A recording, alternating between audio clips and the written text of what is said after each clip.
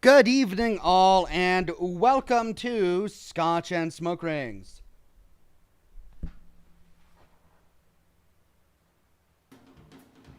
There, it would help if you could actually hear the music. Great to have you on the program today. I feel like we just met each other again.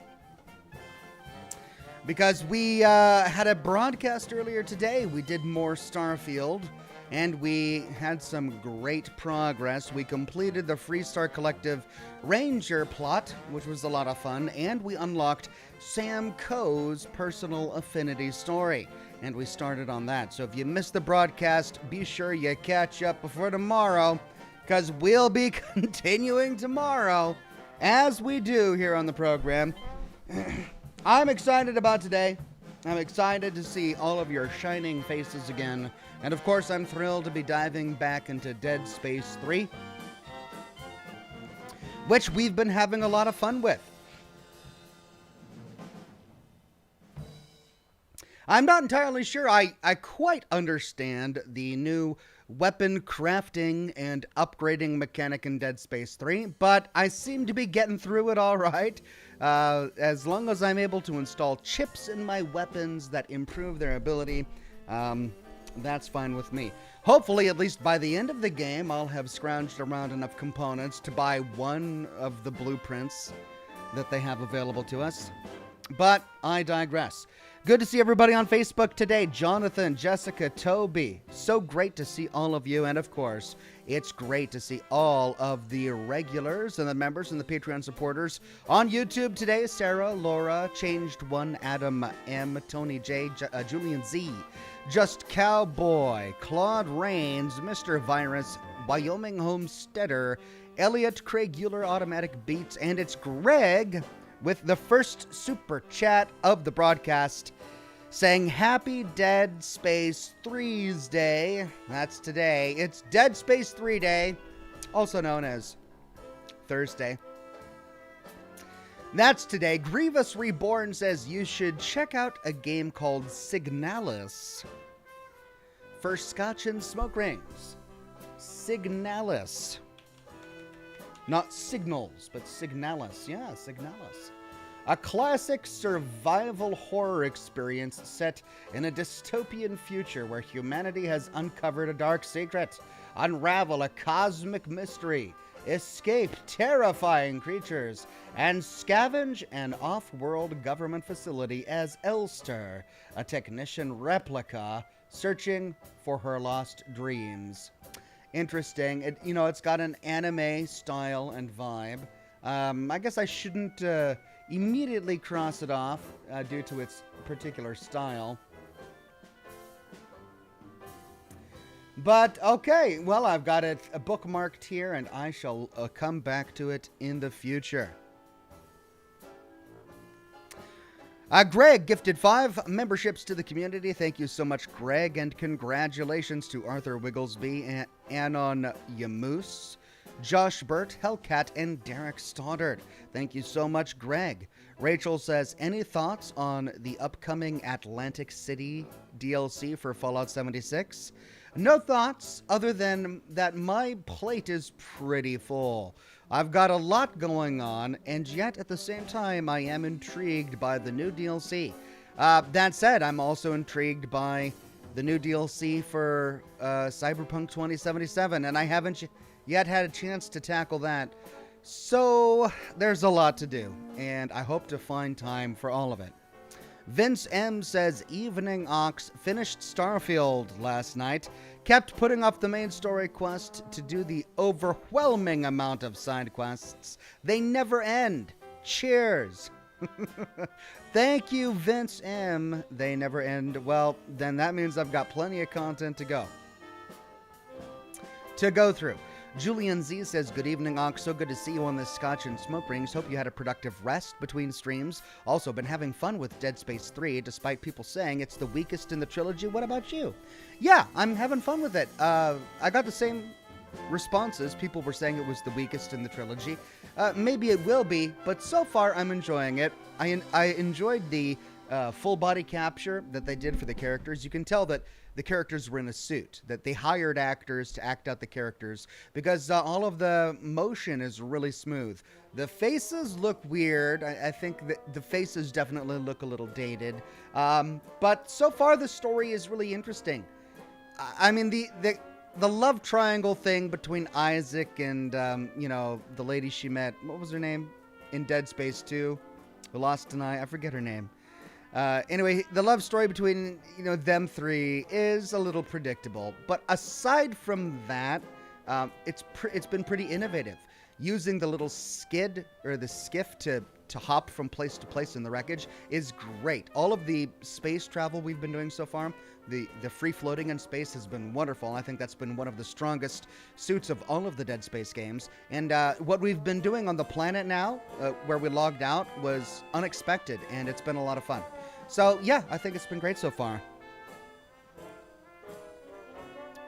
Julian Z says, also Ox loved the photo of Admiral. He's looking better.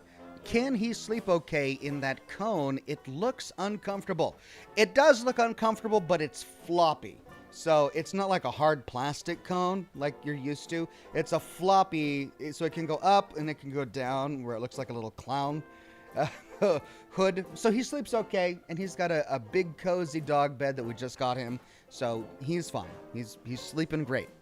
Wandering Paladin, a member for 43 months into Silver Ox, says, hey, Oxhorn, sorry I missed last week. I was kidnapped by mimes. They did unspeakable things to me.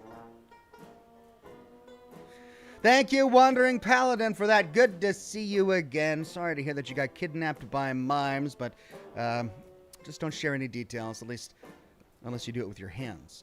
Julian Z says, today Inside the Vault talked about Atlantic City. That's great, Julian Z. Well, I look forward to learning more. Clell Big says, if locks in Starfield were noses, you'd have a lifetime supply of boogers. Well, it's a good analogy. It's a good analogy because it does feel like blowing your nose every time you have to sit there and hack a safe in Starfield. On one hand, it's exhausting, but when you're done, you feel a lot better.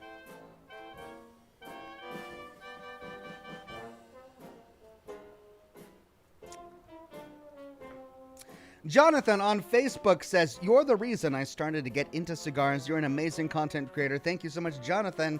Enjoy your new hobby.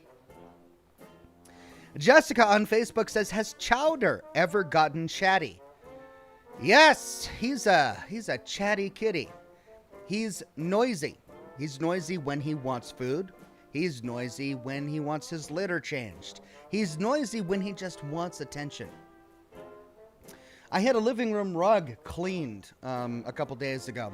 And when we brought it in and set it down on the living room floor and stretched it all out, he went crazy. He went to each corner of the rug and he sniffed it and he kind of patted at it. And then he just went nuts, just running from one end to the other and then stopping and looking around and just running to the other and just it was just a rug. It was new and it was different and it made him go crazy. Toby Noble on Facebook says, a father and son were walking along and the son asked, Dad, what's a forklift? Think you can guess where this is going. The dad replied, well, food, I suppose. Thank you very much, Toby. Kyle says, Ox, you would enjoy Signalis if you can get past the anime art style. All right. Well, I'm not going to judge a book by its cover, right? So maybe I'll check it out. Thank you very much, Kyle.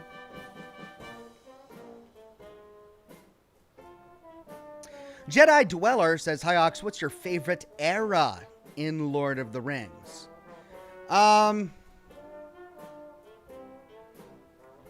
Well, obviously, I fell in love with the Tolkien universe by reading The Lord of the Rings, The Fellowship of the Ring, The Two Towers, and The Return of the King.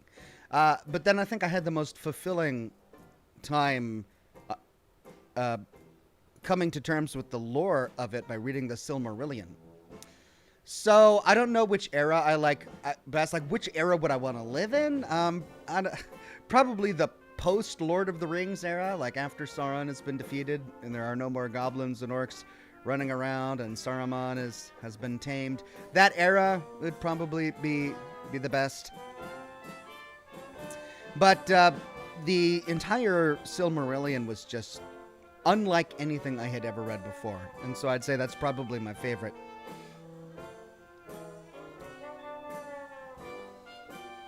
The Easy Life says, "Hey Ox and all in chat, I'm writing a book about things I should be doing, but haven't yet. It's my autobiography." My ought-to-biography, I should have said. Things I ought to be doing, but I haven't yet. My ought-to-biography. Lol, cheers, thank you for that, The Easy Life. Every time you come up with jokes I've never heard before. I don't know how you do it, but you do.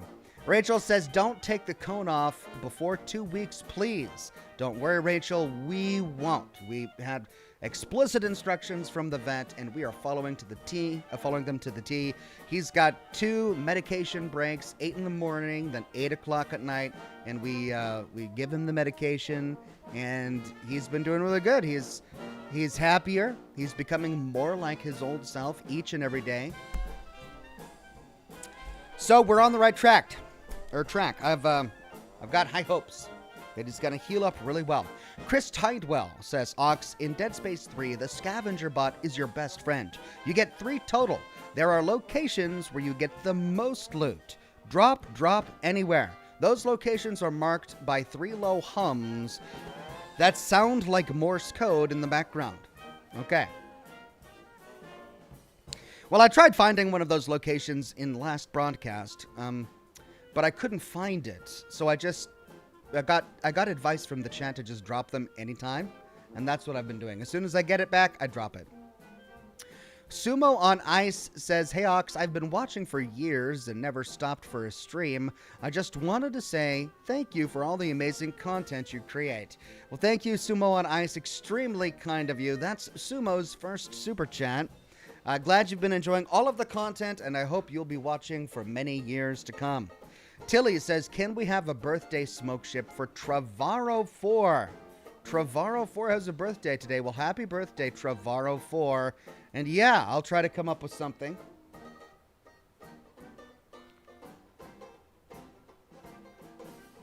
Got to realize this.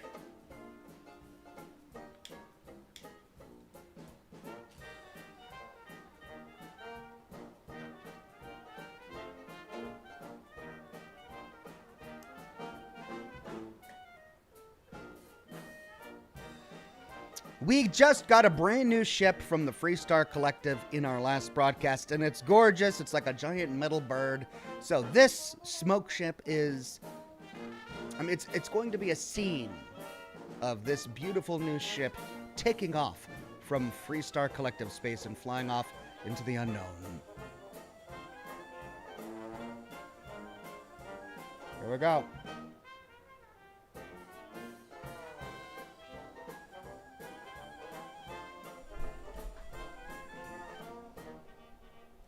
Well, look, I don't know how I do it myself, so don't ask me. I don't have the answers, but there you go, before your very eyes, was a beautiful smoke ship. It was exactly what I said it was going to be. It was the spaceship from the broadcast earlier today, just flying off into the unknown. That was for Trevorrow's birthday. Happy birthday, Trevorrow. Chris Tidwell says, "Sorry, don't drop anywhere." Okay, so I need to be more selective with the scrap robot. Okay, I'll do my best to find the hotspot later. Man of Warb says, "Just achieved tier 6 in the Use Sea Vanguard simulator by using an exploit. There's the space station's remains that you can duck into, and all the enemy ships will destroy themselves, colliding into the station trying to get to you." Really? I mean, I saw that space station, and I actually got close during a previous episode to explore it, but I didn't know that they could destroy themselves trying to get to me. That's great. I'll have to try that out. Alien Face says, "Hey Ox, so what do you think of Dead Space 3 so far? When do you think you'll go back to Baldur's Gate 3? Well, I definitely want to go back to Baldur's Gate 3, but right now I am in the middle of A huge content push for Starfield. I don't know when I'll go back. It'll probably be after I feel like I've captured enough footage to crank out a bunch of lore videos for Starfield, and when I can bring Starfield down to once a week broadcast. That's probably when we'll get back to Baldur's Gate 3.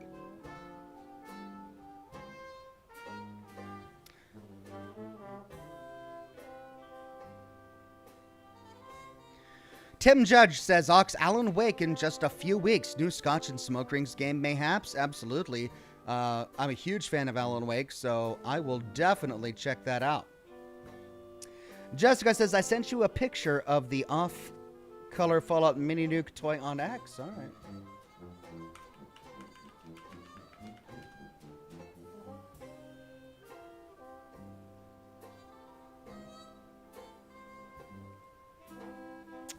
Let me see if I can find it. It's been a while. Wow, you must be verified. You must be verified. God. I don't even know how this thing works anymore.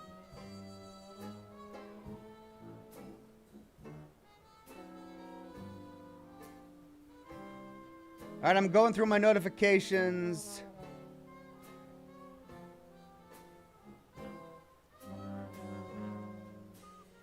Man, it's been so long since I've done this. I don't know how to do this. Why is X... Am I becoming old? Is this what happens when you get old?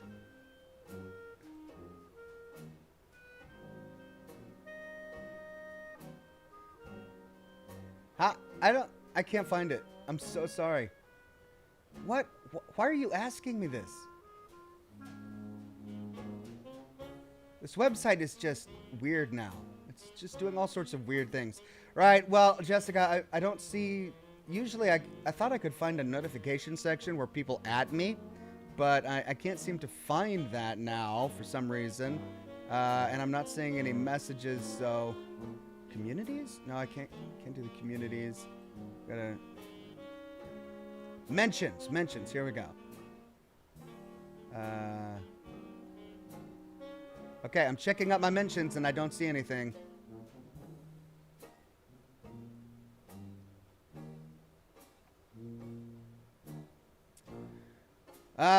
Oh, there it is. I finally, it was from September 25th. That was, I got a lot of stuff on here on Twitter. Okay, I finally found it. There we go. It's a knitted pink and green mini nuke, and it looks amazing.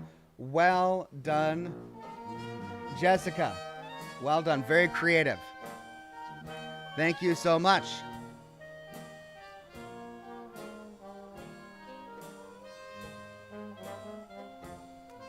Rachel says, my husband only catches bits of streams. After explaining the context of one of your tomato rants, he wants to know your opinion on a Bloody Mary. I mean, not a fan. Why? Why ruin a perfectly good cup of alcohol by putting tomato in it?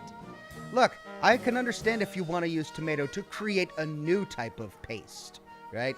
There's no such thing as ketchup without tomato, right?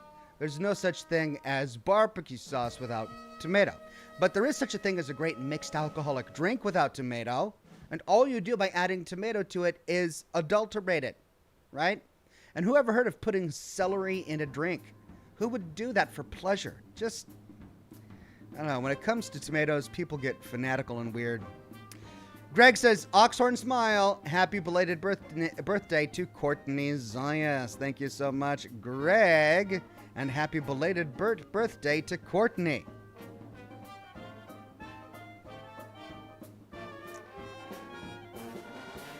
Joey Carbo says mushroom ketchup exists.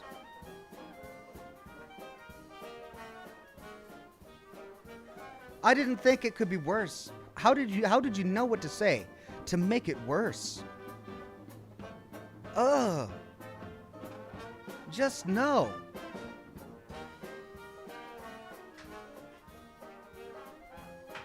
Adam M says, why ruin a perfectly good steak with blue cheese?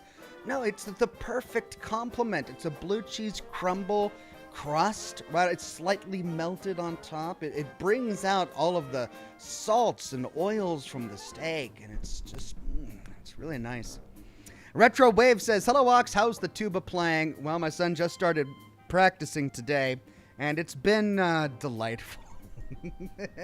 He's just making noise right now, and that's great. I'm encouraging him to make as much noise as he possibly wants with that thing. I hope he thrives with the tuba. The Easy Life says, my daughter is very perceptive to people's emotions. I had a horrid day at work, and when I picked her up from daycare, she held my chin, looked me in the eye, and said, it's all right, Daddy. Talk about an amazing pep talk. Oh, I thought that was going into like a dad joke or a story. But no, that's an actual anecdote from your life. Oh, well, that's extremely sweet, and I can't believe she's already at the age where she's picking up on your emotions and she's talking to you. I remember when you and your wife were, when the baby was due, the baby was still expected. That's extremely nice. Thank you for the update, The Easy Life. Grievous Reborn says original ketchup was made with fermented fish. Okay, here we go. This is going to be one of those broadcasts where you just say the most disgusting food things you can think of just to rile me up here. Sure, a mushroom spread, fermented fish, just whatever. Just throw oysters in there, right? Or compote, like some sort of fruit compote that's fermented, or just get disgusting with it. Why not? That's what we're doing on tonight's broadcast, apparently. Timberjack says ketchup was a general term for sauce long time ago. I see. Well, I'd hate to think what's inside sauces from days gone by. Julian Z says, chat, don't get too upset. Remember, he can't smell. Thank you for that reminder, Julian Z. I don't think I'm wrong when I say that mushroom ketchup or fermented fish ketchup is probably a bad thing.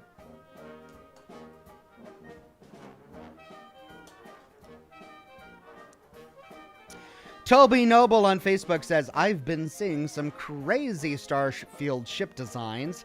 One I saw had like 24 cargo pods off the left side with 24 pods going forward, then another 24 coming back right, like a giant C.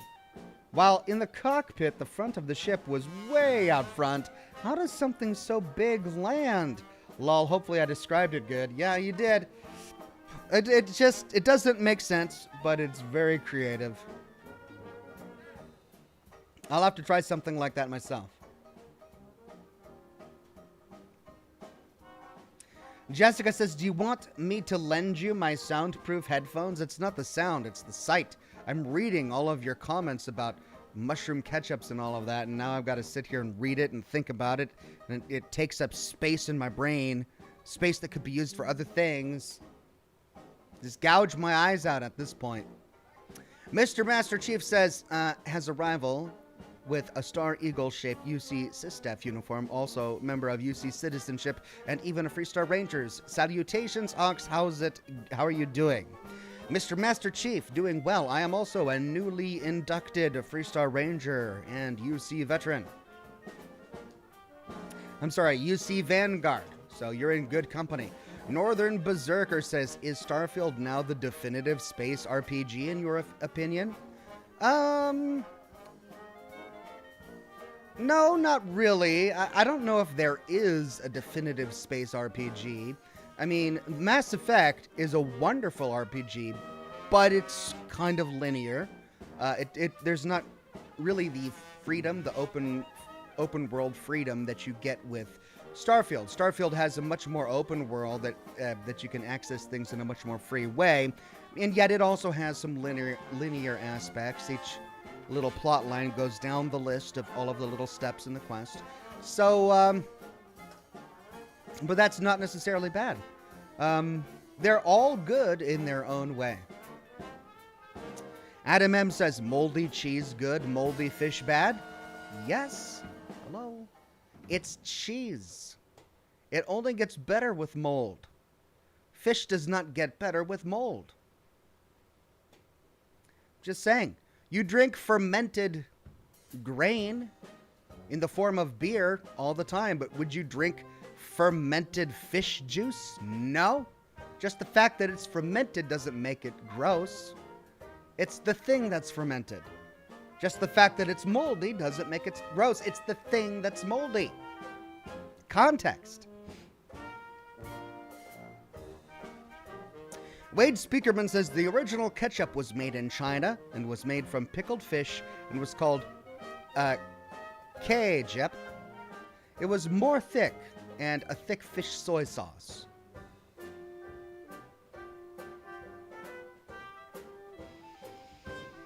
Well, thanks. That's definitely knowledge. Man of Warp says 2 guys walk into a U.S. Air Force recruitment center. One says, "I pilot." The recruiter has him sign papers sending him to officer training. The other guy says, "I chop wood." Recruiter says, "Sorry, you're not qualified." And then he says, "Continued." So it looks like we're going to get the end of that joke in a bit. We got to wait for his next comment to get the end of that joke. All right, we'll get back to it. Retro Wave says, gave blue cheese crumble on a burger a try, and it was good. See, I'm just saying. It's not bad. Try some new things. Spread your wings a little bit, people. Get out of your ketchup comfort zones. Rachel says, "Okay, chat, I'll start this off. If I was a farmer, how would I measure my height? From my head to my toes? From my head to my toes? Tomatoes? Oh, we're a farmer. Tomato farmer." And then, of course, she included some tomato emojis there. These are delightful. I don't hate the look of a tomato. I think a whole tomato that's nice and ripe looks pleasant in its own way. It's just, the eating of a tomato. Just, no. Michael Ewan says, "I love watching your Starfield series. I was 110 hours in until this last update. Now my game crashes within 3 minutes. Reinstalled the game plus the drivers." I'm sorry to hear that, Michael. I've had luck with the latest update. It hasn't seemed to ruin anything on my end. So hopefully that's the way it is for most people, and I'm not just lucky. All right, Man of Warb is continuing the joke here. Where were we? The officer says, "I pilot." The other guy says, "I chop wood." The recruiter says, "Sorry, you're not qualified." But the guy complains, "Why did you take him and not me?" And the recruiter says, "He has skills we need." And the guy says, "I chop the wood. He only piles it." He only piles it. I pile it. I pilot. See? Okay. That was coordinated there. Just so many layers to that wonderful Air Force joke. Great. Thank you, Man of Warp. I think I need a drink.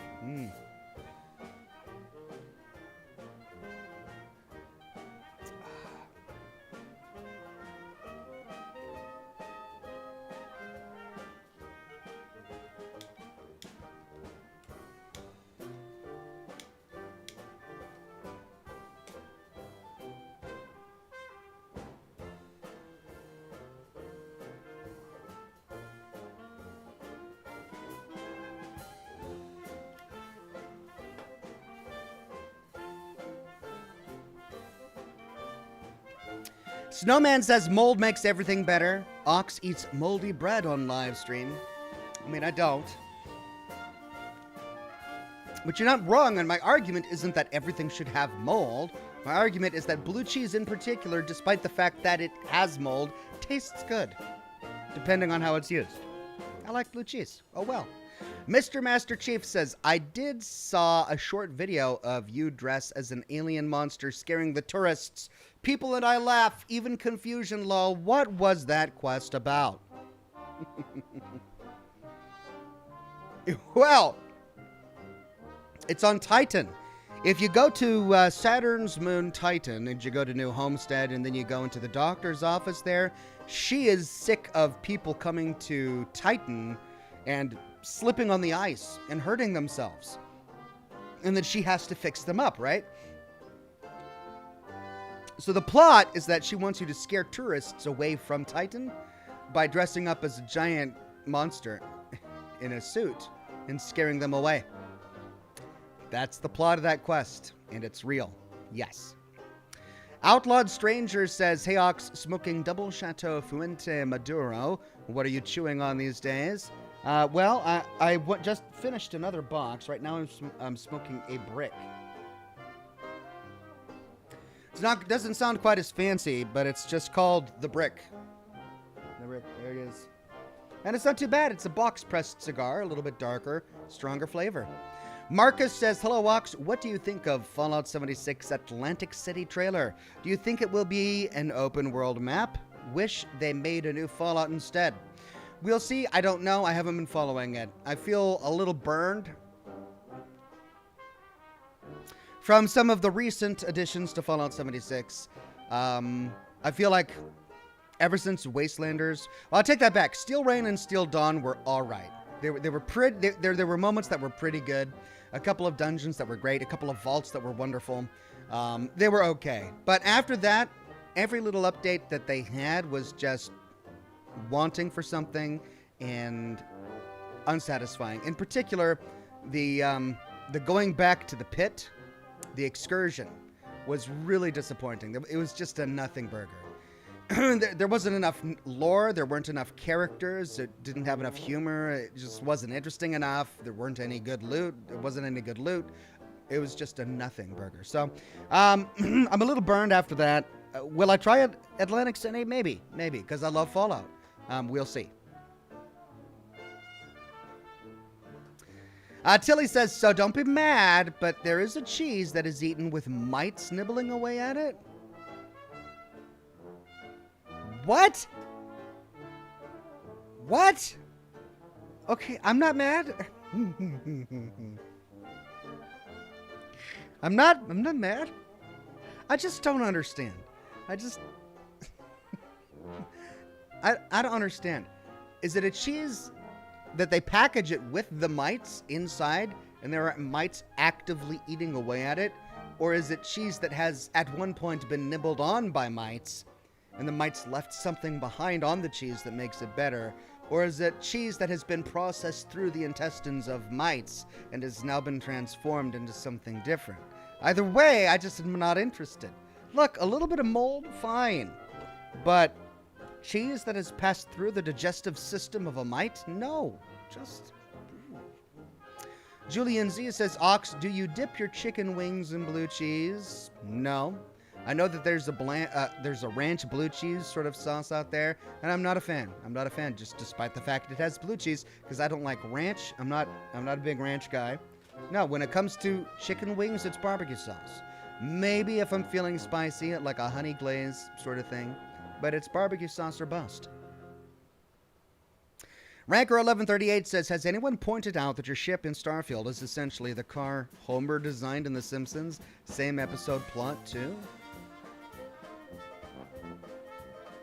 No. Interesting. I'll have to look that up when I do my lore video on it. Thank you very much, Ranker1138. Grievous Reborn says that Quest on Titan is a nice Scooby-Doo reference. It does seem like a Scooby-Doo reference. Belmyrus says, why didn't the sun go to college? Because it already had 1,000,000 degrees. Loving the Starfield streams. Thank you, Belmyrus. Adam M says, those mites work their butts off. I bet they do. But I'm still uninterested in mites.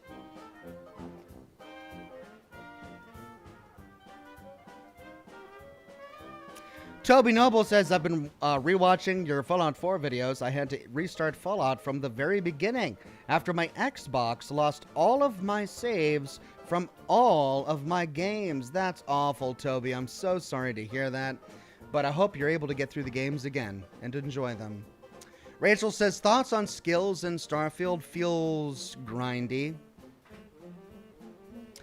They are a bit grindy. On one hand, I can appreciate how they really wanted you to get a skill, and then before you can get the next skill, to work on that skill, to learn how to use it, and to get better at it. It makes you feel like you are actually improving at something by continuing to work for it. On the other hand, it really slows down your progress, especially towards the end there, where you've got to, run out of breath while running encumbered 30 times, or you've got to add a modification to a weapon 30 times or whatever. It's like, it's completely unnecessary. And it just slows down progression, consumes resources unnecessarily. Like, I don't want to add the same barrel mod to my gun 30 different times just so that I can unlock the next level of weapon engineering so that I can create the mod that I actually want, right? When you modded things in Fallout, you waited until you had the perk points and you bought the perks you needed so that you could upgrade the weapons that you wanted. Now you can't do that. Now you've got to jump through this grindy hoop in order to finish upgrading your weapons in the way that you wanted to for the sake of just doing it, I guess. Also, the idea that you're going to be organically modifying weapons enough times to require you to make 30 different modifications before you can unlock the final tier in weapon engineering. And it's not even the final tier, it's like the third tier in weapon engineering is ridiculous. That's a lot. It's a lot of modifying of weapons. Nuka Tom, with a very generous super chat, says, back from the dead for this most wonderful of Thursday nights with this most wonderful crowd. Wonderful to see you again, Oxhorn. Sorry I haven't been able to attend the past few streams due to causes outside of my control. Can't wait to see what shenaniganry ensues tonight. Thank you, Nuka Tom. It's good to see you again. Thank you very much for your generosity, and I can't wait to see what we get into tonight. Tilly says they keep the cheese mites in a wooden box to help ripen the cheese, so the whole thing is just moving from the box to your plate.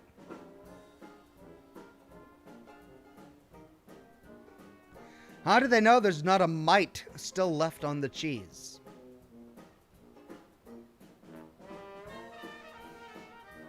Yeah, not my thing. No. I thought maybe. Nah, but no. Yeah, just no thanks. Tilly says, oh, it's covered in them. What if you eat one? What if you eat a cheese mite? What if a cheese mite gets, trapped in your beard and you accidentally take it home and introduce it to another mite and they start producing mutated mite babies and then the mites take over your world? No. You're supposed to eat the cheese mites? Why did you tell me this? I don't want to know that weird things like this exist. I don't want to live in that reality. It's like moving grits, like ants.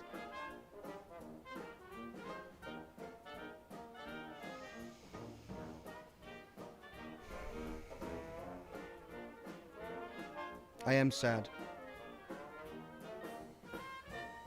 I am sad that such things exist in this sane world. This makes the world no longer sane. This is now an insane world that eats mite-ridden cheese. Adam says they charge more for the mites.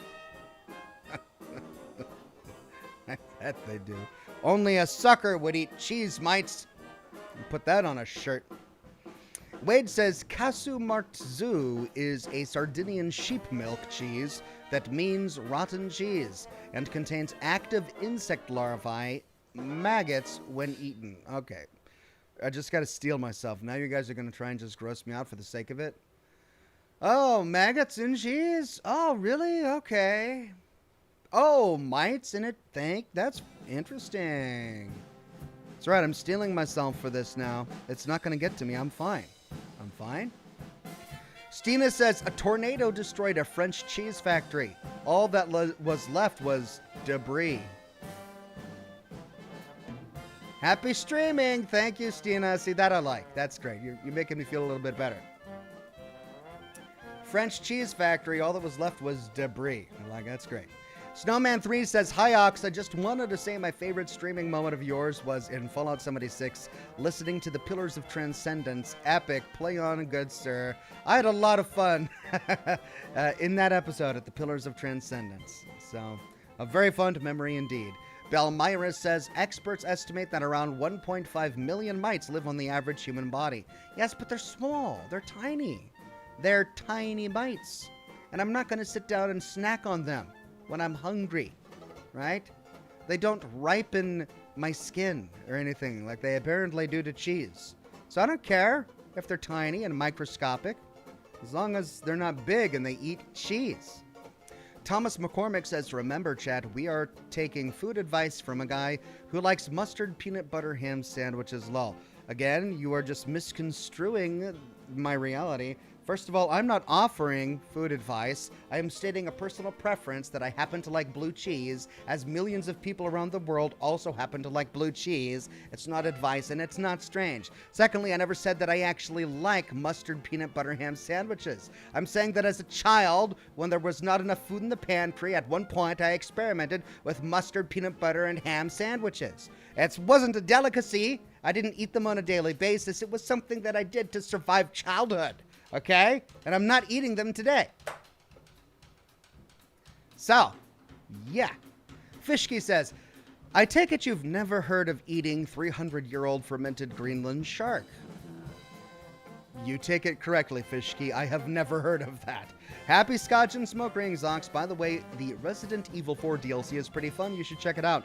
Yeah, again, there's another thing that I really want to do. But it's the time. Like, I got to finish this game, then Alan Wake's coming out, and then I've got the Resident Evil DLC. There's a lot of Scotch and Smoke Rings games that I could get through. Alt Grendel says, hello, Oxhorn and chat. A blanket hello to all. Hello there, Alt Grendel. Good to see you on the program today. Marine98 says, Oxhorn, you can complete all 6 tiers of the Vanguard flight test by flying to the space station, parking, and getting up from the seat. Watch the ships fly into the space station. You get 20,000 credits. Really? Parking. So I dock with it? I dock to the ruined space station? Amazing. Okay. I'll try that. Thank you, Marine98. Nick says, to be fair, you eat countless microscopic organisms every time you eat. Again, microscopic. I don't care. If I don't see it, it doesn't bother me. See no evil, hear no evil, eat no evil, right? It's tiny. There's microscopic stuff living in our eyes. But it doesn't bother me because it's microscopic and I don't have to see it. If I had giant, ant-sized bugs living in my eyes every day, I'd do something about it. I'd stab them out and cauterize them or something because it's just awful. But they're tiny, so it doesn't bother me. This isn't complicated, guys.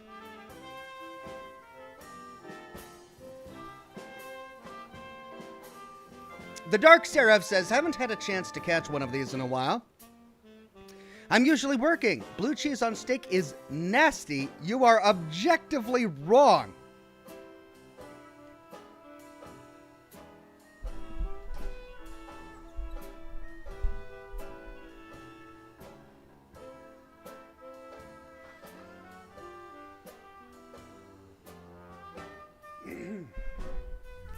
Look, listen, look.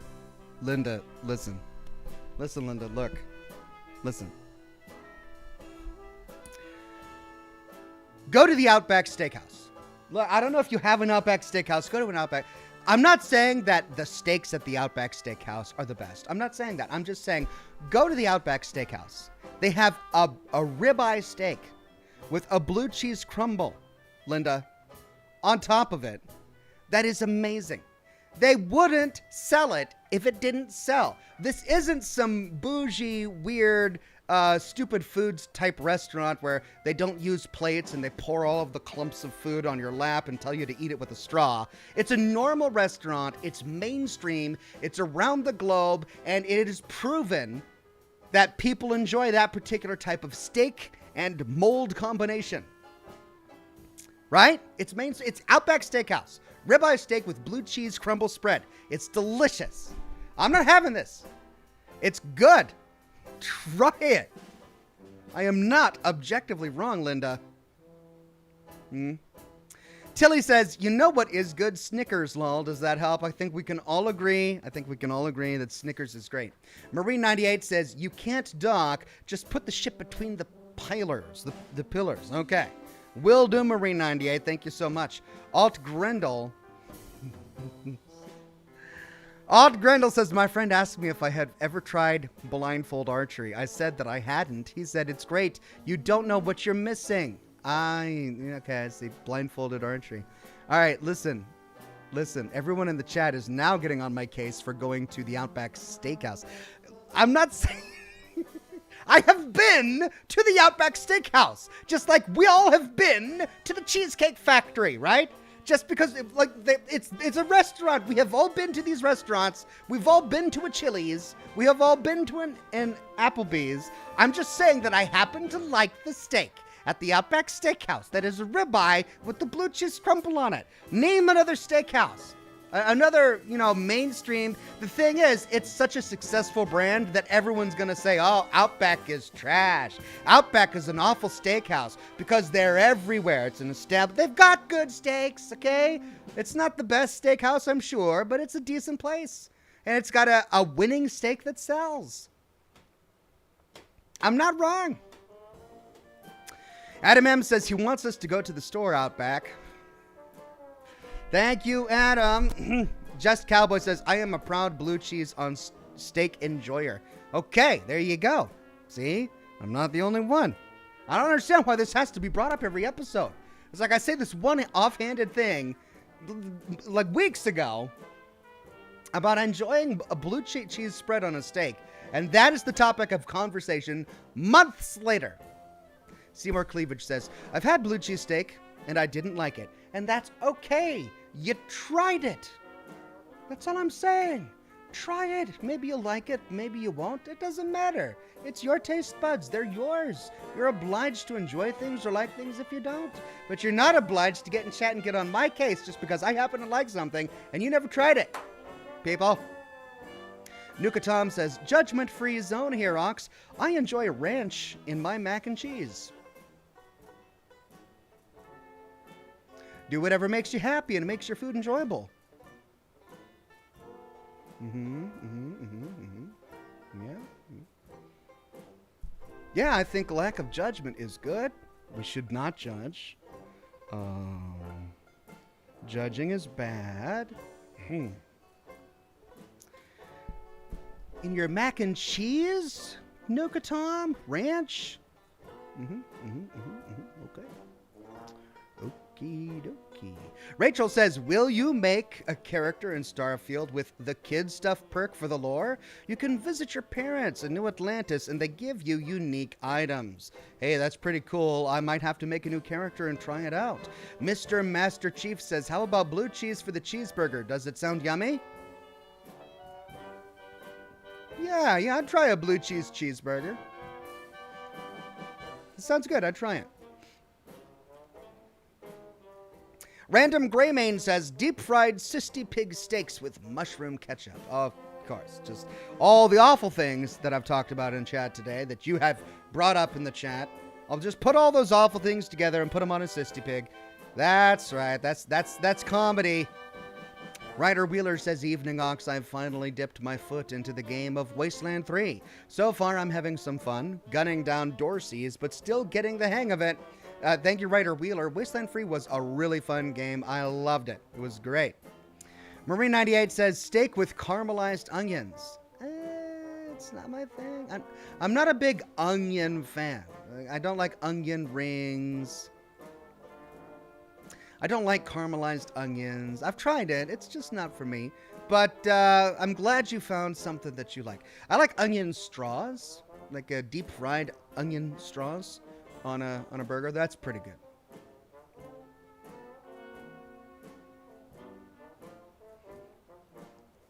Retro Wave says, I love how quite a few of these Scotch and smoke rings end up in a war with food. It's like a digital food fight. It is. Stina says, you prefer blue cheese over onion? What is so special about an onion? There's, if you want the onion flavor, cook it until it dissolves, right? But to actually take a slice of onion as if it were an actual food and not a flavor and put it on your burger so you can crunch into it? No, it's not my thing. Greg says disliking onions is a cardinal sin.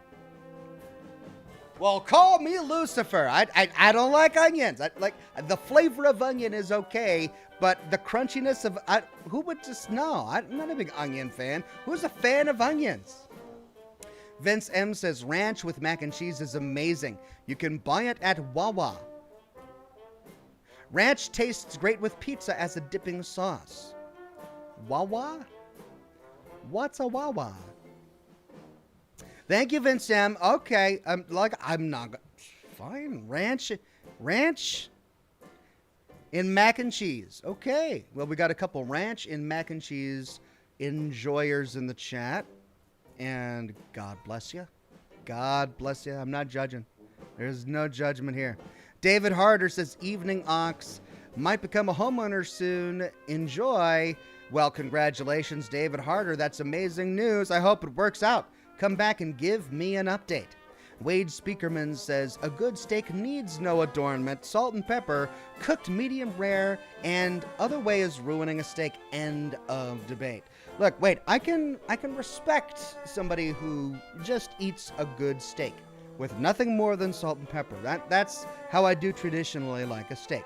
But on a special occasion, if there happens to be a good blue cheese crumble topping, I'm not going to say no. It's something to try. It's something to try. Alt Grendel says Wawa is an East Coast 7-Eleven. Oh, okay. Thank you, Alt Grendel, for translating that for me. Yeah, we've got lots of 7-Elevens around here. So it's a gas station convenience store. Wait, you eat a meal with gas station ranch in it? It's not just ranch in your mac and cheese. It's gas station ranch? Vince? Are you okay? Wait a minute. I'm not it's a general question. I hope that you're okay. I'm definitely not judging based on the fact that you eat gas station ranch in your mac and cheese. That's to each their own. To each their own. Daniel Holmes says, come on, guys. We all like different things. I can't stand ketchup, but my wife loves it. We don't tease or put each other down because of it. Yeah, guys, come on. We all have different taste buds. It's all right. I like blue cheese. You like gas station ranch in your cheese. I mean, they're both a little different. That's all. Come on. I like food without insects. You like cheese mites. Okay. We don't need to judge each other over this. People are different. It takes diversity to make a world go round is what it does. Nuka Tom says, ranch gives the mac and cheese a kind of tang. Yeah, I bet it would, right? But does mac and cheese need a tang? When you sit down to eat a good old home-style bowl of mac and cheese, are you wanting the richness and the savoriness of mac and cheese, or are you thinking, I just need a tang? Maybe you are, and that's totally cool. It's not my prerogative to judge. Aside from the putting ketchup on mac and cheese gives you the taste of SpaghettiOs.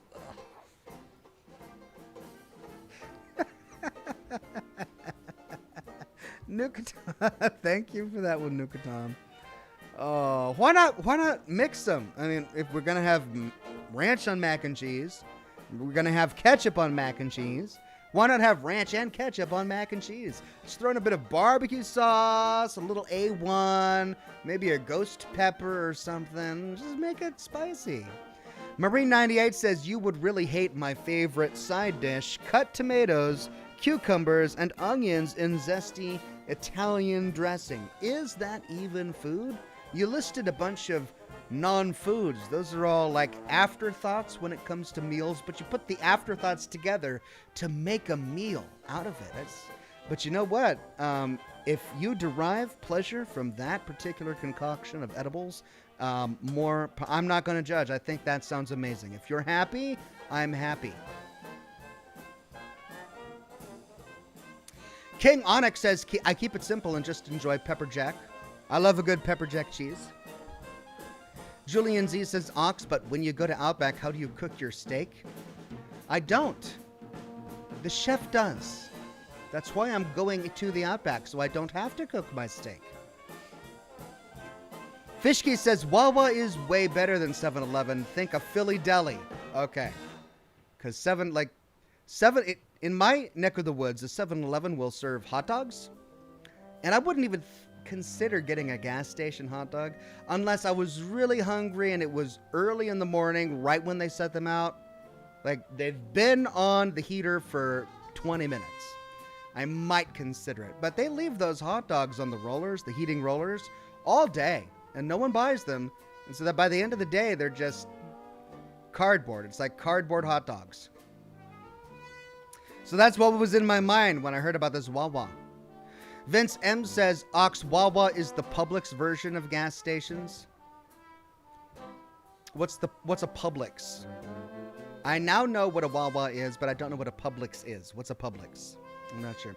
Seymour Cleavage says, a really good recipe is making a lasagna and substituting the meat and sauce with your favorite chili. Really good with sour cream. Sounds interesting. Gotta say, I would definitely try it. I like chili. I like noodles. Why not together? Rachel says goat cheese. I'm not a big fan of goat cheese. I'll try it, but not my favorite thing.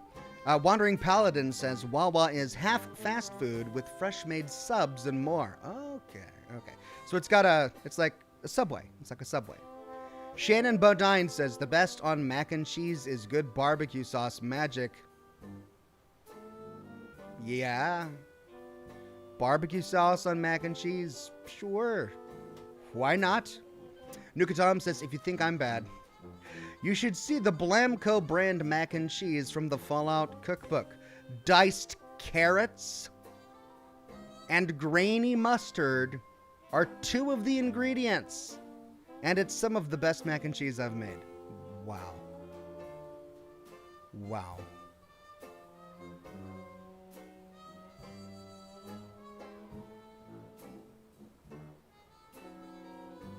Julian Z says, Ox, how done do you ask your blue cheese steak to be? I just want it done. That's all. I want somebody else to make it. And then I ask for it to be done. When it's done. I say, make the steak. When it's done, it's done. And when it's done, bring it to my table and cover it in blue cheese so that I might eat it when it's done. That's how done I like my steak. Changed One says, so you would eat a 7-Eleven hot dog right in the morning? I mean, if I was really hungry, really hungry, and I was desperate, and there was nothing else, and it was bright in the morning, like the sun has just peeked over the horizon, I go into the 7-Eleven and I see the hot dogs have been untouched by man. No one else has taken one. Okay, I might consider it. If there's absolutely nothing else. But I would never have ranch in my mac and cheese. Just saying.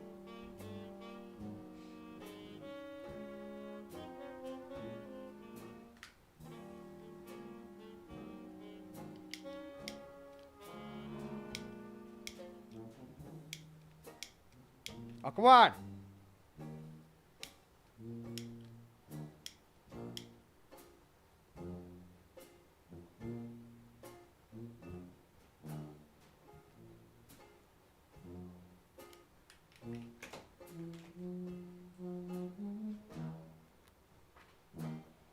There we go. Tilly says waffles or pancakes. I like them both, but I think I'd lean towards waffles. I like a good waffle. Marie98 says, Oxhorn, the real question, the powdered mac and cheese or the Velveeta style mac and cheese? I've had them both, and they're both good in their own ways. But if I had to choose, I'd choose the Velveeta style. Cannabisure says, take my money and have a good night. Thank you so much, Cannabisure. Have a wonderful night. Mr. Master Chief says, damn, we are now a mouse in your chat now. Keep talking about cheese. All this time make me go, uh-oh, transform into a mouse. Squeak, squeak. That, yes, what you just said there, Mr. Master Chief, that is so, that's insightful. That is what is happening here. There's a lot of cheese talk today's broadcast, I gotta say.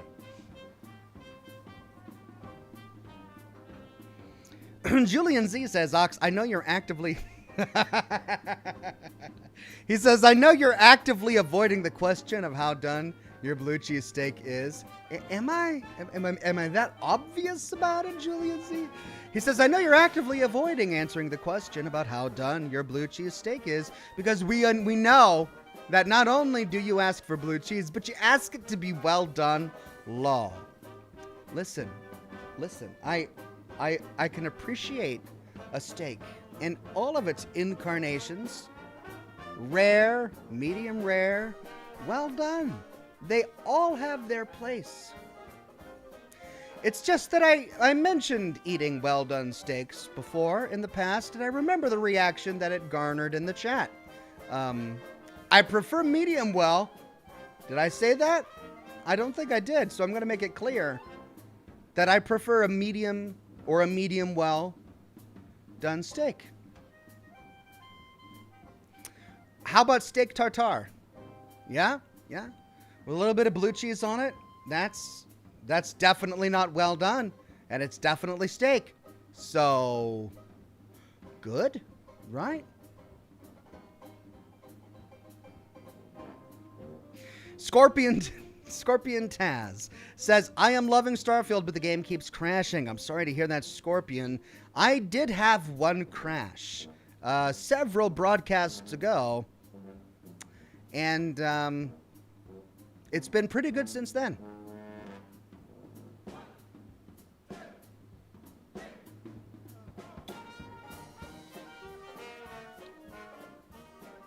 Retro Wave says, now let's do dessert. I mean, I don't think I have any unconventional likes or dislikes when it comes to dessert. All fruits are out. Fruits and berries, gross. I don't understand them. No. I like pies. I like pumpkin pies and pecan pies. I like ice cream. And I like chocolate sauce and caramel and peanut butter. All incorporated into a dessert is good. But fruits and berries in dessert? No.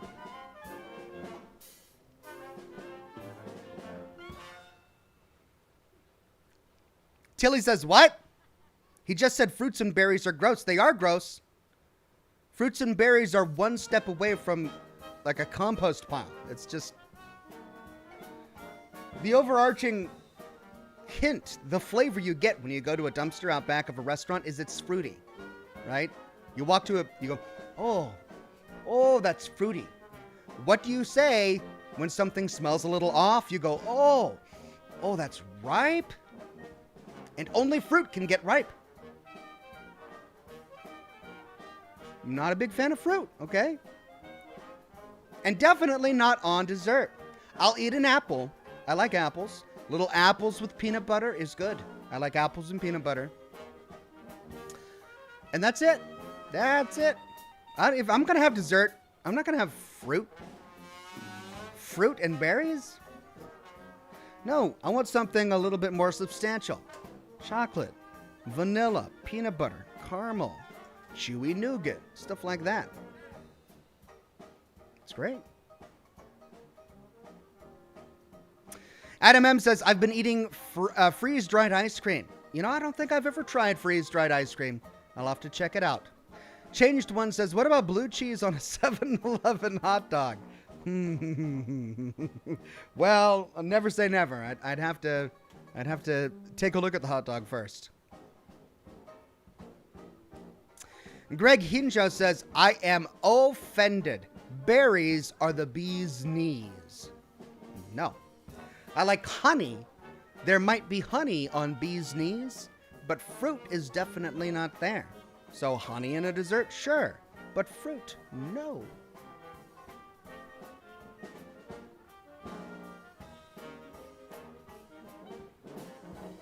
Shannon Bodine says, how can anyone not like berries?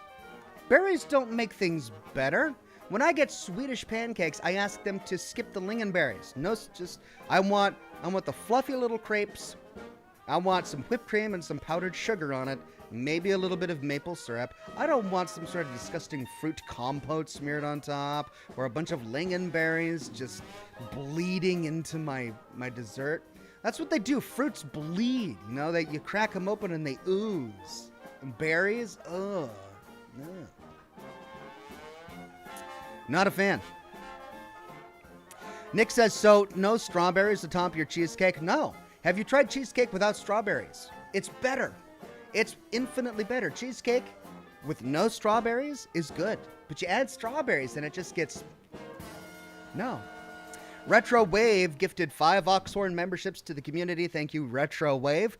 And congratulations to Murden Philippe, Random Grey Mane, Manuel Morales, Andrew Johnson, and Ballinator. Scorpion Taz says, are you still on your weight loss journey? I've got to lose 25 pounds by my doctor. Any tips? I took a pause. I took a break on my weight loss journey. I've hit, as they say, a plateau, but I'm still on the plateau. I haven't turned around and begun to ascend or descend the mountain. I'm at the plateau. I've just been there for a while. But yeah, I mean, what I did is I skipped breakfast and lunch, and I ate only dinner. Every day I did that for months, and it worked, but it's kind of brutal. And then I also worked out. I exercised for 30 minutes of aerobic exercise 3 times a week, and then I did weightlifting 3 times a week as well. And I did that for a very long time. It's been a while since I've done that, so I need to get back on the wagon there.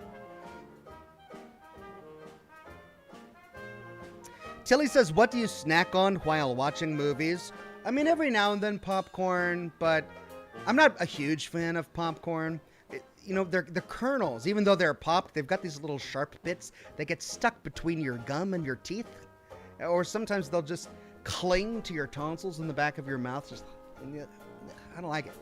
I like pretzels. Cheesy pretzels during a movie is nice. Thin mints. Chocolate-covered cookie dough bites. Retro Wave says, love this chat today. So do I. I love this chat today. It's totally not grossing me out. With the talk of cheese mites. Nuka Tom says, I'd highly recommend a mulled pear for you, Ox, as far as desserts go. It's a pear that's poached in wine for the most part. Yes, but why ruin the wine? By putting it on a pear? It's not like I haven't tried fruit. I have tried fruit. Lots of fruits. I've tried pears. I remember the taste of a pear. Every fruit and berry you guys are mentioning is jogging my memory with how it tasted or smelled. And I'm not a fan. It's, ew, gross. Daniel Holmes says, but fruit is good for you. Vitamins. Yeah, and you can get vitamins and other things, like in vitamins.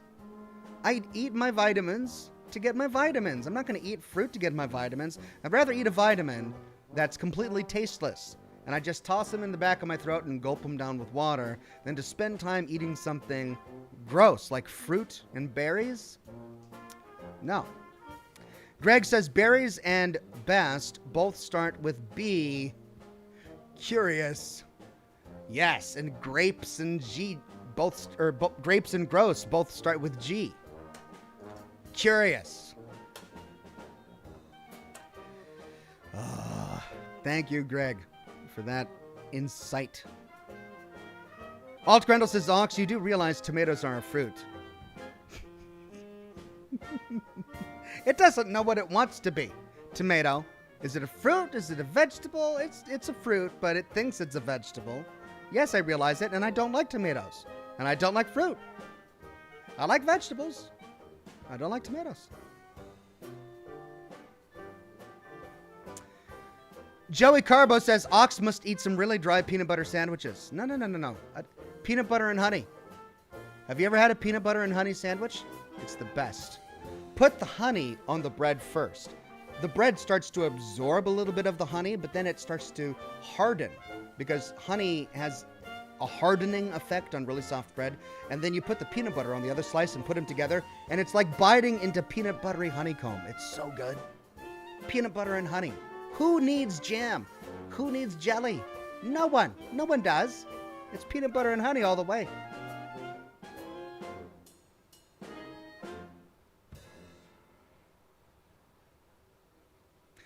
Oh, right. Video games, right?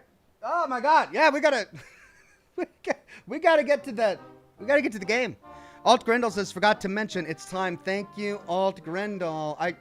This is what happens. You guys start haranguing me about meringues and oranges and fruits and stuff. You just get me all upset.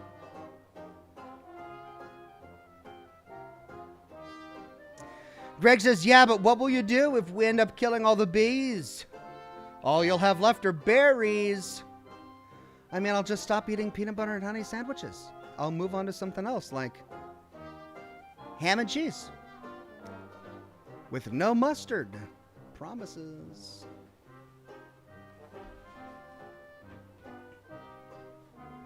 Okay, Dead Space 3.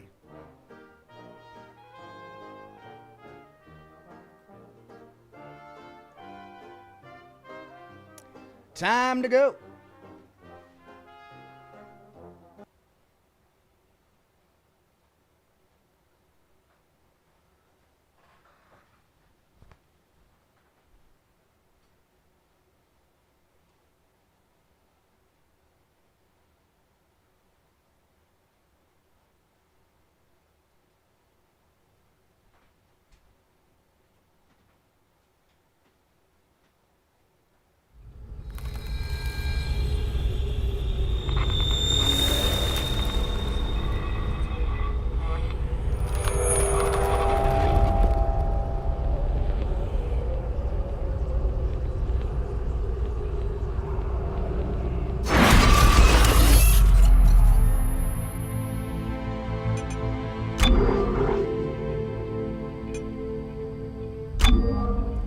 Okay.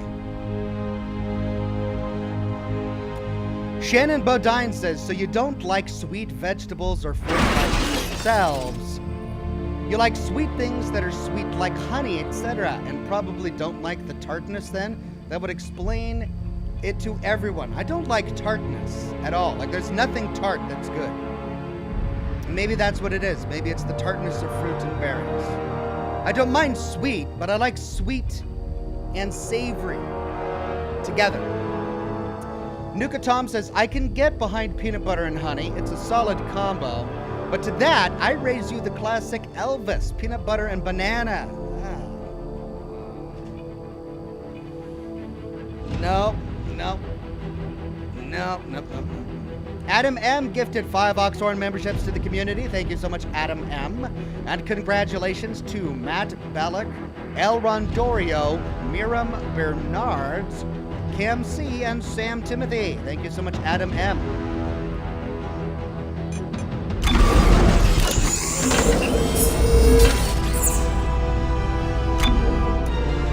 Mr. Master Chief says, one more food talk before gaming. Ox, what do you think about deep fried ice cream?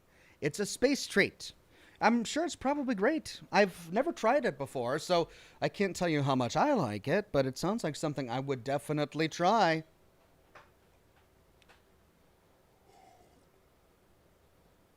Seymour Cleavage says lemonade. Yes. Yes, I like lemonade. I like lemonade. I like limeade.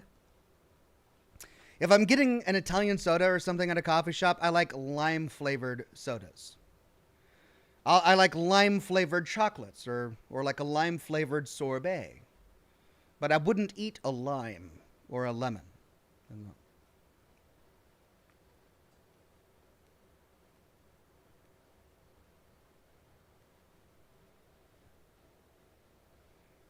There we go.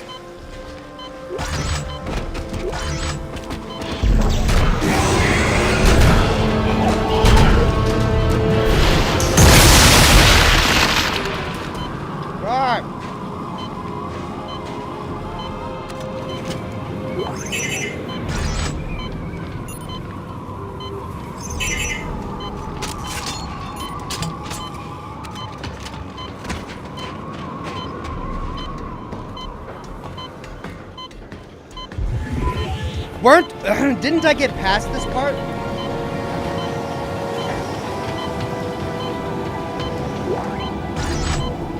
I feel like I got past this part.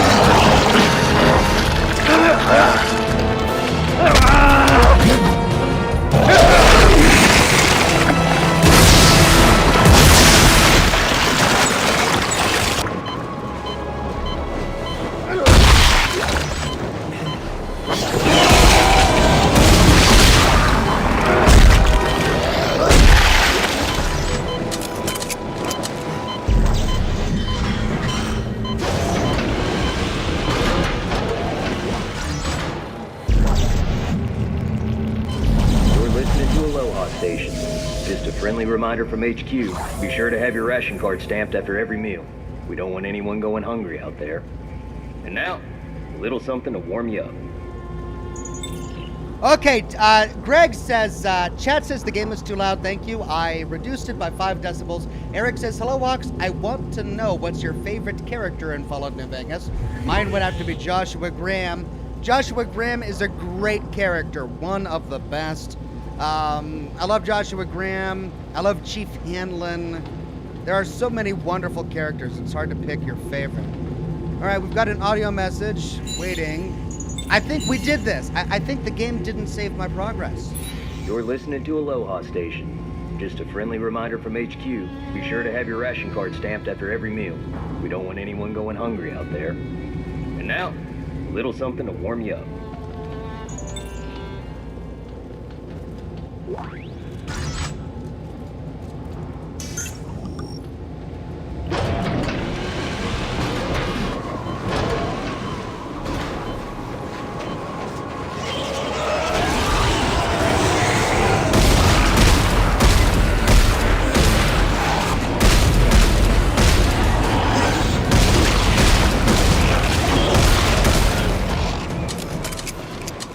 Oh!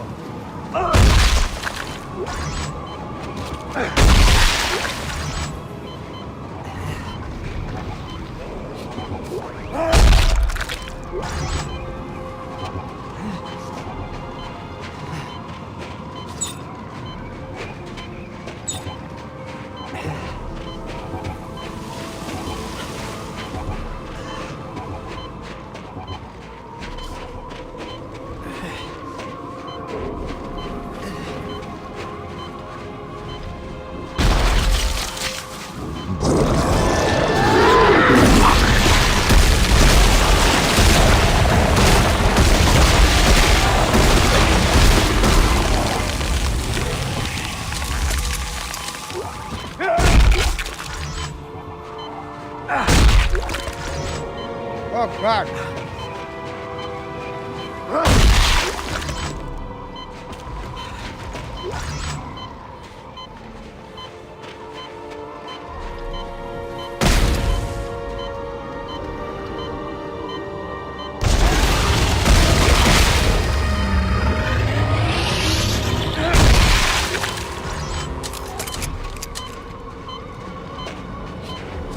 There it is.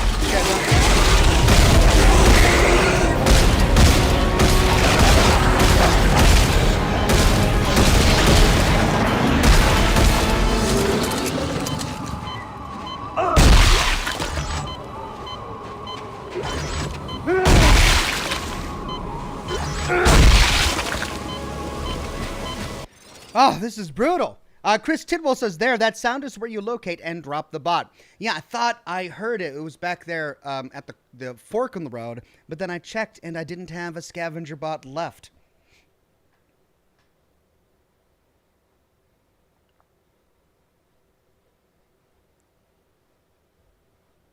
Well, I don't know if I went the right way, but I saw the torch, so I guess I went the right way, but does that mean that I missed a secret?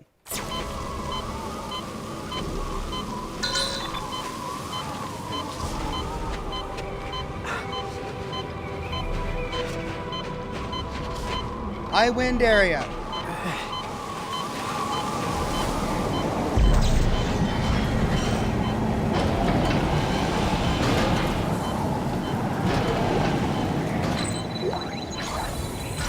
Safety alert. A snowsuit is required past this point. I recognize that voice. Safety alert. A snowsuit is required past this point. Speaking of Joshua Graham.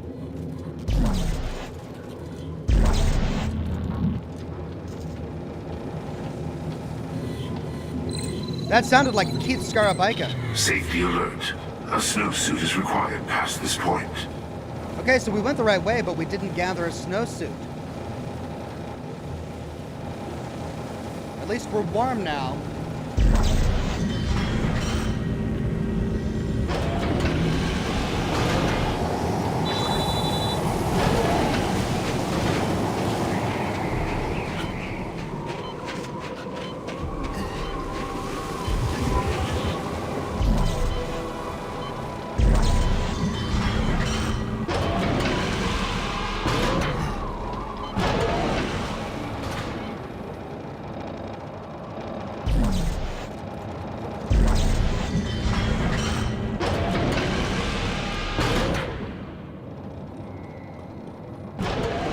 Oh my God!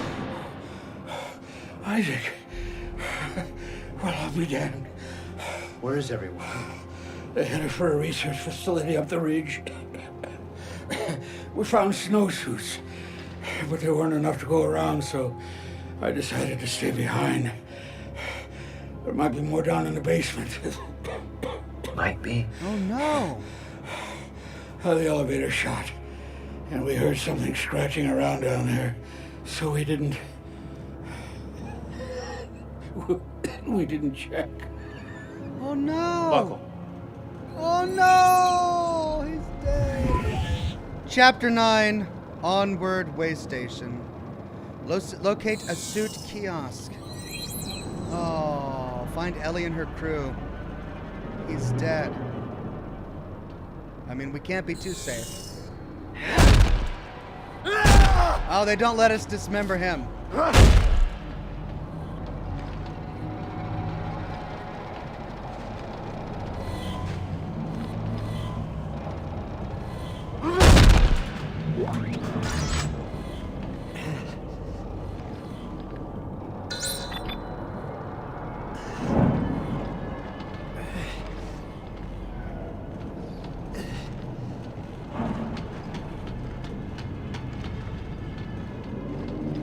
Hey.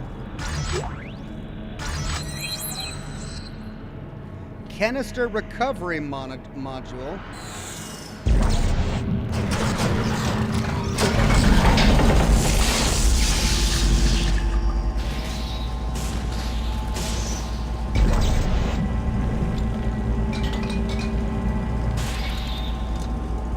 Really?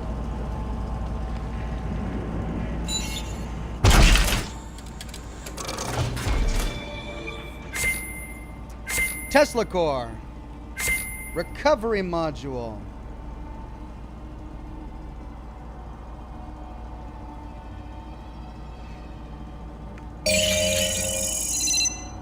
Scavenger bot. All right, tungsten. Everyone in the world is texting me right now.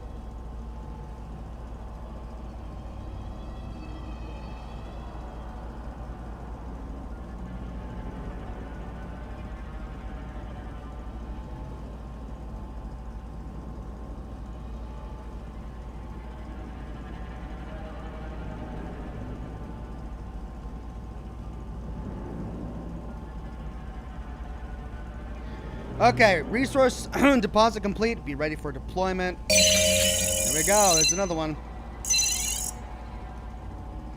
Finally. Let's go to blueprint. Still not enough to do what I want.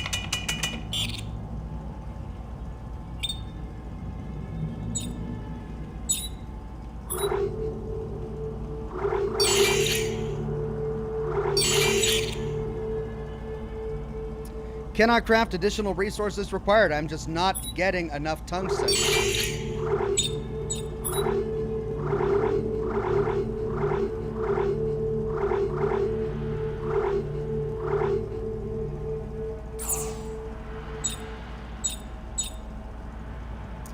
Damage, reload. +2 damage, -1 rate of fire. No, I don't want that.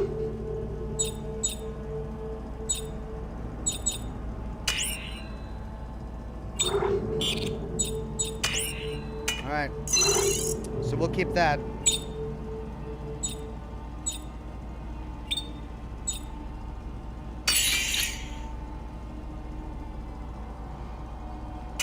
And I don't have enough tungsten for a tungsten torque bar.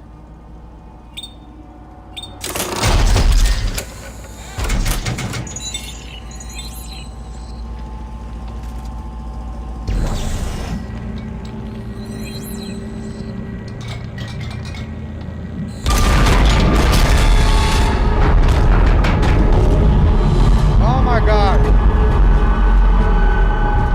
What was that? Holy crap.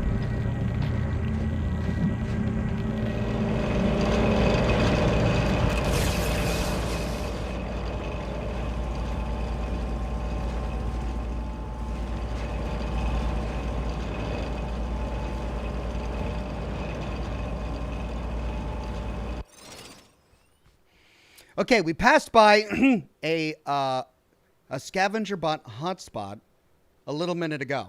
So before we go down the elevator, let's see if we can go find it again and deploy the bot. Hopefully we won't run out of ammunition.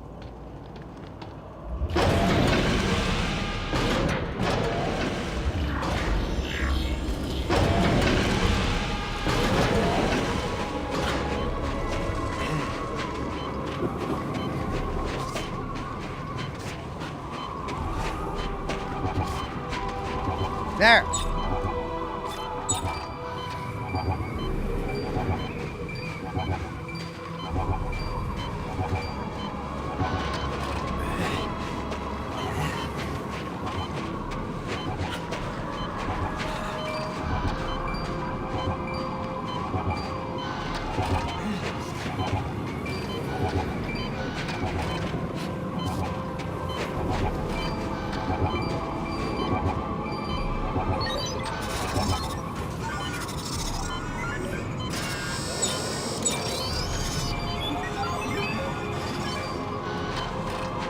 Found one.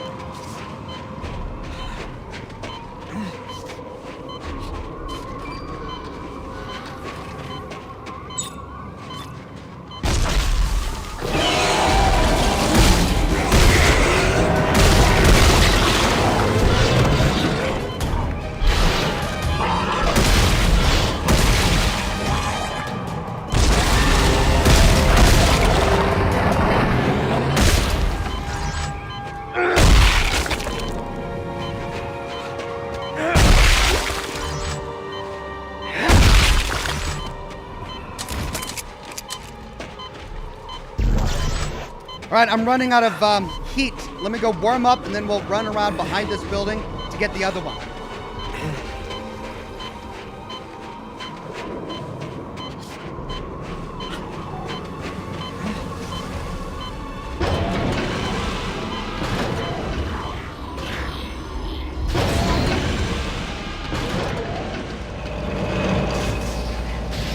Okay. I've warmed up. Let's see if we can find the other one.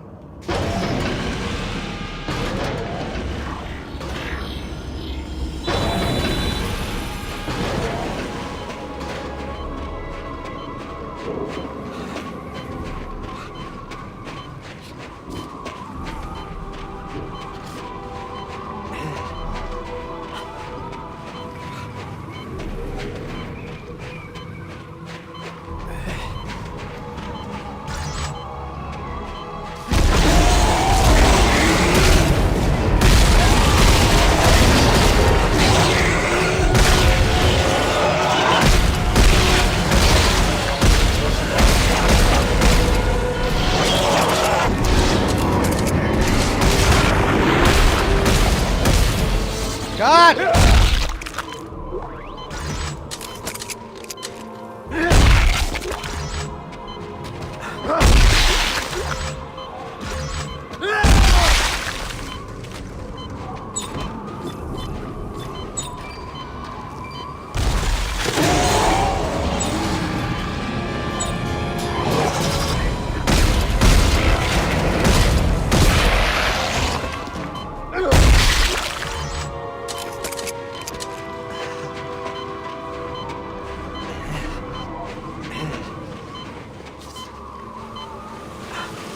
But it brings me back there.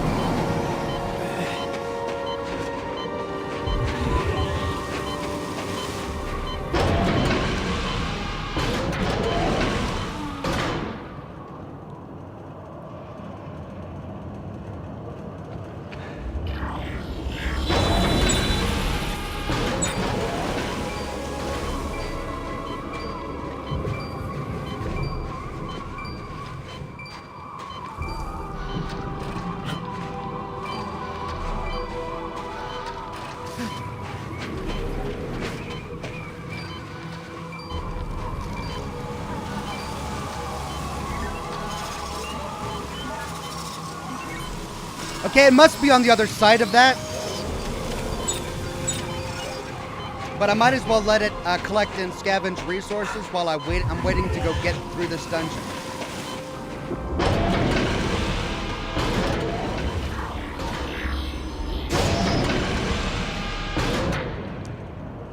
Let's get the snowsuit. By then, at least one will have come back. And we'll get the resources at the bench.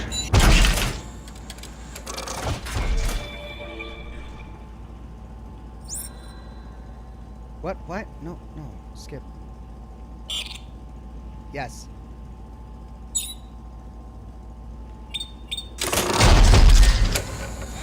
At least one will be back at the bench, and then we can redeploy it. Okay. Let's go get the suit.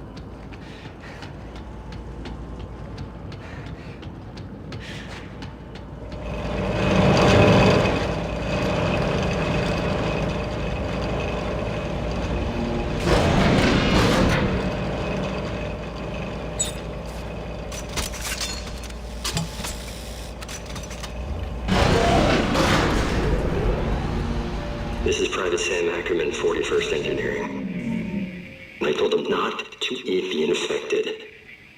Then they started changing. Became sensitive to bright light. Just shining my flashlight would send them into a violent rage. I disabled the elevator to trap them down there. God rest their souls. Oh, come on.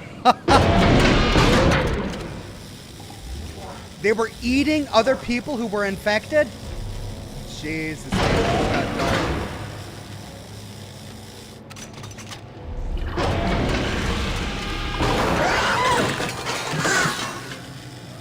Oh, no. Alien Face says, there was an add-on, so when you used your little robot, he would talk to you. It was pretty funny. Well, I look forward to finding it. Oh, God.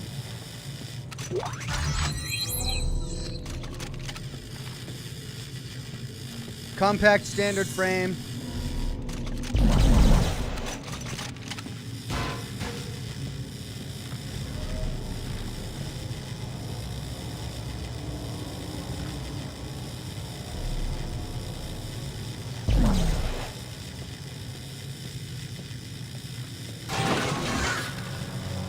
Oh, creepy as hell.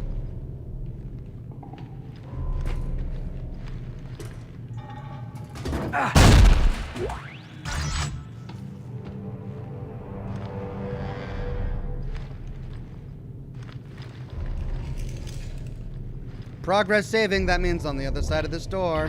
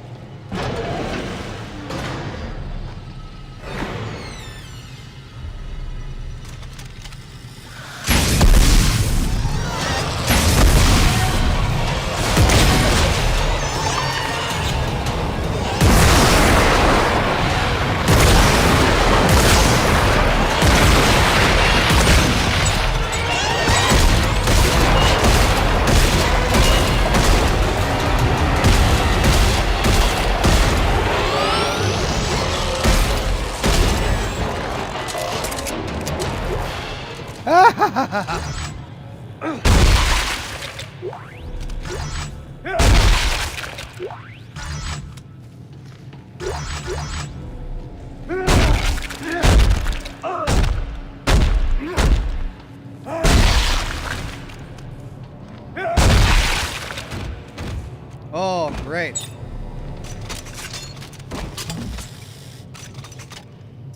David Harder says you won't find it. It's a microtransaction. Oh, yeah. I'm not going to do that. Don't do microtransactions. Mr. Master Chief says, that what surveying do when you're stuck in this icy planet. If there's nothing to eat, you have to go for the risk. I see. What surviving is. I see. What surviving is on a planet. So you're saying they were forced into cannibalism because they were frozen and starving. I mean, I've never been in that situation, so I suppose I can't judge, but damn. Damn.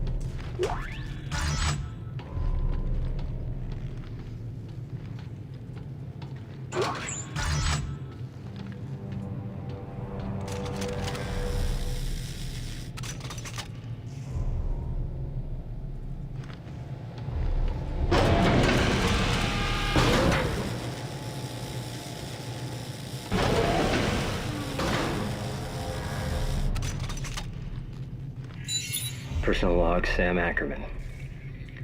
3 days, I've been quiet, hiding in the dark. I have to get to the radio, call for help. I think there may be a way around them. By throwing small objects, I can trick them into investigating the noise. Ackerman! Is that you? Oh, God. I smell you! I smell... bread bait! Well, how about that, chat? Do you get like that if you're starving? You seem to really enjoy it. Every story I've read about people who were forced into cannibalism due to extreme survival situations like this, they've always been ashamed of it, right? They've always done it with reluctance, and then they've never talked about it. They didn't, like, relish it, which is what that guy sounded like he did.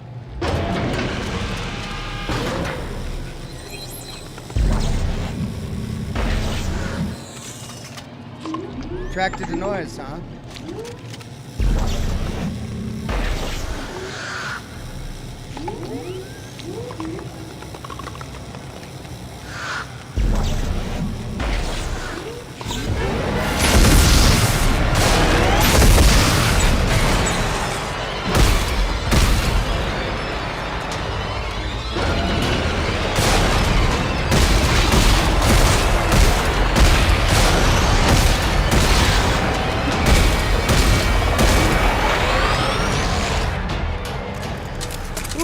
Of course, one drops from above me. Look at that. Ah! Full crash!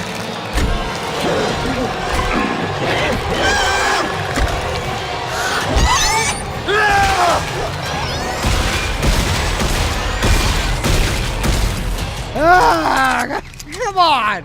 Come on! Really? Really?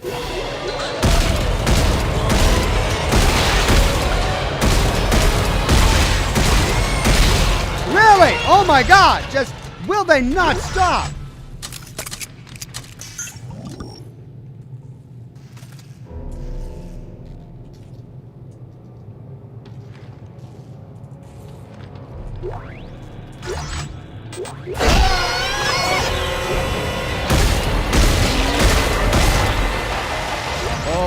Okay, this is ridiculous.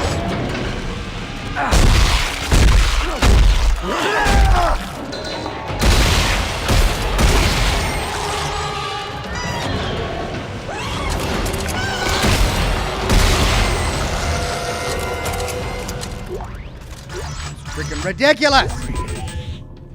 Inventory full.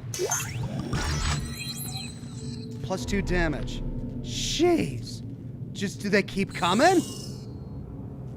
Nukadam says, oh no, stuck out here all alone in the ice fields. Guess there's no other options, he said with a Grinch-like smile before he snacked on your frozen toes, huh? Ooh, we got pinup calendars. Sexy ladies on the wall. Well, that was awful.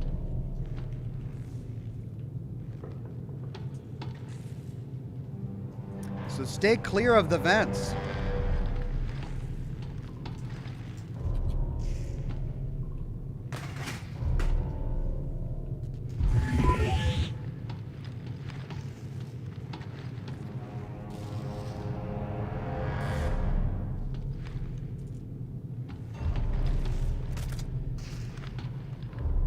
Gee whiz.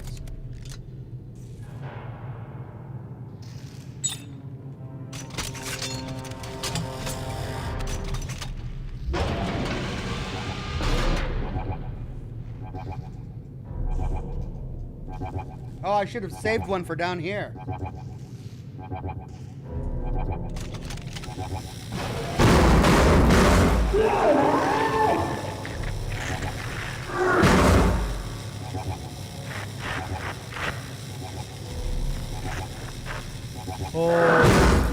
Oh, what? Oh, what?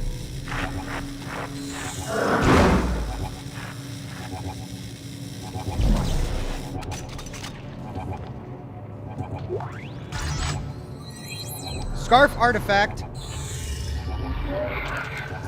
Excerpt from SCAF Legionary Handbook, Surviving Sub-Zero Temperatures. You were required to wear the Arctic survival suit when exiting the compound, no matter how small the duration. Zero tolerance, no exceptions. Do not use suits with obvious worn seams, tears, or loose seals in the helmet. Turn these into requisitions immediately. A hole, however small, is enough to let the cold in, leading to death in less than 1 minute.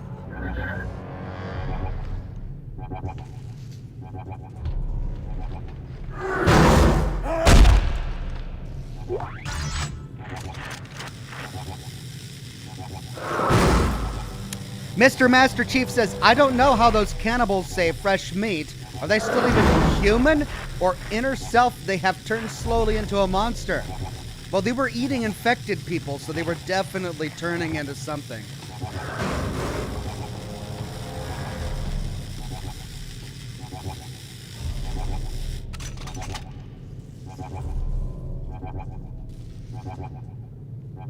Okay, here we go.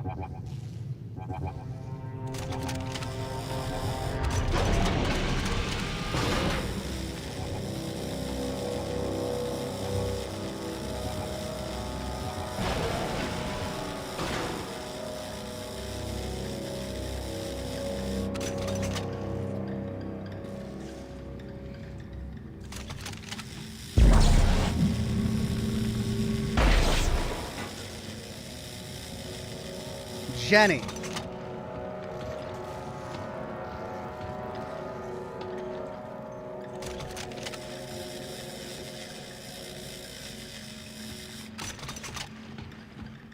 They're gonna pop right out of there, aren't they?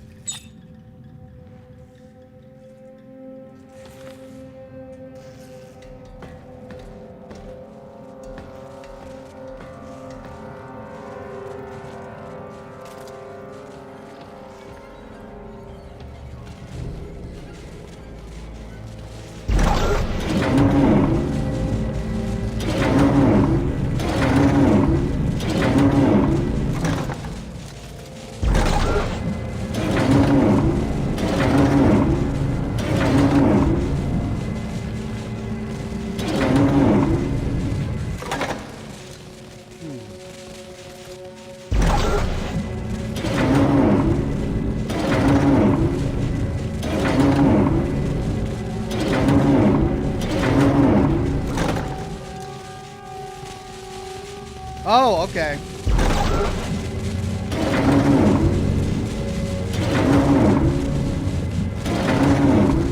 What?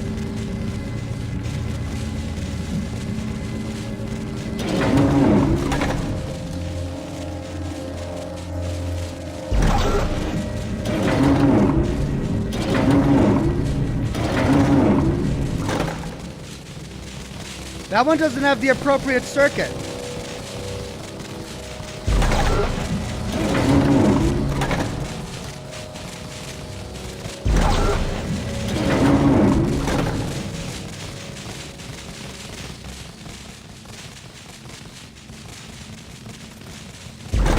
Oh, I see.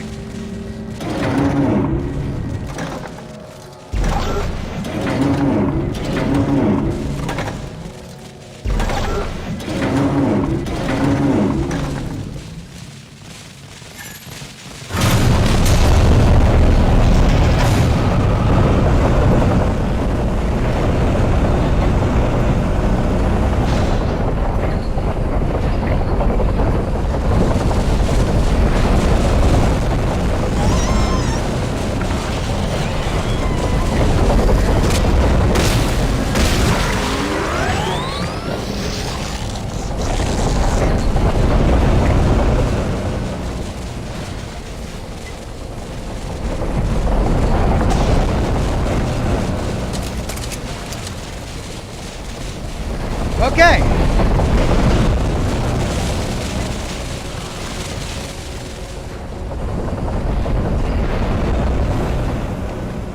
I know we need to slow that down and go through there, but while I was up here, I saw some glowy things.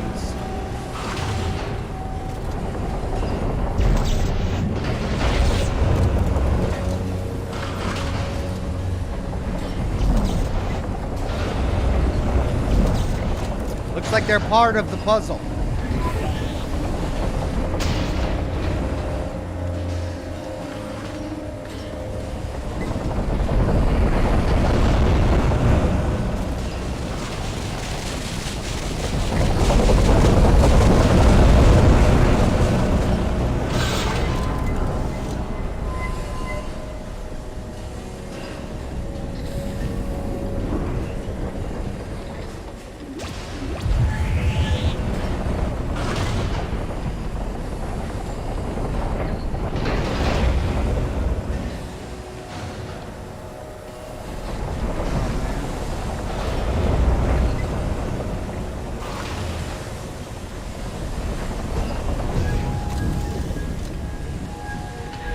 Can't go through there, huh?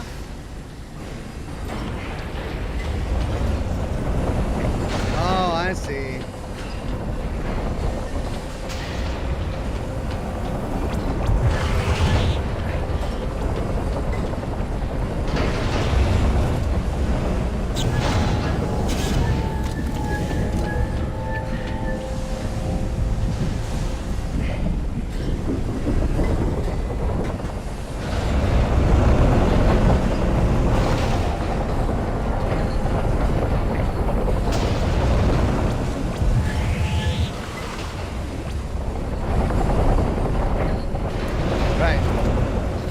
Well, geez. Delightful.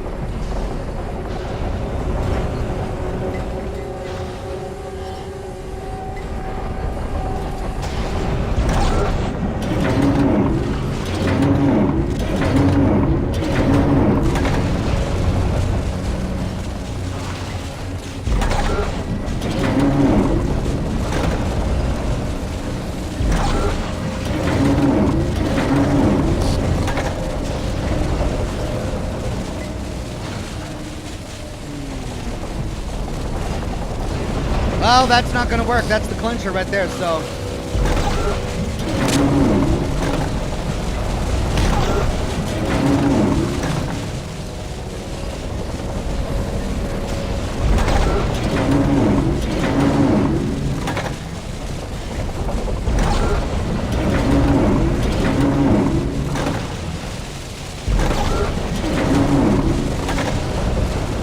That's not going to work either. So it has to be either that or that.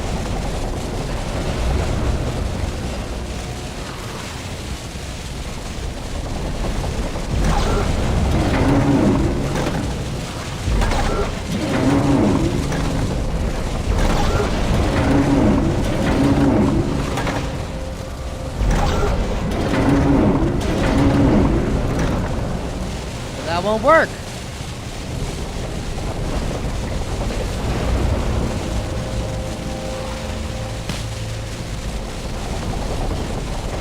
Well then.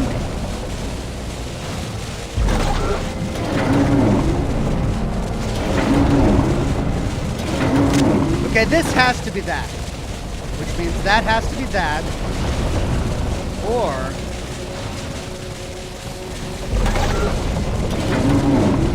that. That has to be that.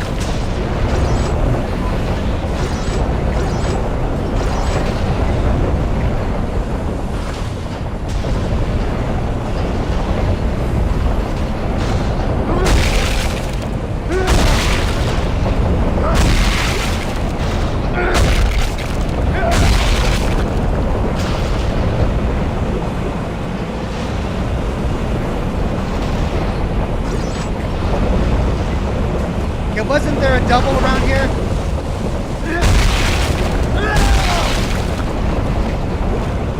There it is.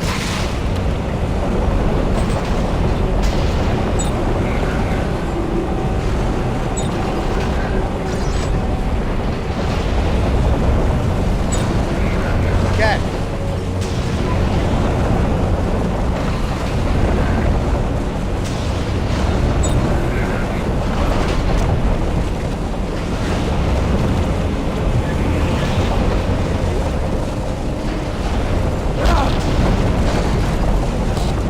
Guess I got too close.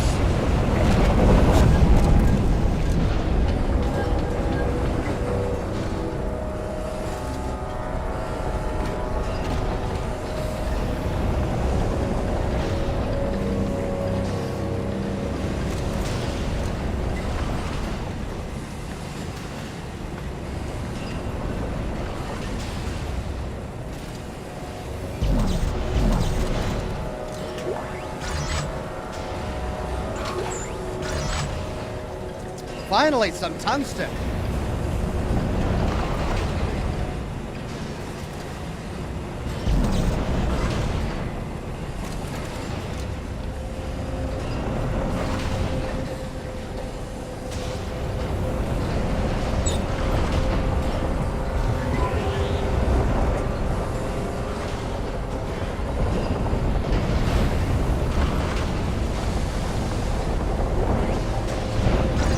Supply depot key. Take the security key and head to Depot 212. I haven't heard a thing from Sergeant Lumley, not since the Franklin incident last week.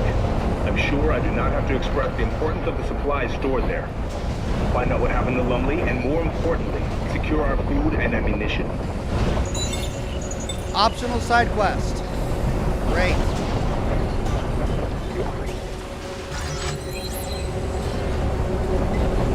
Medic support handgun.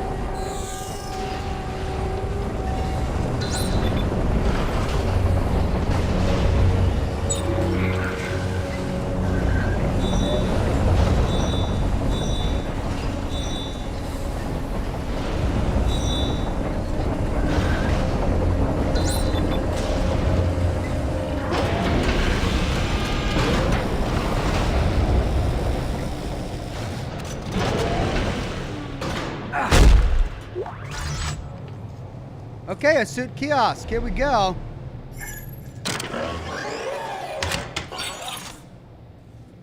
Arctic survival suit has been unlocked.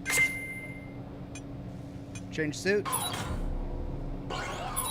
Eva suit. Arctic suit.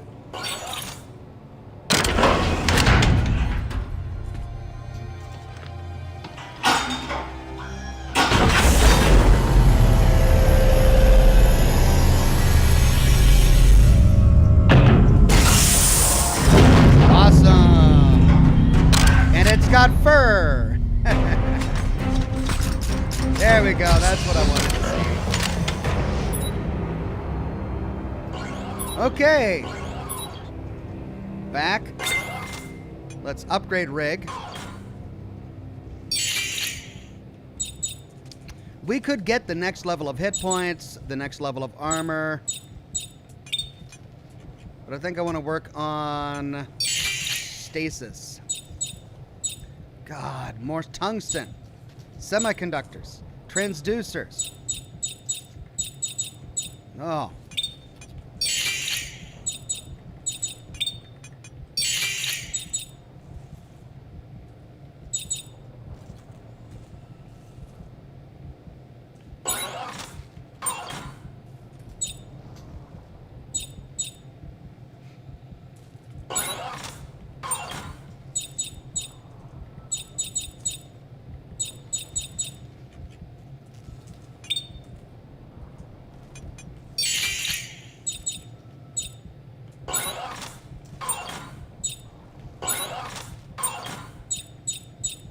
Okay. Well, we will eventually completely upgrade our rig. There we go.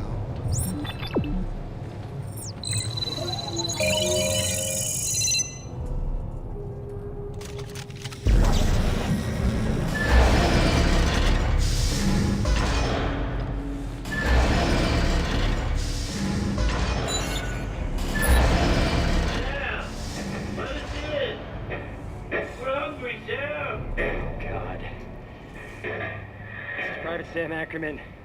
Is anyone left out there? Sam, it's Dr. Serrano. Listen, you must make your way to Facility 1. Do you hear me? Lives depend on it. Doc? Whose lives? Everyone's! Just go, Sam! Go now! Yeah, I'll try, Doc. I'll try.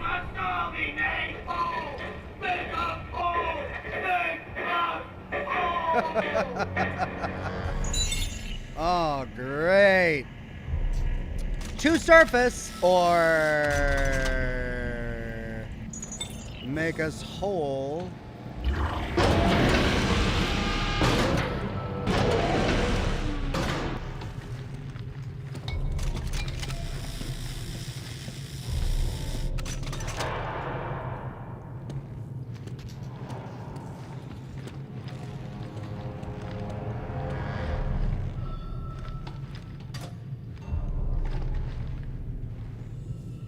Wait, we're back here. Oh, so the side quest takes us here? Oh. Okay. Well, am I tracking the right thing?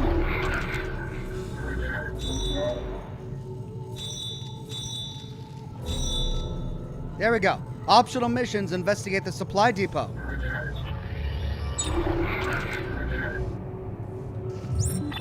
Okay, that's also out there.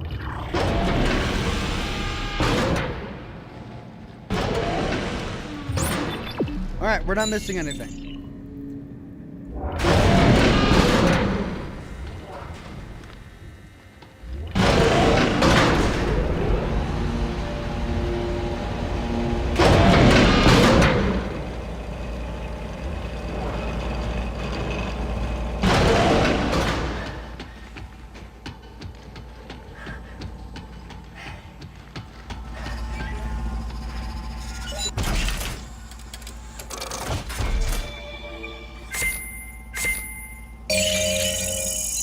Scavenger bots, all right.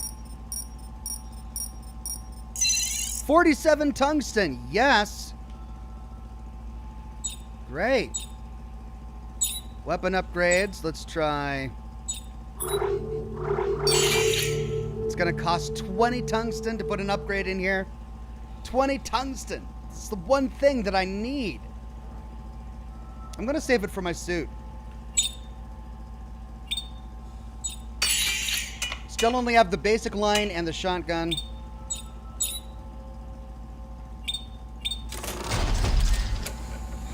Okay, well, I've gotten my bots back. Now, we found a hotspot down below. Let's go find it and deploy a bot to get extra resources.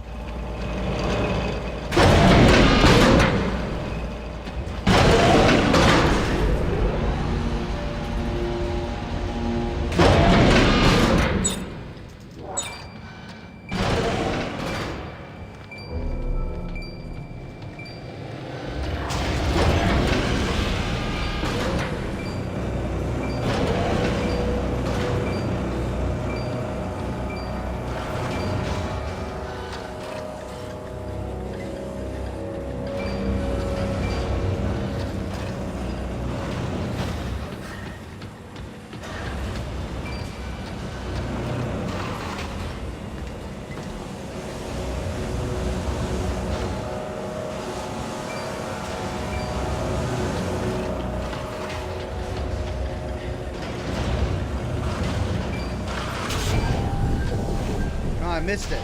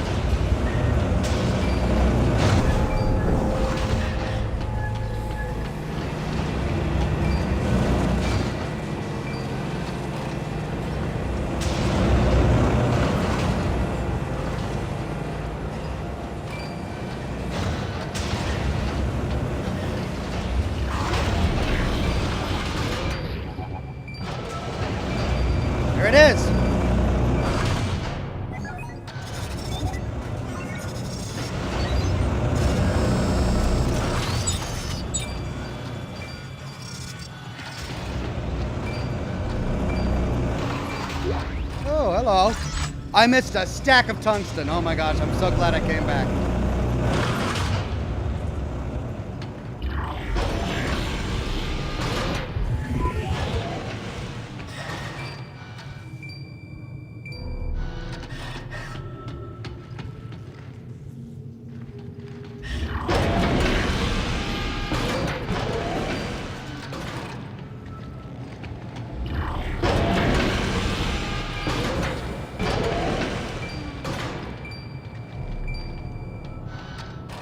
Gonna be outside.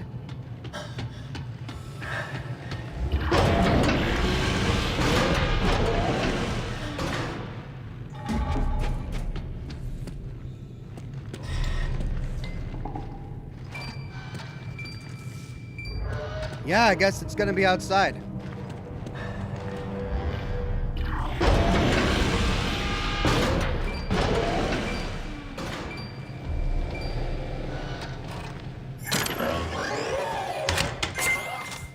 Well, we've got tungsten now. Let's go to Kinesis. We still need transducers. We could upgrade recharge. There we go. Okay, we need more transducers.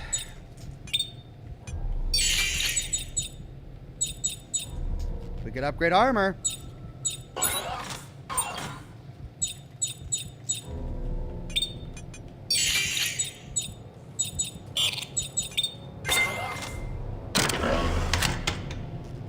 There we go.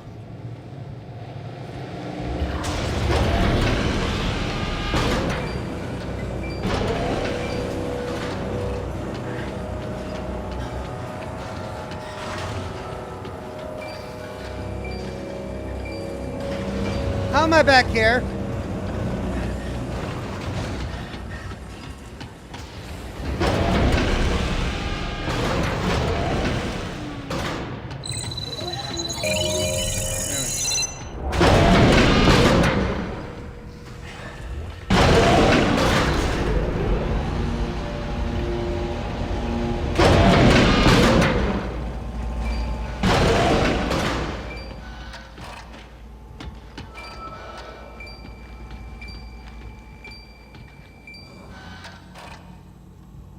It's gonna be out there.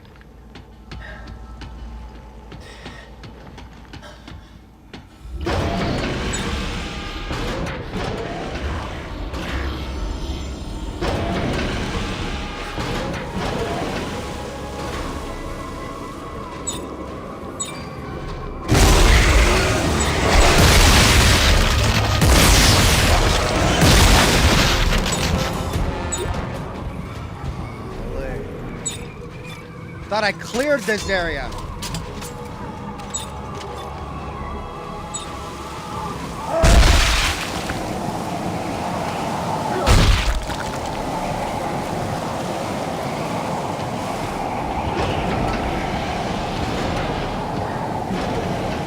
Okay.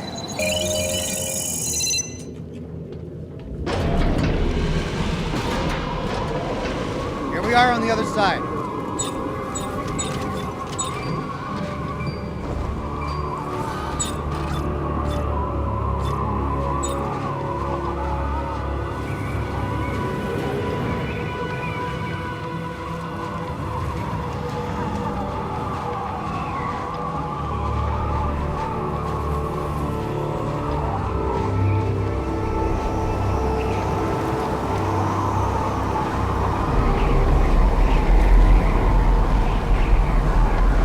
Heard it chirping.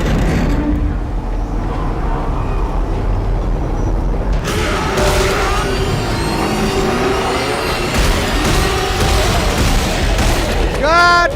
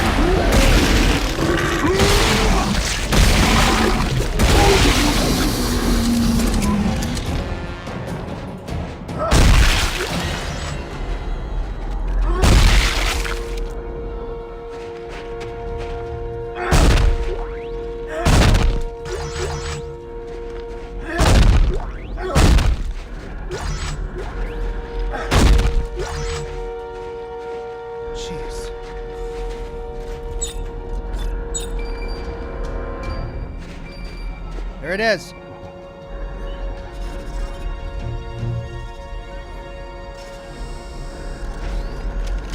Okay.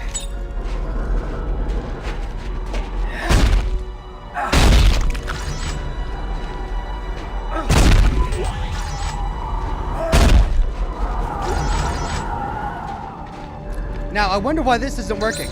Is it because I'm on the surface? Let's see. I'm trying to investigate the supply depot.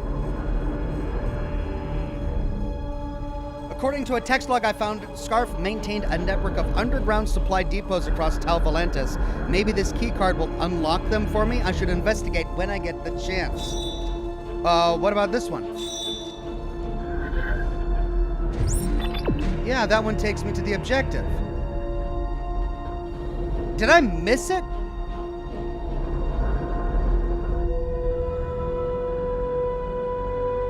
I must have missed it.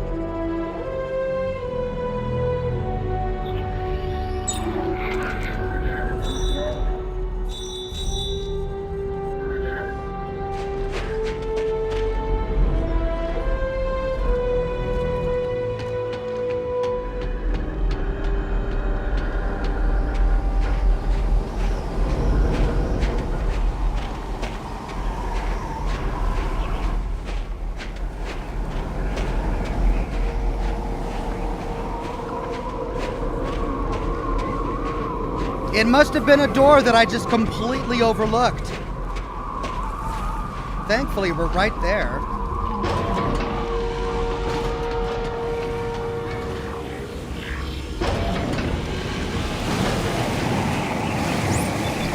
There we go.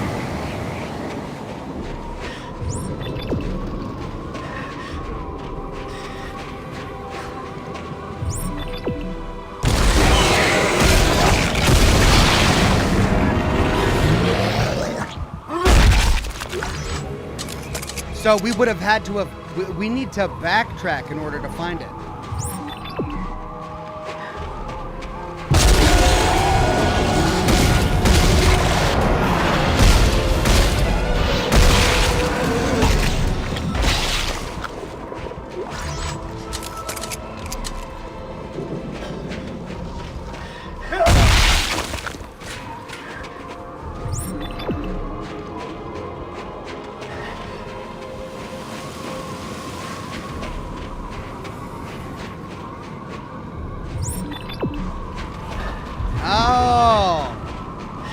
Oh, I remember this one. I think. Just a friendly reminder from HQ. Be sure to have your ration card stamped after every meal.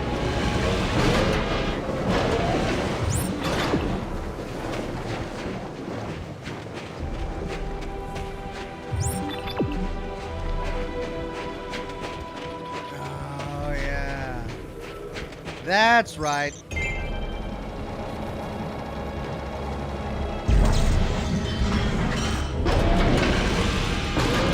Found it.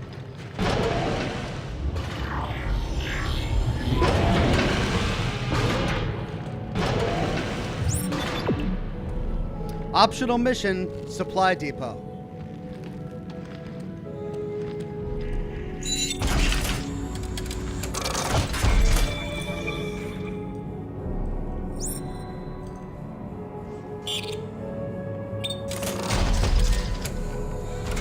Okay, well, our little guy isn't back yet. We've got a tram access. We've got a suit kiosk.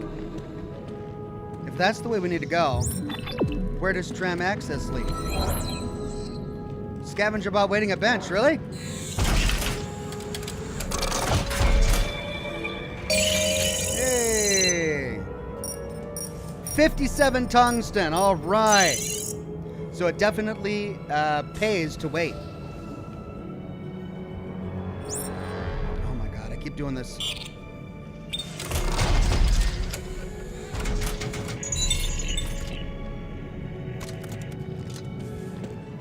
I bet we'll come back this way.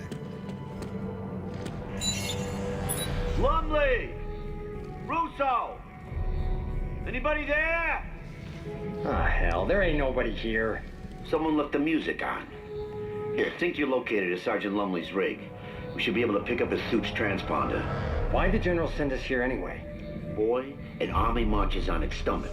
We won't last 1 week on this planet without our food and guns. Lumley has both. Ah, shit. New cigar.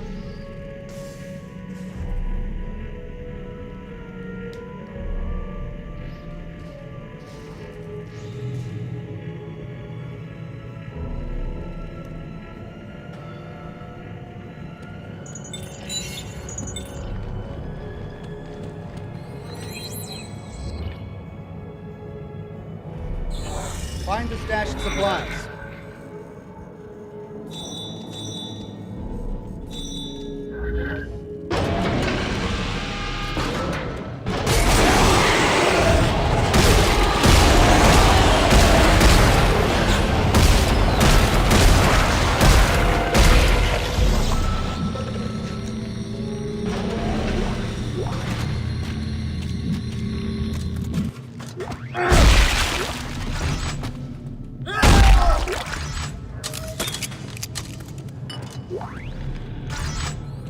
Text log.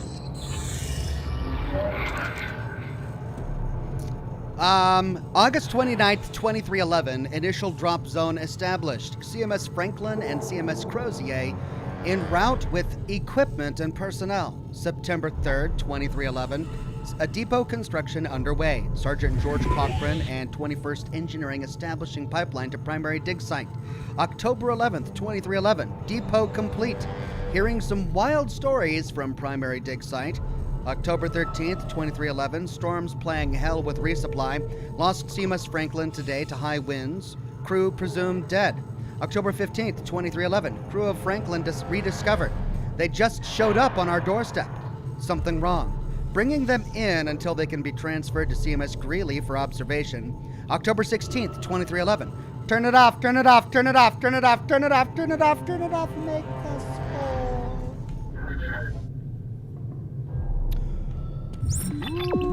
Okay.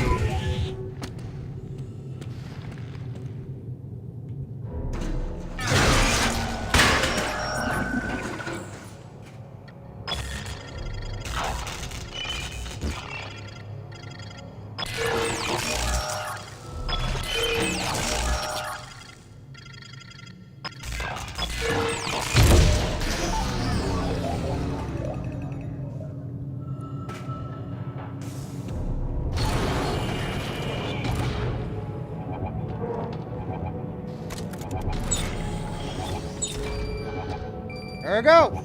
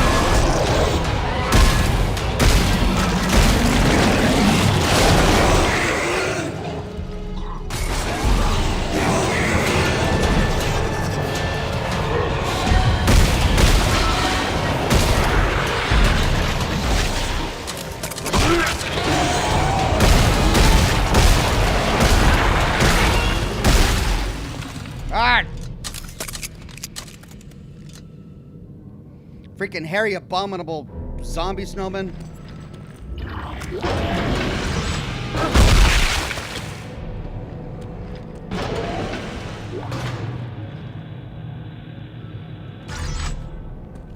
Where do the corpses go? Alright, Hall 3. Can't get in there.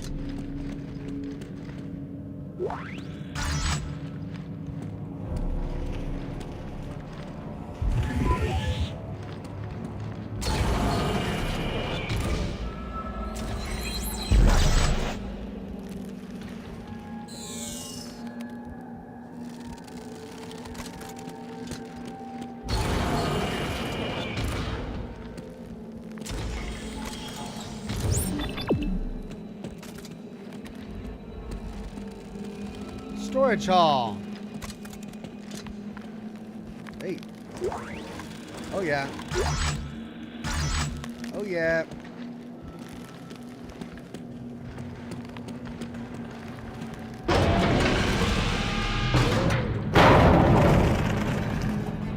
What was that?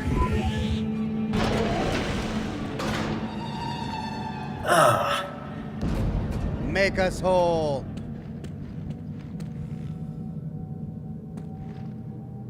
Dear God. That's more than just cannibalism. That is something twisted.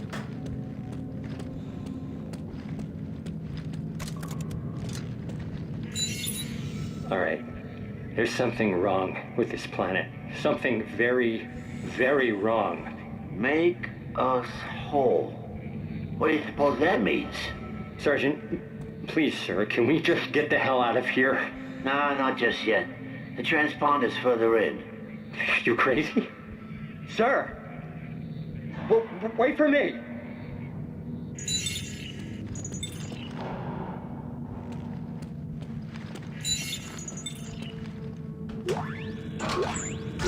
Yeah, content.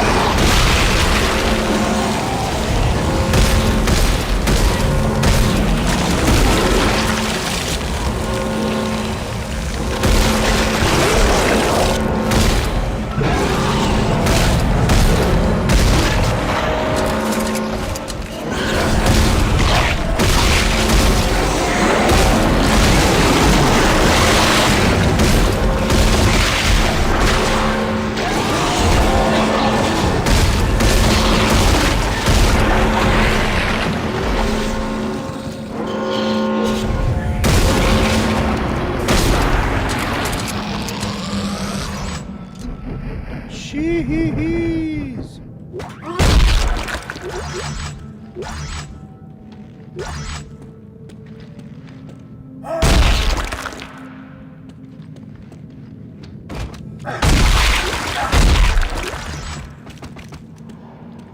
Oh, we survived. Somehow we survived. Okay, let's try that again, or is it gonna spawn a bunch of enemies again? Nuka Tom with a very generous super chat says, seeing the vast frozen landscape makes me think of Fallout Alaska. I wonder how they'd replace Deathclaws up north. Or maybe add some new landscape like frozen lakes, or maybe a new way to make tree wells hazardous, like a creature under the snow. Those are all awesome ideas. I'd love to see a Fallout Alaska.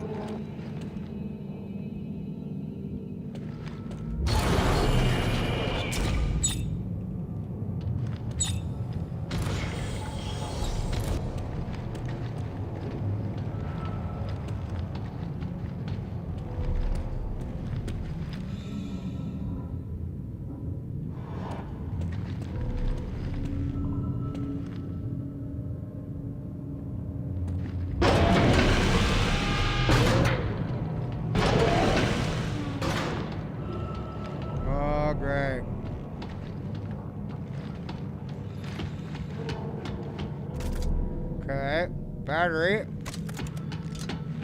Battery.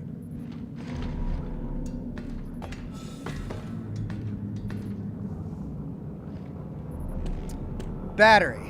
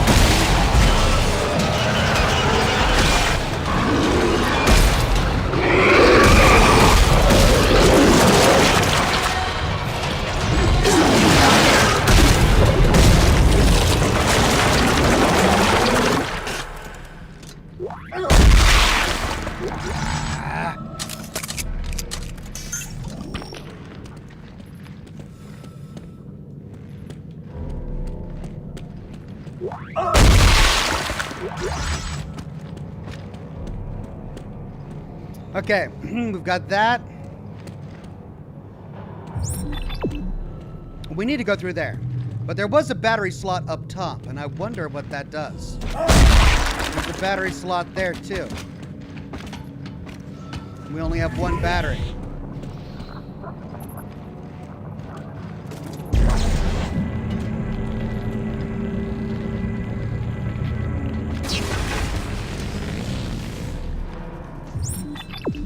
That's the way we need to go.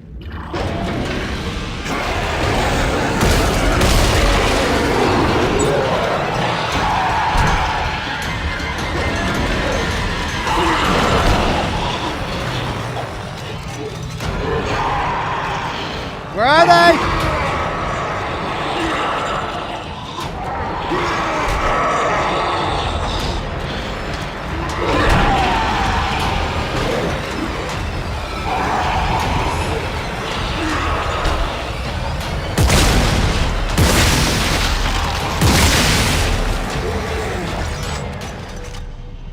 Okay, that was weird. They jumped down but then got stuck up there.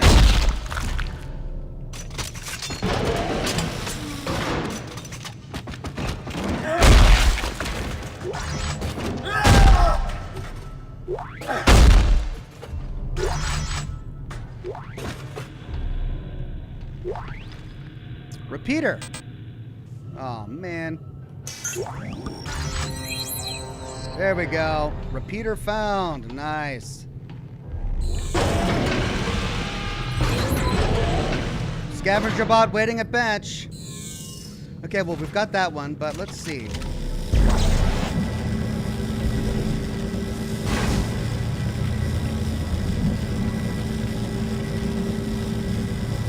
Well, that's how we're gonna get out.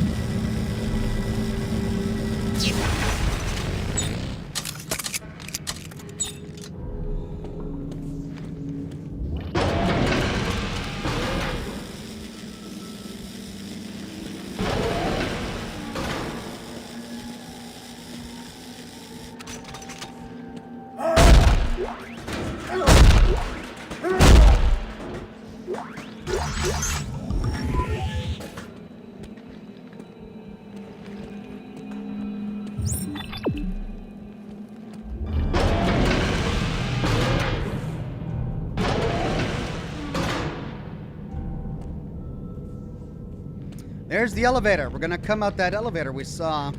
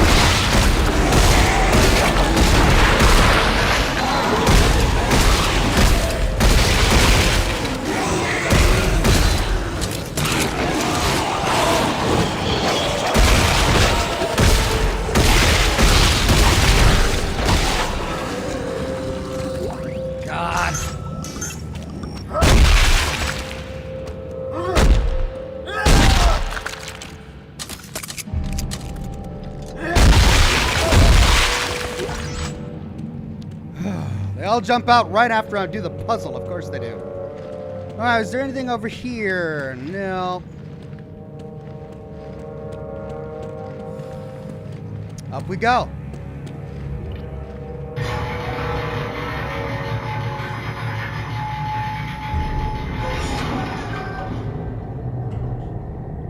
Tilly gifted 5 Oxhorn memberships to the community, and congratulations to Stone Rich, Rusty Nails, Tobias Grademeyer, Super Yoda, and Sir Sithis 917. Well done, everybody, and thank you so much, Tilly.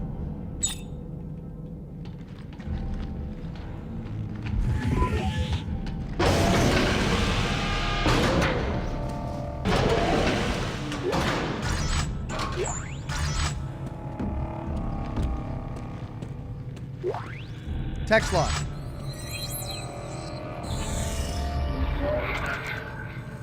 October 24th, 2311. Tasty ones, toes and fingers and noses. Tasty ones make us whole. Spoil the food, save room for the tasty ones. Make room for the tasty, eat them all, make us one. Hey, there's a little scavenger bot, just got home, hooray.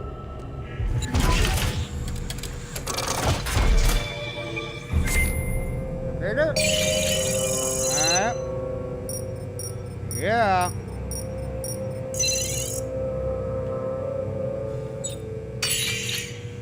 Okay, we got some options here.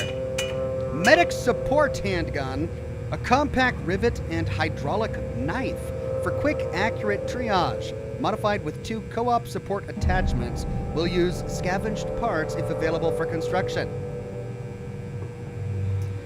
Interesting, we can afford Mjolnir, a weapon born of Valhalla, an advanced chain lightning gun, and hydraulic hammer. We'll use scavenged parts if available, and then shotgun. We've already got a big old shotgun. Well,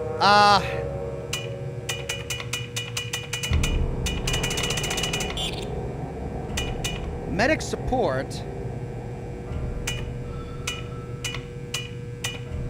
Okay, so the reload on Mjolnir goes down. So does the clip. So does speed. And damage stays the same. The lower tool has less damage than Mjolnir and less speed than Mjolnir, but not by much. Let's make the medic support handgun.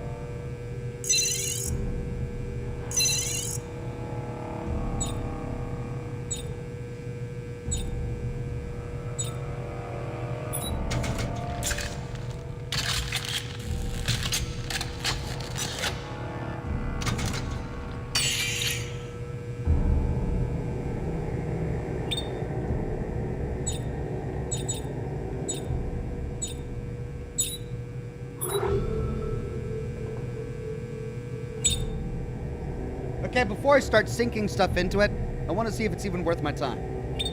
So let's play with it first. Okay, there's the heavy standard rivet shotgun with the line gun attached. It's pretty awesome, I love it.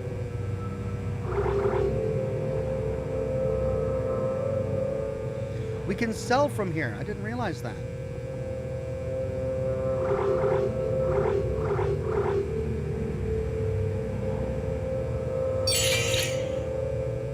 I get somatic gel.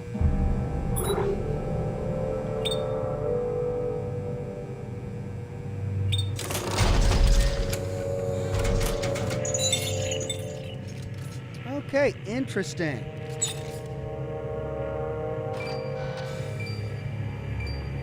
Really? Oh, there was a spot in here? Okay. Let's go find it.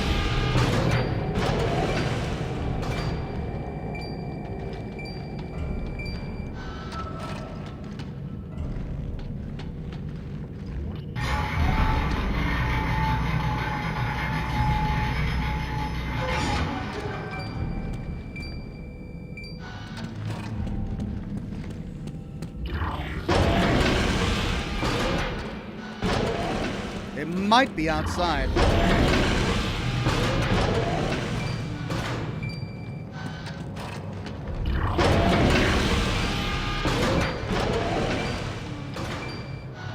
Yeah, I think I have to go outside.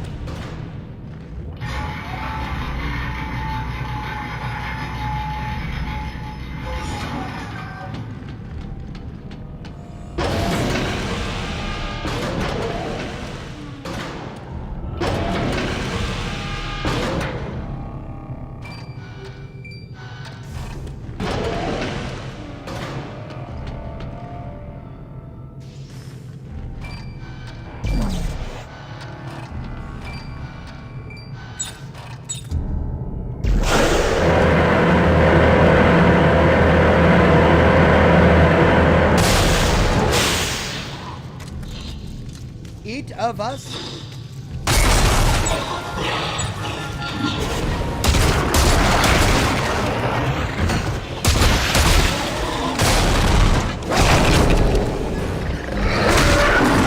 Oh, it's a melee weapon.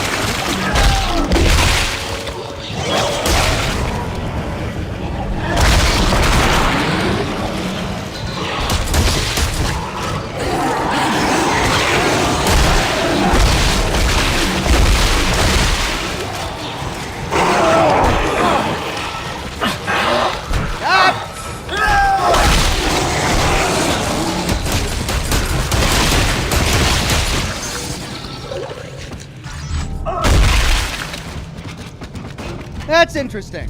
So it's got a lower melee component.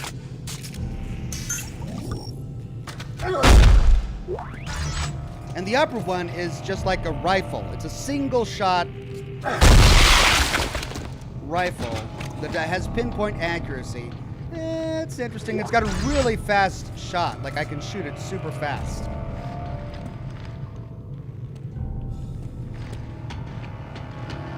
Yeah, I'll play with it for a little bit. It's interesting. I don't know if it's better than the other one I had. The other one I had was really nice, but the reload is super slow. Alright, that's where I need to go.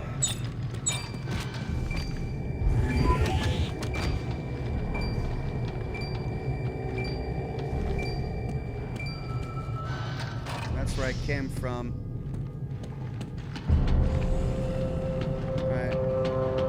I think we need to go outside.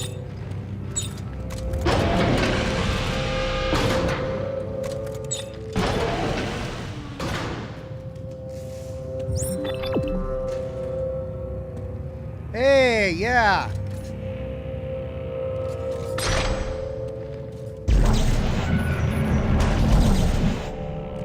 Thank God I had a torque bar.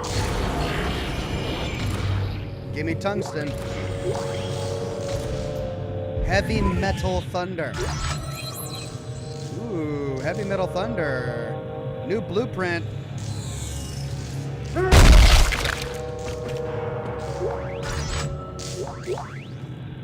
Spare parts. Ammo. Nice.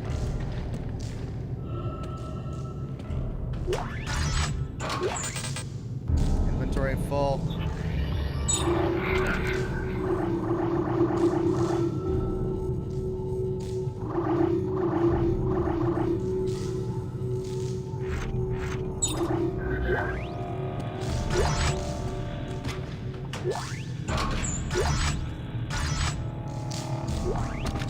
And scrap metal.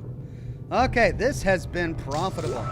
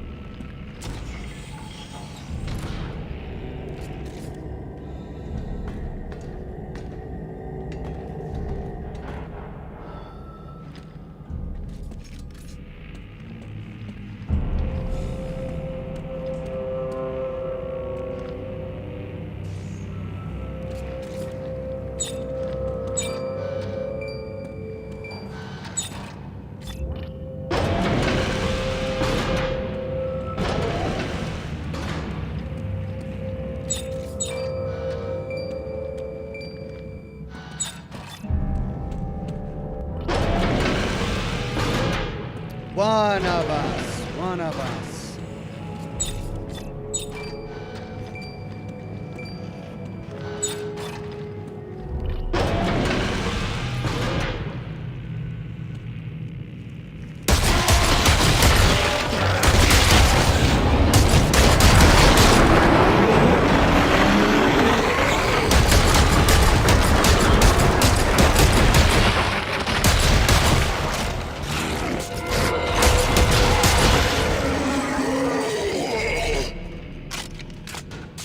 It's interesting. I don't know if I like it.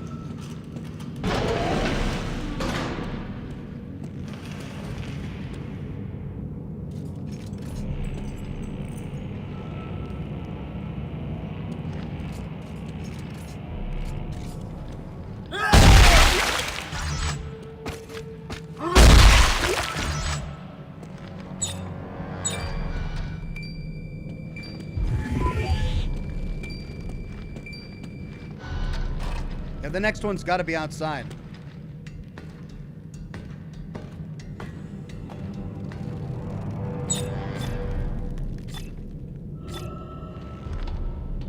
It's fast, but it does super low damage.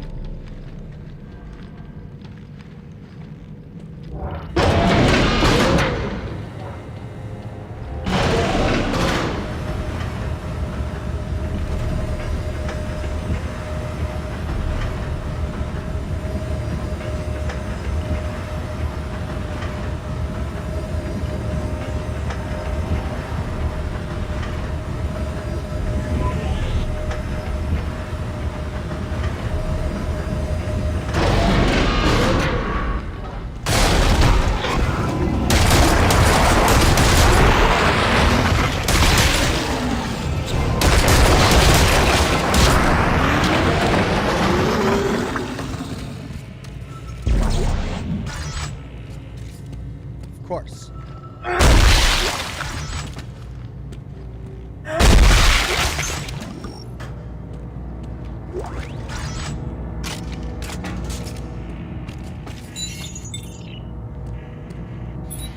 Almost there. The signal's getting very close now. Sir, I don't know about you, but I haven't seen a scrap of food yet. Don't you worry. We'll all feed soon. What? Oh! This way.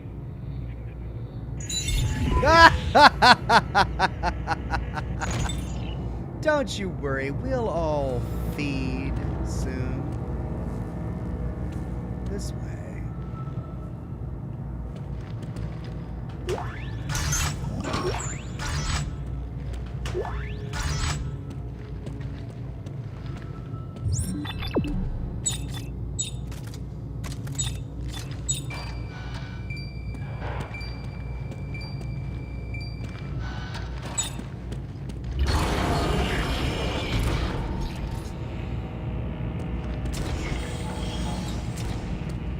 We're back. Okay.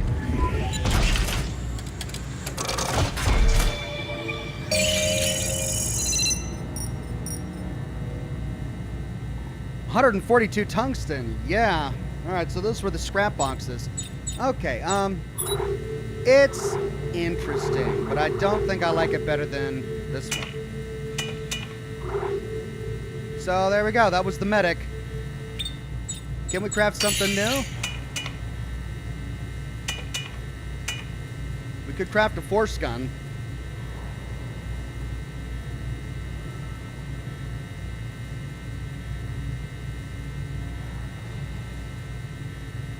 I don't think I want a force gun. Let's keep saving until we find something we really like.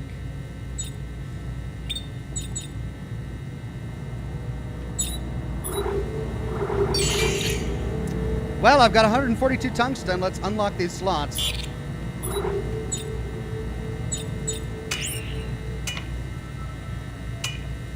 Plus 2 damage, -1 clip size. I really need rate of fire for this gun.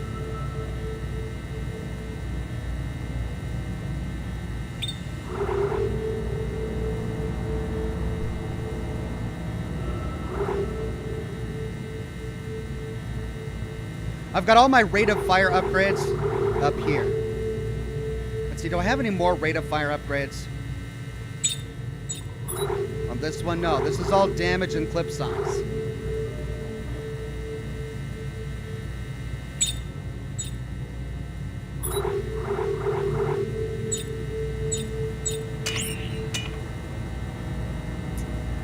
Right? Plus 2 damage. We need to offset the rate of fire.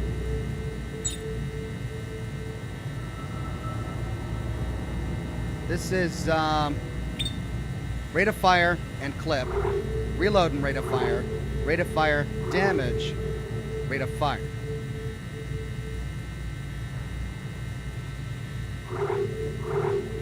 Let's remove that. Let's add damage. +2 damage, -1 rate of fire. So let's unlock this one and add rate of fire. There we go. All slots used.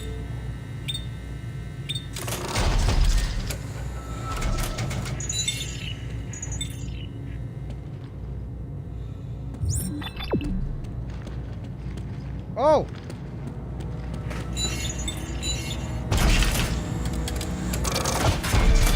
We need to craft another tungsten torque rod in case we come upon another loot room.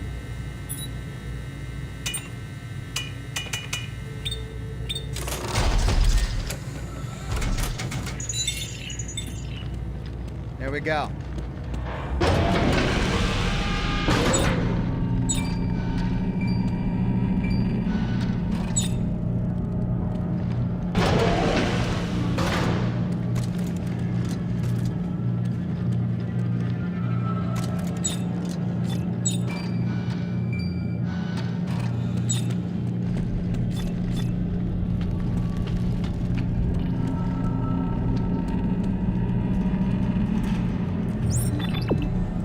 Really?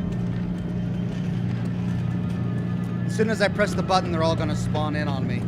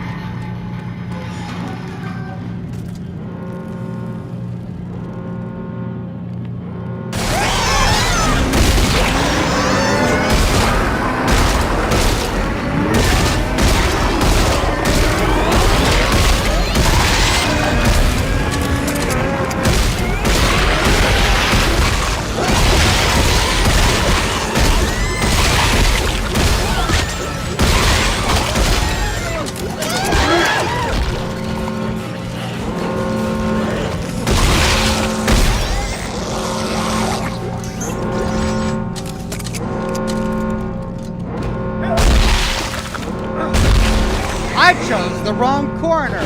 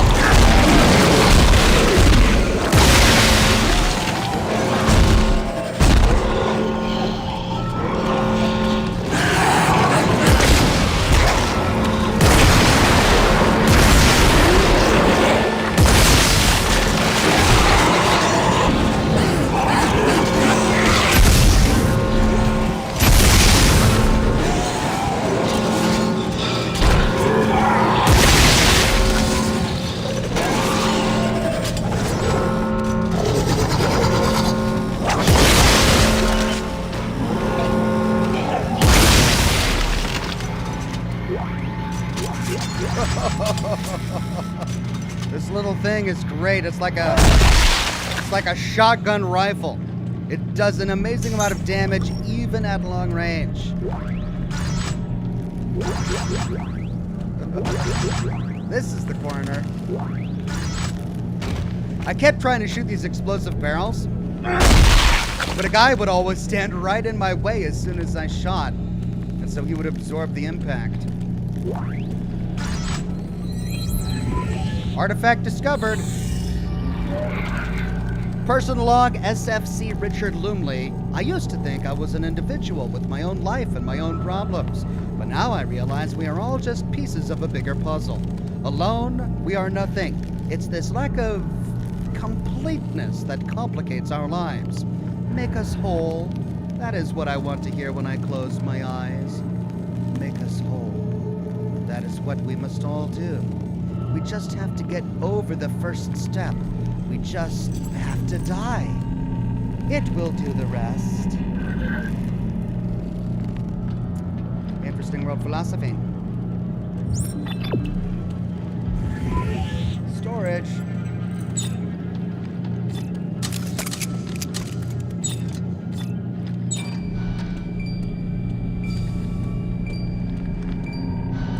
I wish it had a setting to show you if you were too far away or underground or something like that, to show you whether or not you're in the right building.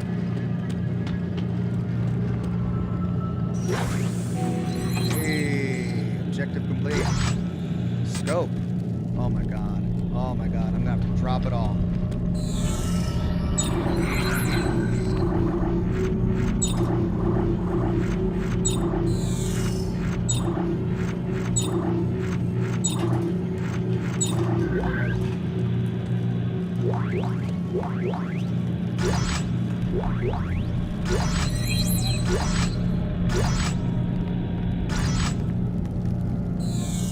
Nice.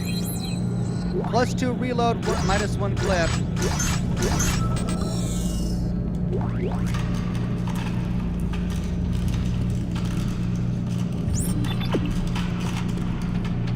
Okay, let's get out of here.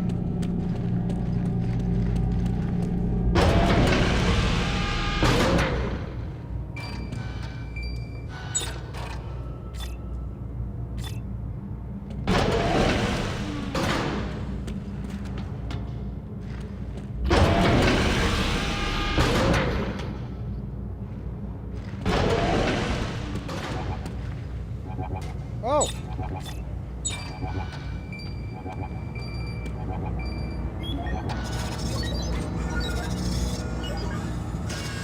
There it is!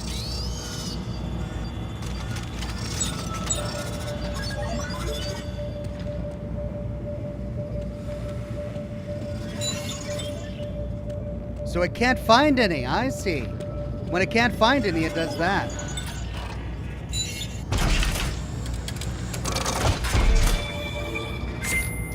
Scope. +2 reload, -1 rate of fire. +2 reload, -1 clip. We got 93 tungsten from that. New circuit found, +1 damage. Nice. Let's go to blueprint. Nothing I can use the scope for yet. Bomber. Can we put the scope on this?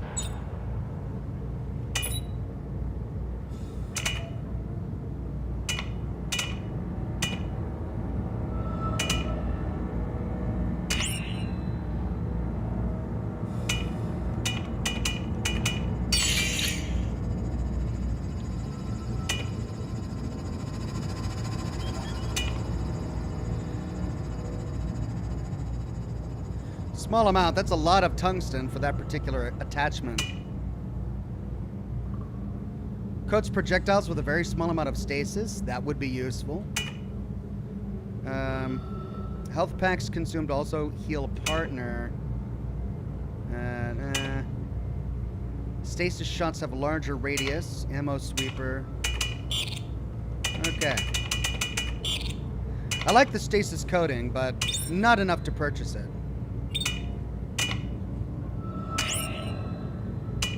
Compact Elite frame. So this is incompatible with the heavy frame.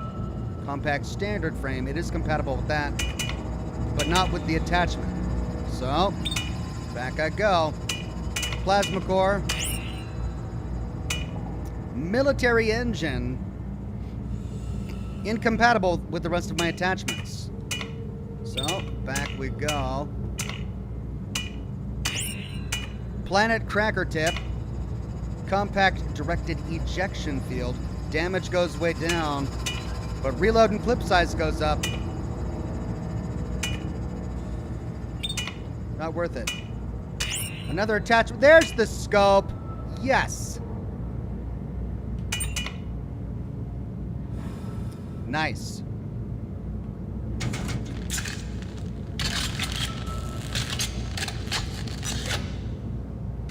Achievement unlocked, full house.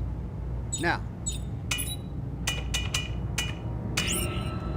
I could craft an attachment for this, but I want to save my resources. Lower tool default tip. I've got a repeater. Produces an electrified bolus cutter. Huh. Range mid, accuracy medium. Range far, accuracy low. Huh. Would that be better for this? Conic dispersal. Interesting. So I've currently got, I could put the repeater on there. I currently have conic dispersal. Repeater brings damage way down, but clip size and speed way up. And speed was something I really needed. Let's try repeater. For the lower tip, let's try, oh, why can't I use...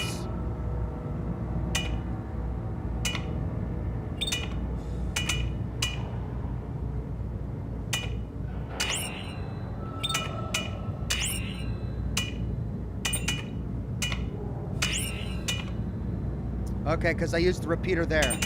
So I can use the repeater there, conic dispersal there. Upper tool, telemetry spike. Incompatible, incompatible. Military engine, that is compatible. Okay. That brings clip size and damage up.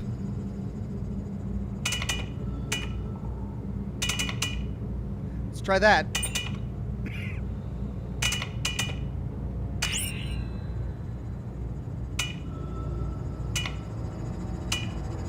Clip size up, damage down. Damage up, clip and speed down.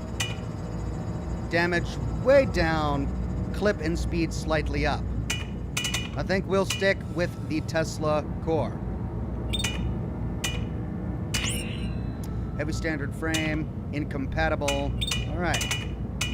Electric charge. It's the only one I have available. Attachment 1. No attachments available. Okay.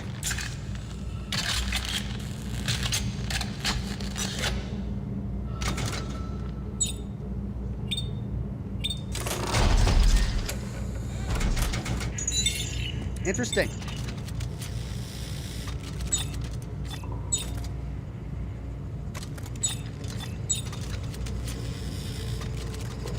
Okay.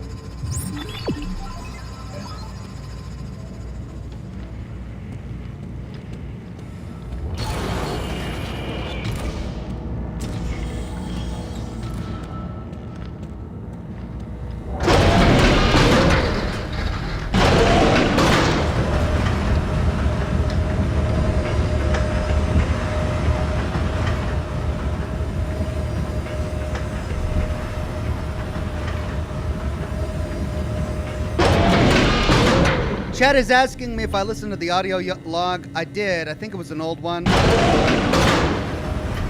But just to verify, I'll listen to it again. Because I'd hate to miss out on any lore. But we're back in the starting room. So I think I did listen to it.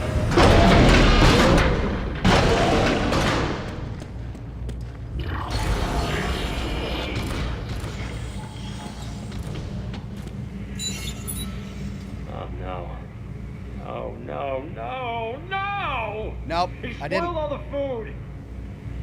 Sarge, did you hear me? It's gone. It's all gone. Man does not live by bread alone. The hell's that supposed to mean? The meat is all around us. Tasty meat.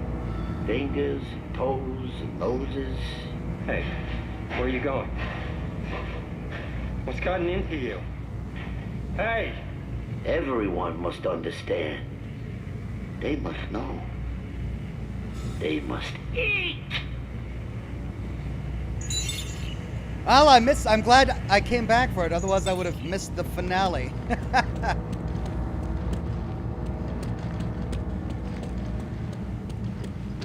What are you doing, Sarge? Hey, what are you doing, Sarge?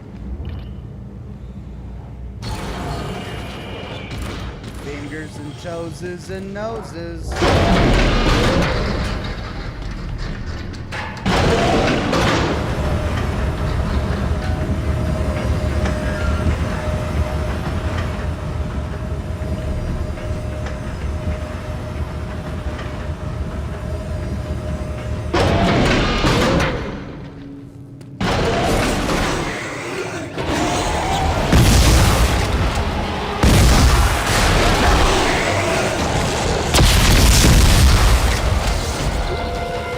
Okay!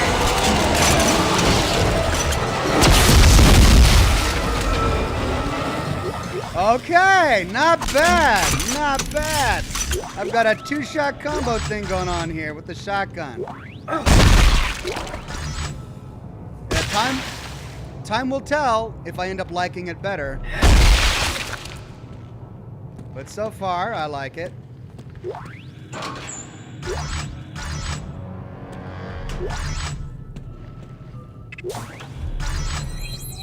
+2 reload, -1 damage.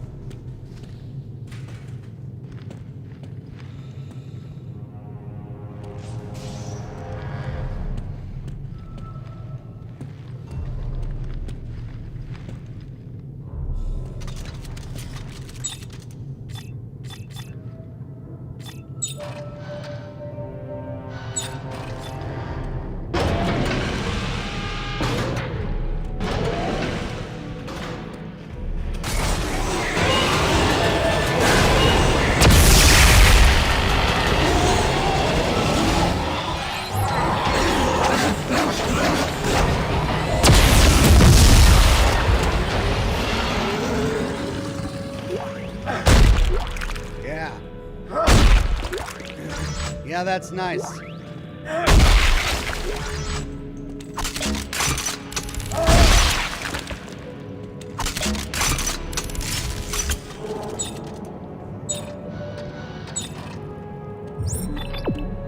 Okay, and this is the one that I played already. Lumley! Russo! Yeah. Anybody there? Ah, hell, there ain't nobody here. Someone left the music on. Here, think you're located at Sergeant Lumley's rig. We should be able to pick up his suit's transponder. Why did you not return? We won't last 1 week on this planet without our food and guns. Lumley has both. Ah, shit. Scavenger bot returned. Nice. Weapon upgrades.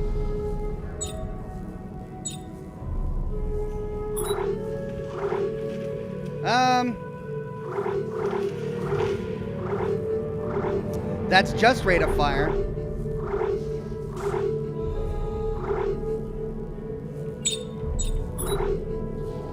That's just reload. That's just clip.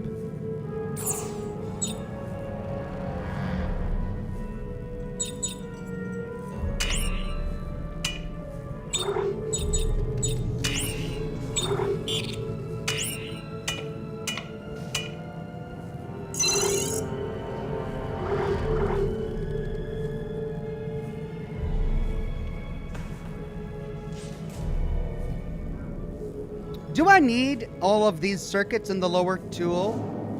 Or... because I don't have another weapon on the lower tool. I have the ability to flip it. Or do they get combined?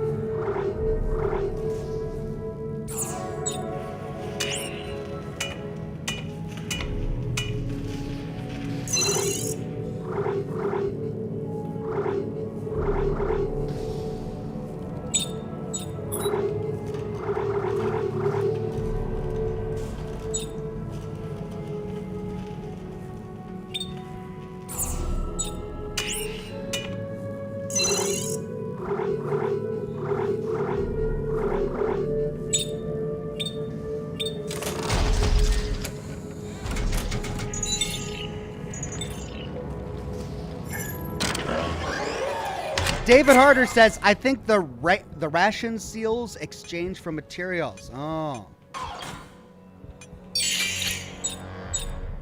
Okay. Stasis. We can upgrade recharge or duration. Oh, wow. Okay, let's do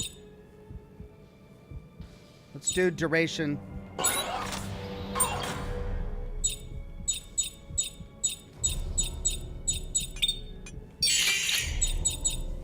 All right, we can max out hit points. Let's do that.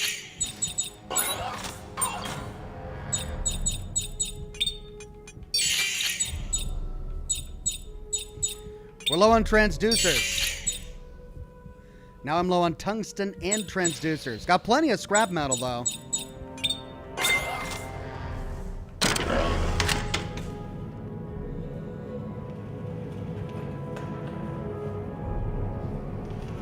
Chris says, yes, you can remove them since you don't have anything there, so they don't... Oh, man.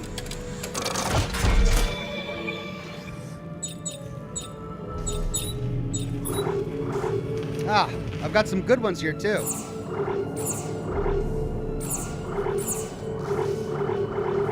Reload and clip size, reload and damage, reload and rate of fire, damage and clip.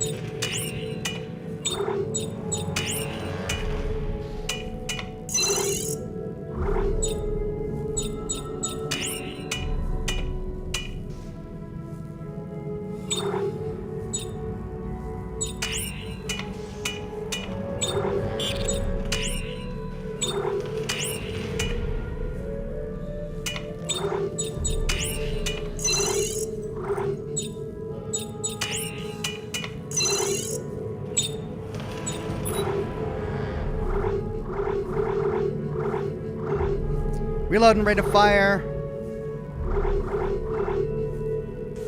2 damage and rate of fire.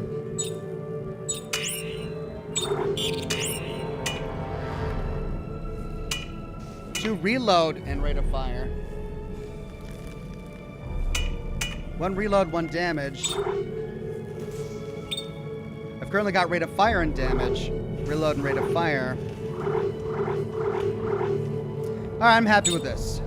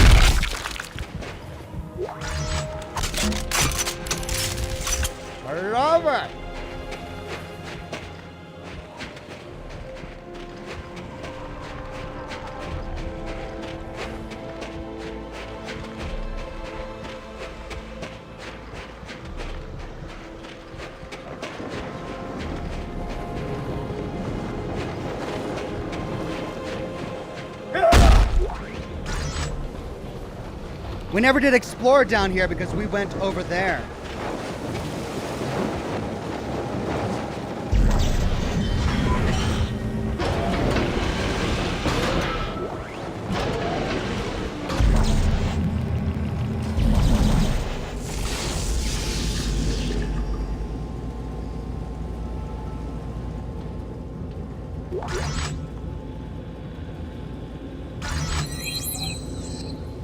A compressor, hey.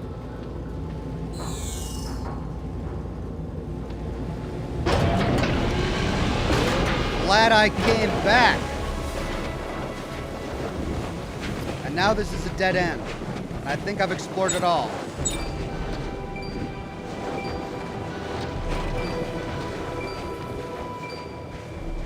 That way, really?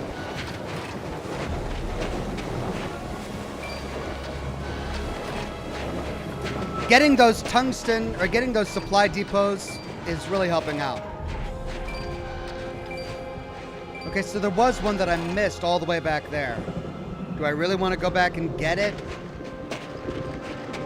I mean, I kind of do, but I don't know how far it is. Super Terrain, or Terram says, "Hi Ox, did anyone mention, or did you know you can use the locator to find benches and shops? Hold the locator key and scroll your mouse wheel." Yeah, I remember that part. Thank you for the reminder, though. So we get about halfway up here, and it's going to switch to in front of us.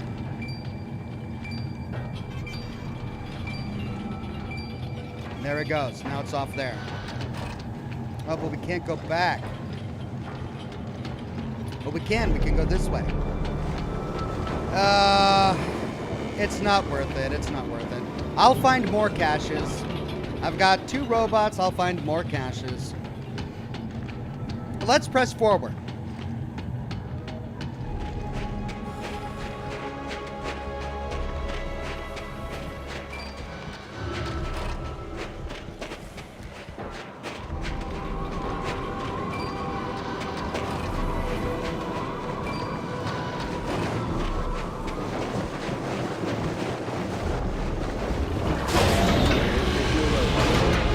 Just a friendly reminder from HQ. Can't go down there? Nope.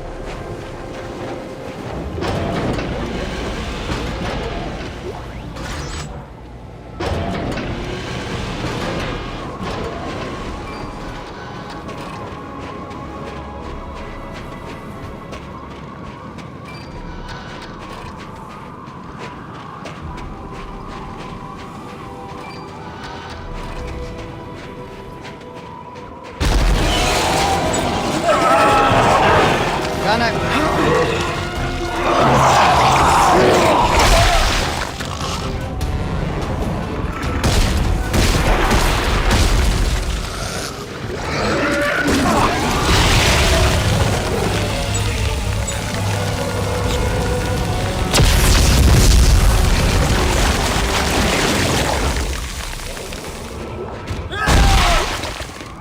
Well, I guess they all respawn. Great.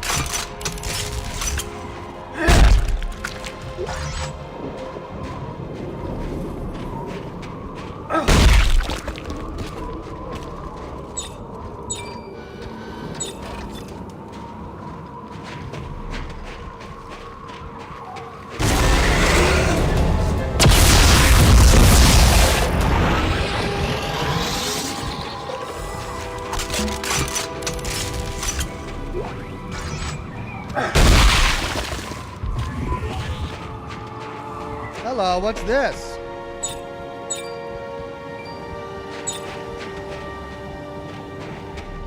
Oh, we found a cave.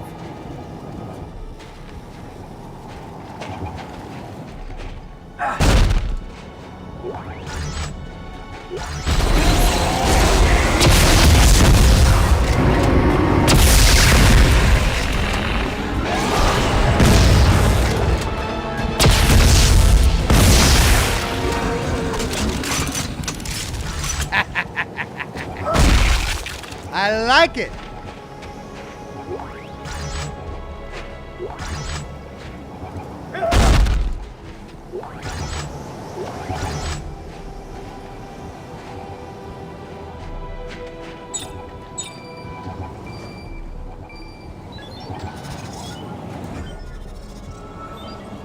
And there it is.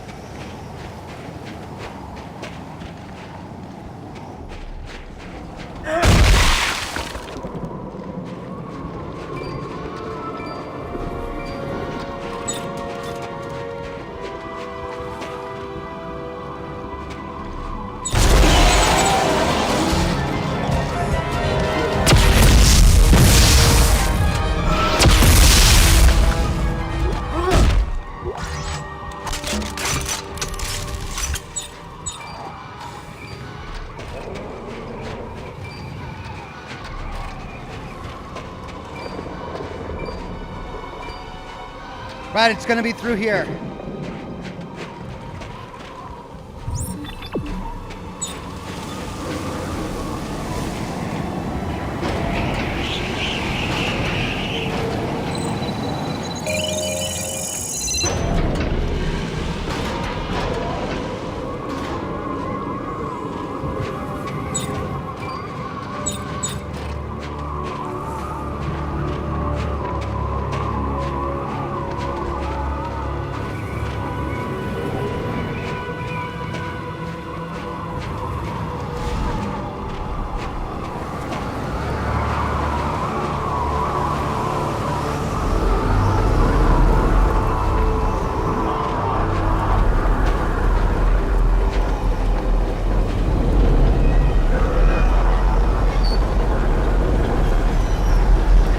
I don't know if I like the scope, actually.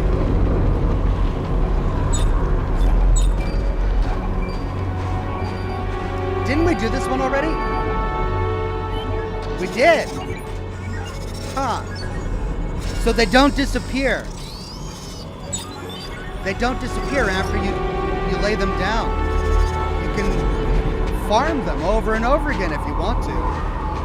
Wow. I wonder if that was an oversight.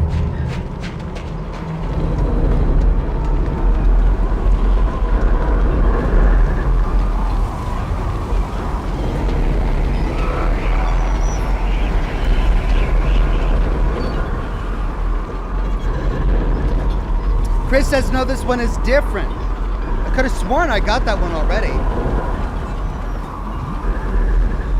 The scope, I don't know. Look how close I get. Isaac's head takes up too much of the screen. I don't know if I like the scope. I much prefer that.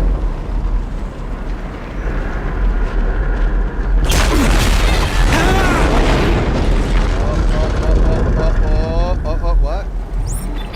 Okay.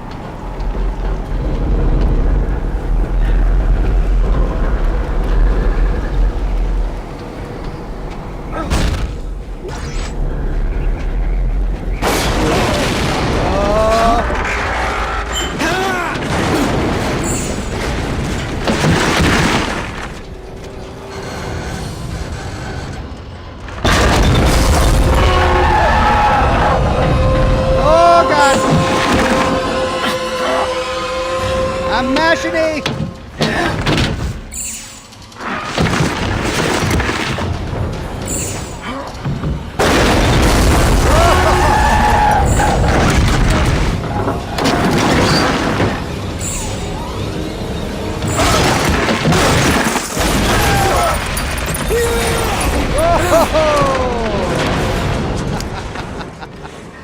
Rickety piece of shit. Isaac. Ah, such a rickety piece of crap. Oh, okay, this brings us into the next zone. Elaborate, but also sort of graceful. Nice. Quick time event, snowstorm happens, big whiteout. They load us into a brand new environment. Nicely done. Okay, gotta find Ellie.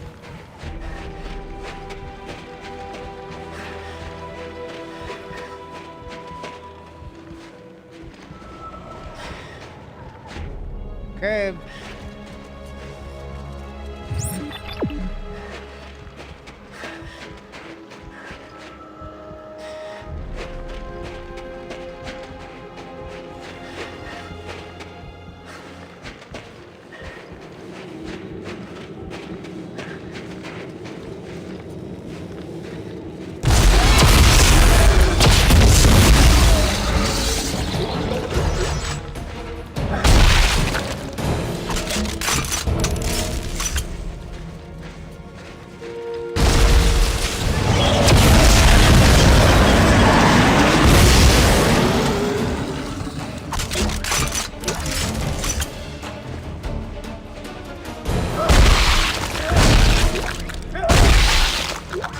Yeah, give me that tungsten.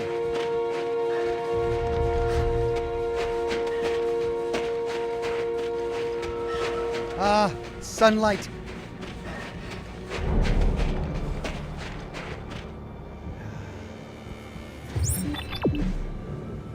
up and over. But first, let's take in the view. Get the loot.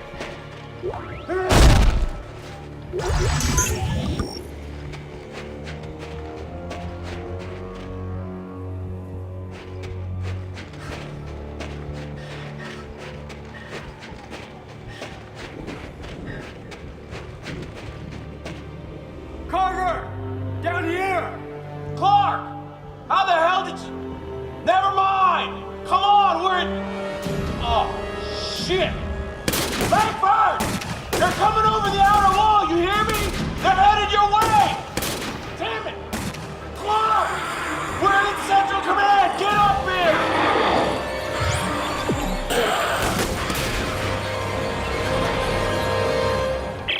Ellie! Are you there? Isaac!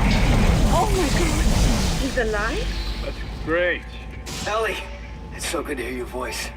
How did you make it? The ship! We thought you were I dead! followed a trail of flares. Are you guys alright? I saw Carver. Yeah, we're fine. Carver's close, we can hear him. Look, Isaac, please, hurry up and get here. We're in Central Command. I'll be there as fast as I can. But first, I gotta deal with inventory management. Compressor, stasis coating. Alright, I can actually add stasis coating to my weapon here.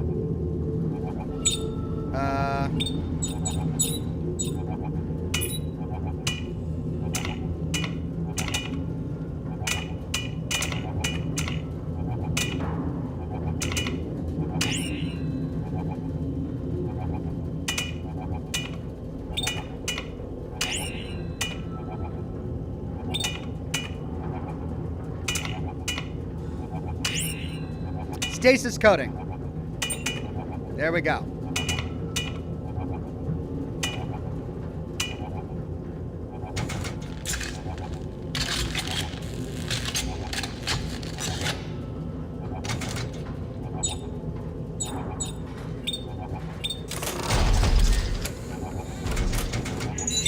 Do I have enough tungsten to upgrade my suit?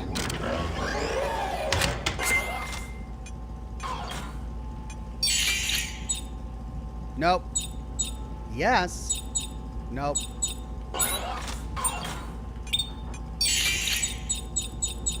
Nope. Nope.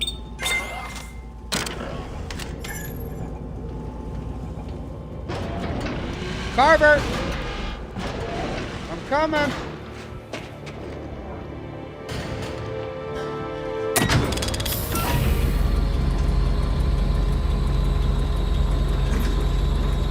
Where'd he go?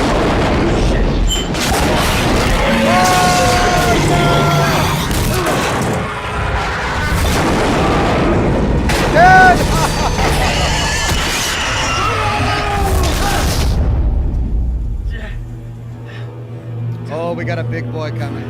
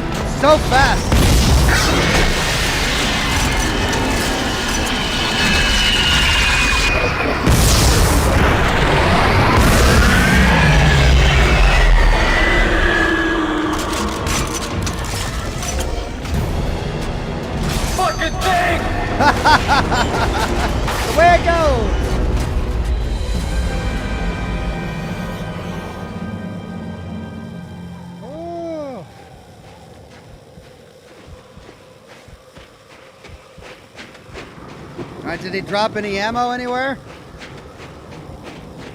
Well, goodness. With all of that wrecked, he wrecked the elevator. How am I going to get back up?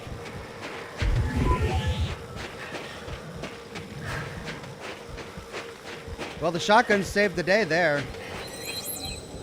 Scavenger bot waiting at bench. Well, I can't get to the bench now. It's all wrecked. The room is ruined. Crap, I could really... wish I could get to it. I hear one of the locations, too. But I gotta go up.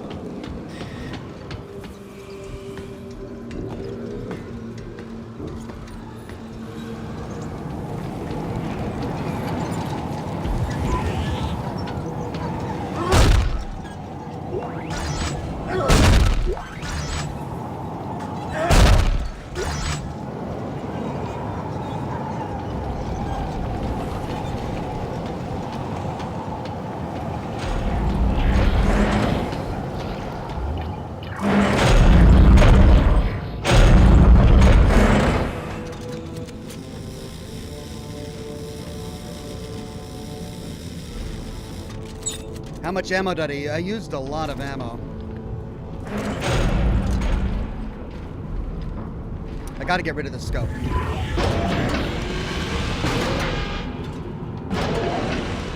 Heavy standard frame. Nice.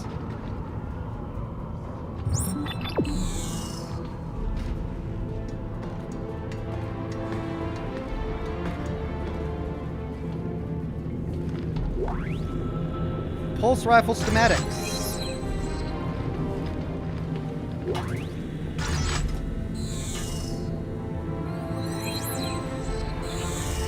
Text log.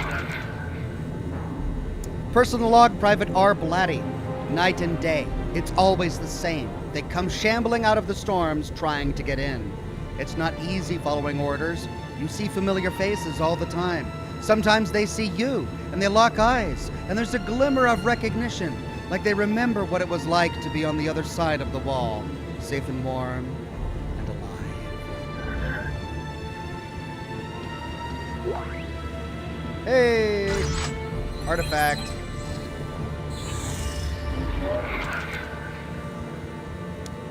Excerpt from Scaff Legionary Handbook, Addendum 12, concerning necromorphs. The attacks we've suffered so far have cost us many lives, but left us with valuable lessons. The shambling creatures the science teams are calling necromorphs appear to be made of the dead remains of other creatures, including our fallen soldiers. This is disturbing, disorienting, and shocking on the first sight. On first sight, steel yourselves, as it may be a psychological ploy of the creatures to weaken us. Critically important, shoot for the limbs. They otherwise keep coming and will behead you before you can reload. Body and headshots essentially waste ammunition, so you must quickly retrain your basic marksmanship. Never allow a breach of the outer wall. A single creature can take out an entire wing and begin a replication process within minutes.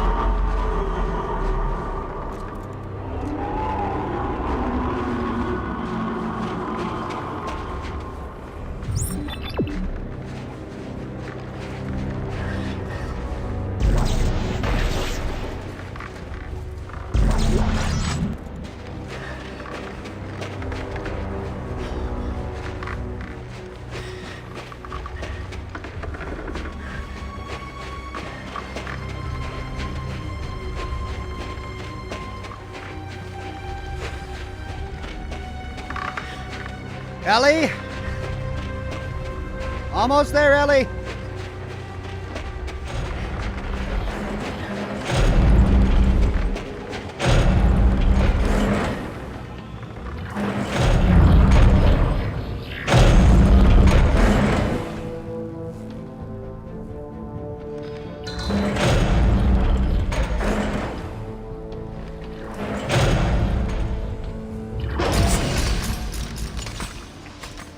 About time.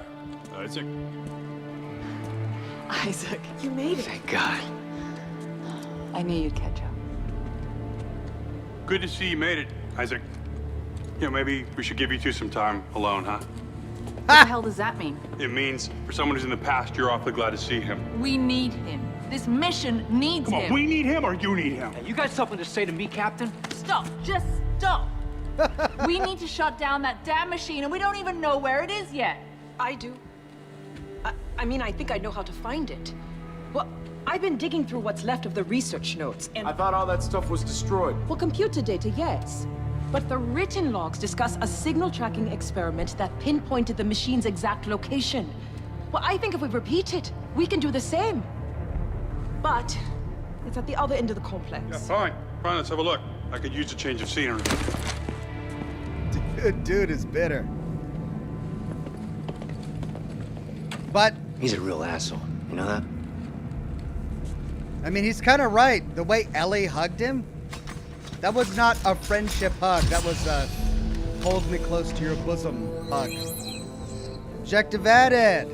Explore the experimental facility. Chapter 10. Now we know. Excavation headquarters.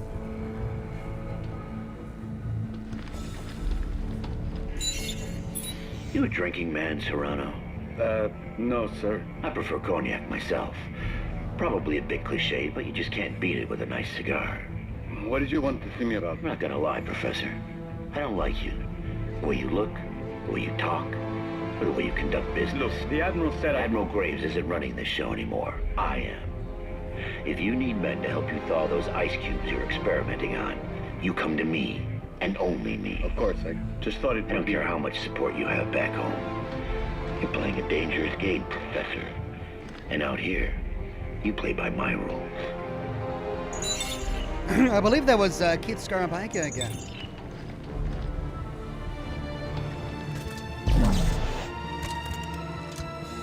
Yes! I'm so glad I had an extra one. Hey! Right.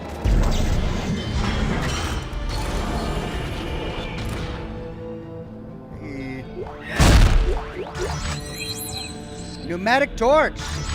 All right.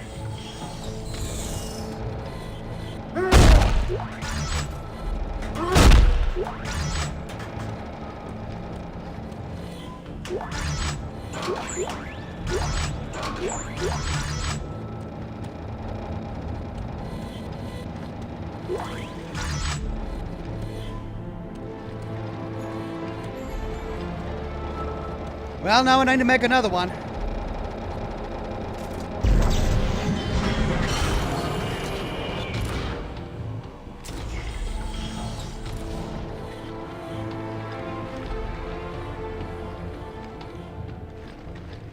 And there we go.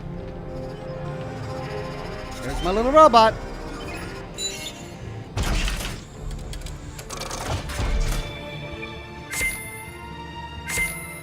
Pneumatic torch. 100 tungsten. Great. 119 tungsten. Nice. Compact conical dispersal. All right, what can we make here? Bolus gun.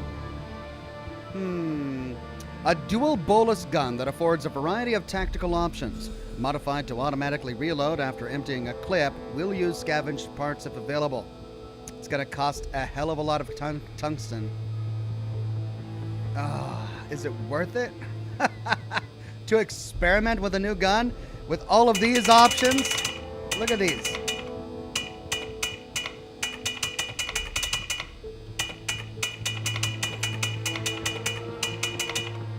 And the tubes. These look so good. I mean, the bullets gun... I don't know if I like it. I don't know what it does, though. I mean, based on the graphic alone, it's not going to tell me whether or not I want it. Well, I'm going to keep on saving. Back we go. What I will do, however, is modify this, because I don't like the scope. We'll put the ammo sweeper on, because the scope is just too scopey. It's too scopey of a scope.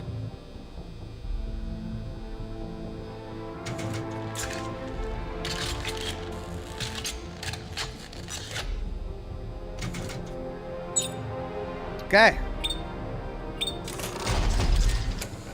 I should use my tungsten to prioritize upgrading my suit. Once I've upgraded my suit as completely as I can then indulge in the luxury of additional weapon types.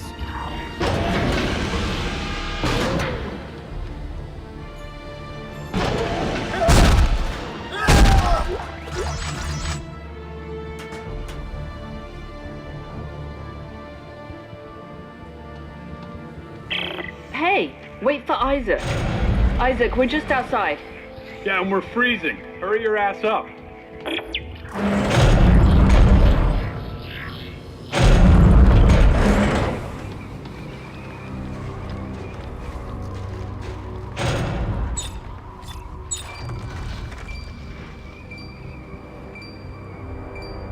Did I leave one behind? Oh,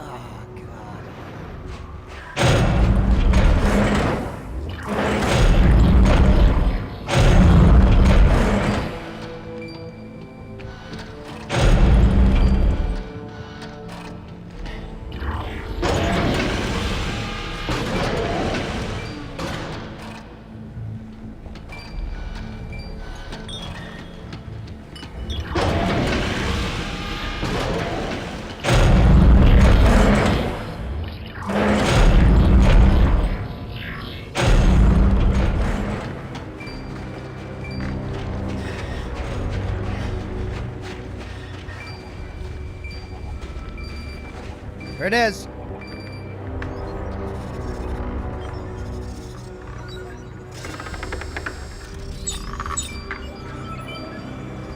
Another one.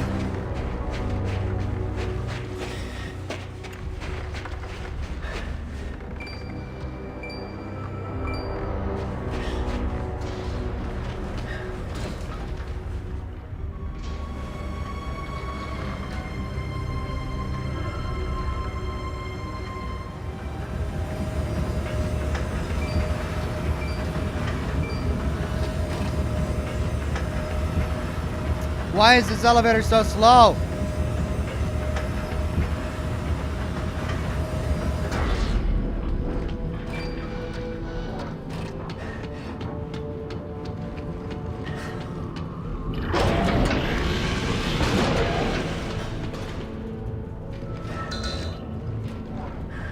Can I not go back? Oh, it's outside. I can't go back. You can kind of hear it too.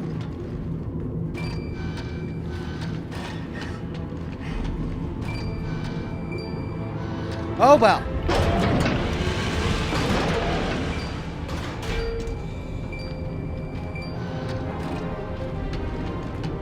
Oh well, so I missed one.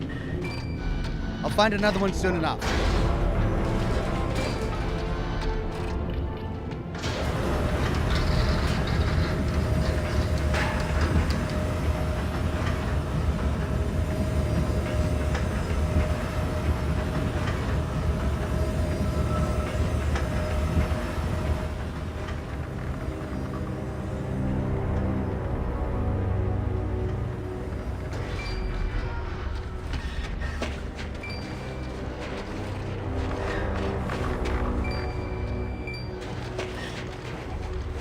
Unless... I can hear it! I can hear it! That's the frustrating thing. It's right over this ridge.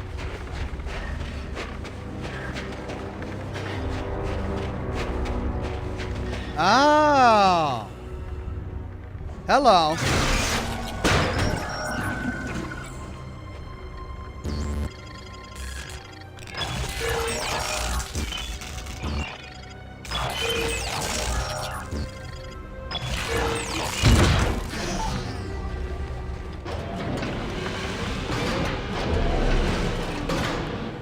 see. What have we found here? Text log. To Sergeant G. Cochran from Special Ranger Fraser. I don't know what they're hauling with our trucks, but they're way past the load limit. I'm up to my eyeballs in broken axles and burnt out motors. Tell your crews to ease up, will you? And how about sending some food our way? The pickings have been mighty slim lately.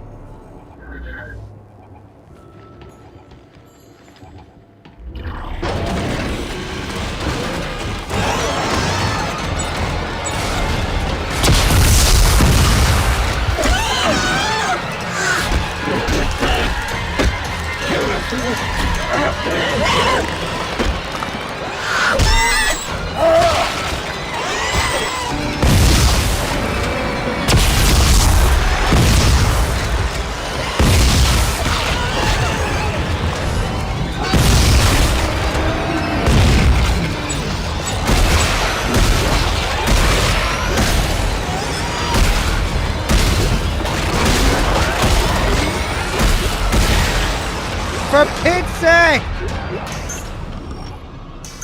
God! They just swarmed me out of the gate!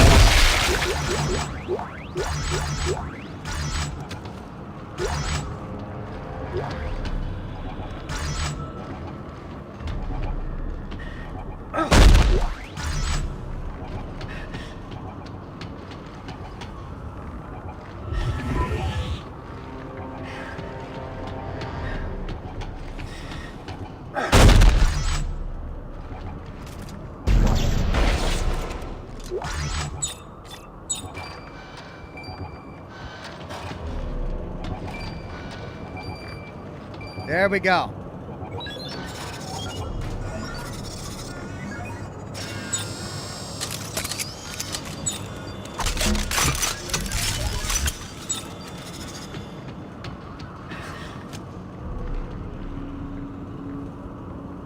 Well, that was awful.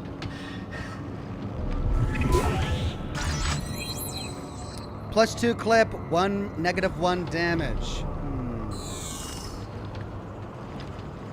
Don't forget to melee when they swarm you, says chat. Good tip.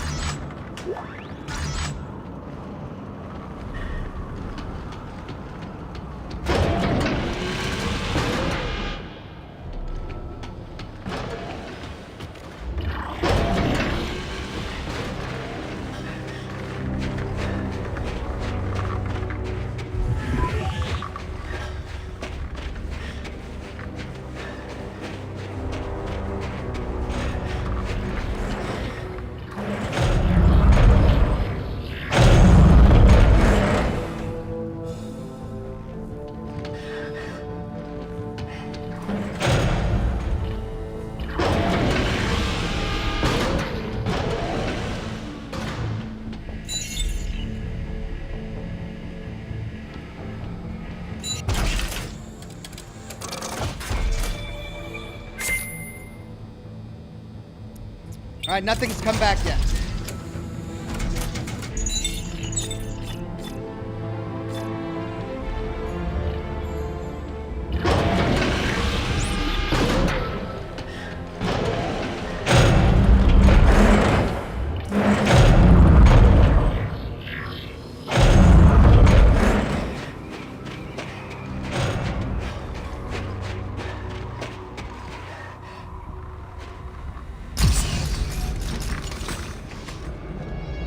Everybody move! What? What was that? How the hell did Danik's men find us? Come on! Come on! Run! Ellie! Go! We'll meet up at the warehouse! Great.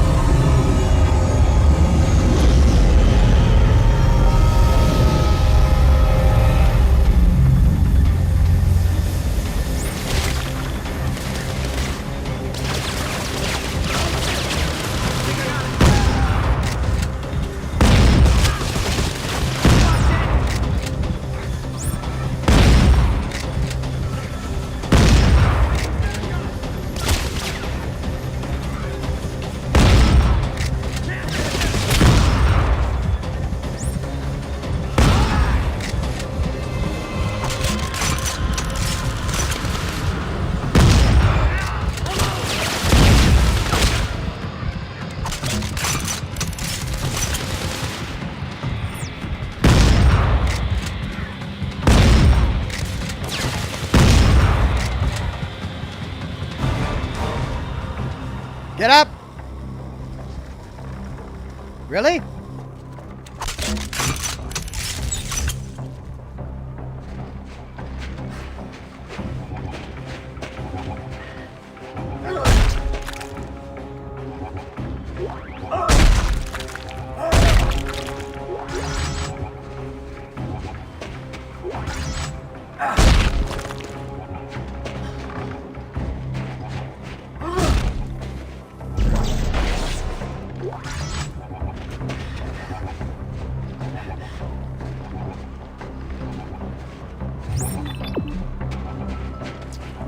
Right.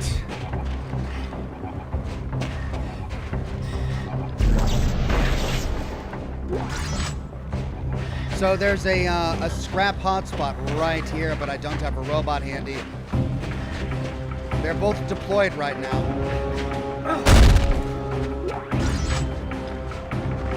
But I'll remember this. I'll come back.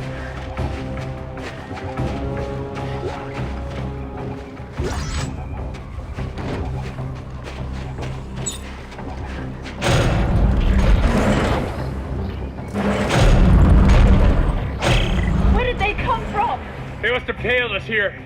That's impossible. Not through shock space. Yeah? Well, they did. Ellie, can you make it to the warehouse? Oh, God. Here they come. Ellie!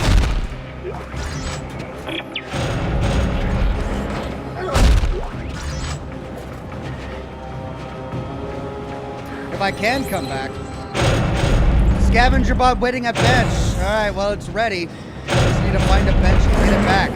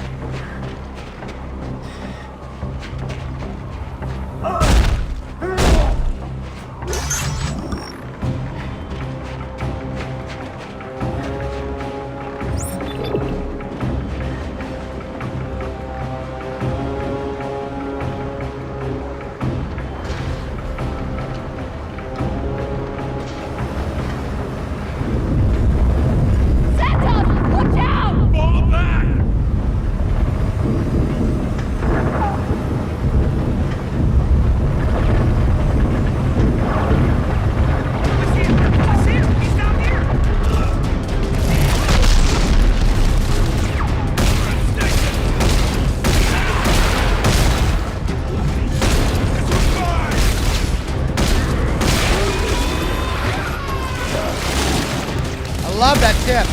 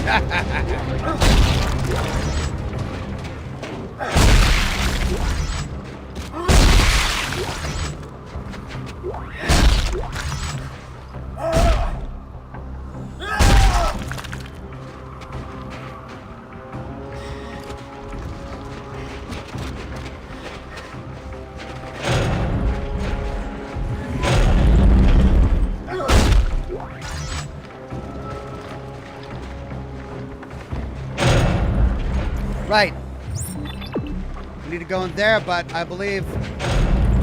Oh, man.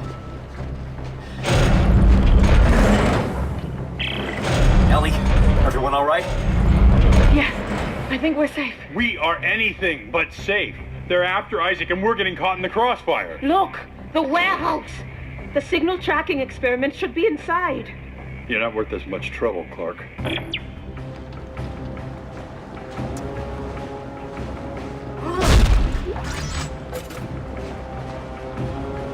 suit kiosk. Oh, man. Yes. Suspension field. Nice. Okay, a workbench.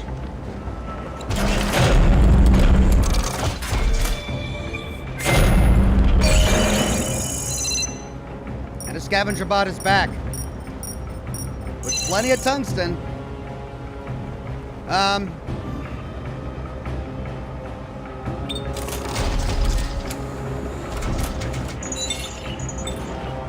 See if I can upgrade my suit.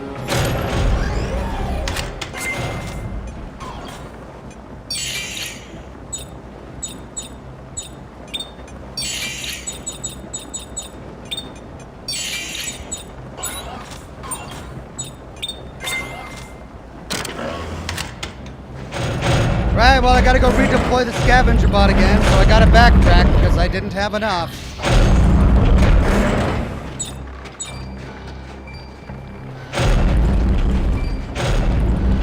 And it's in the big battlefield, that's where I heard it. Which means I get to take this elevator again, yay!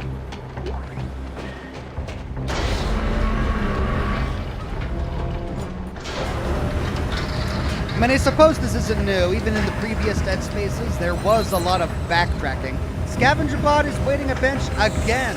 Okay. There was a lot of backtracking to get secrets this time, so I suppose I shouldn't be surprised.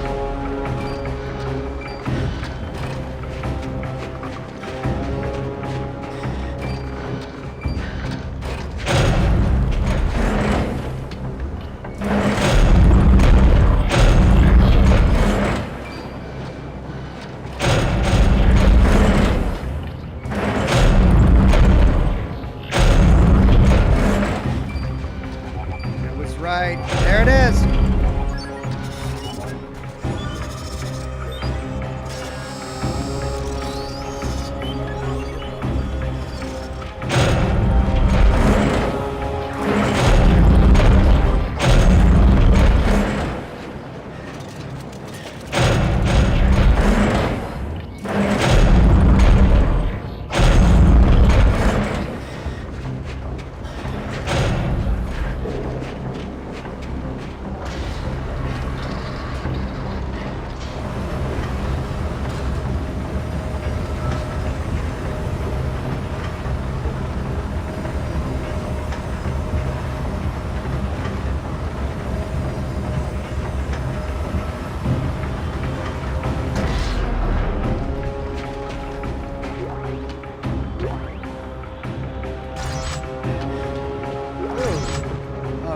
Glad I came back. I missed a couple of things.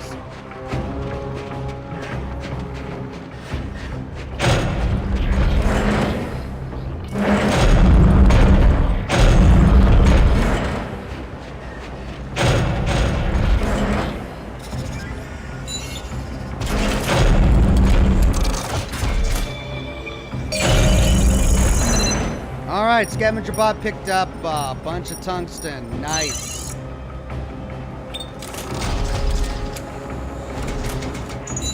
So, let's put it in our suit.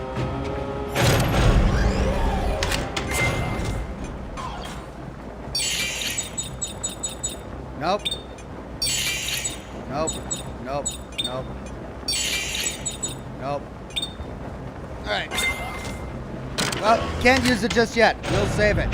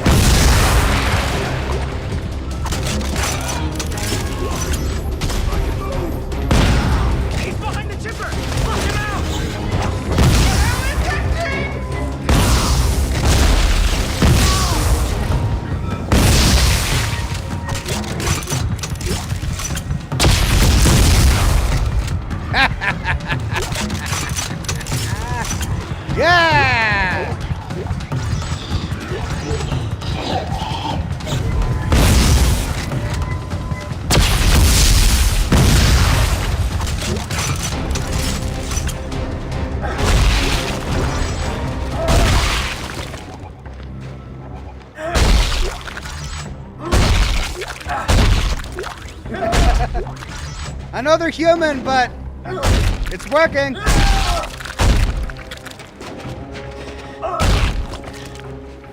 Okay, I hear another scavenging site.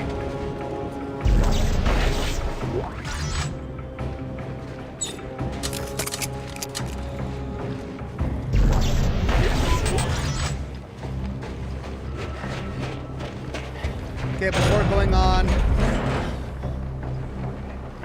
any loot hiding? Doesn't look like it.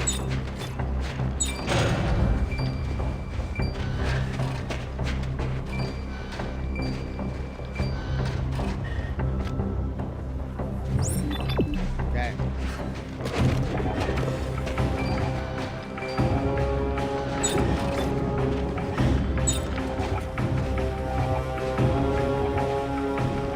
Oh, this is gonna be bad.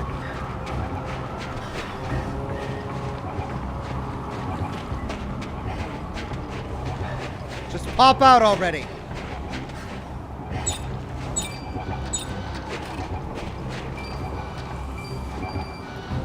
There we go.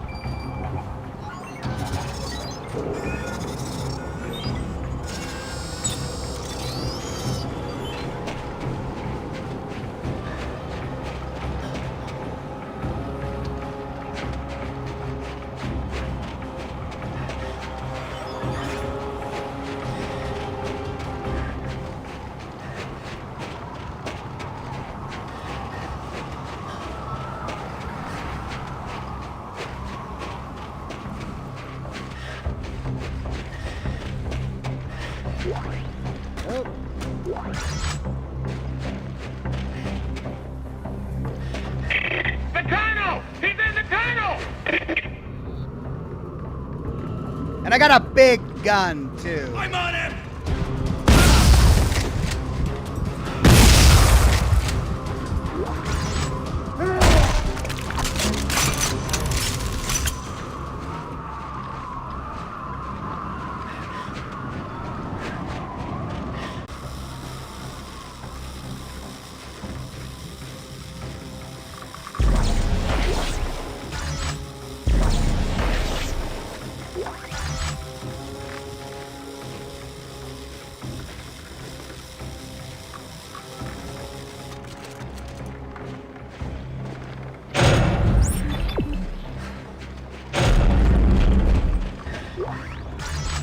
Alien artifact, what? Personal log, Private Edmund Varley. Everywhere we dig, we find them. They're frozen carcasses trapped in the ice. I know Serrano says they've been dead for 2 million years, but I can't shake the feeling that some part of them is still alive. Their eyes, if they had them, are long gone, but their stares are intense, accusing, angry, distorted, and around them always the markers, ancient monoliths from an ancient race. Sometimes when everyone has left the dig site for the day, I hear their icy voices like whispers. I gotta go. My time is up. But I want to keep going. I don't want to stop.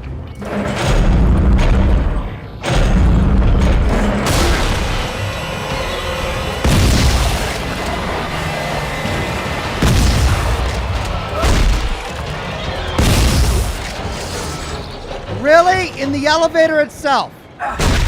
God. Alright, next time I get an autosave, I'll log off.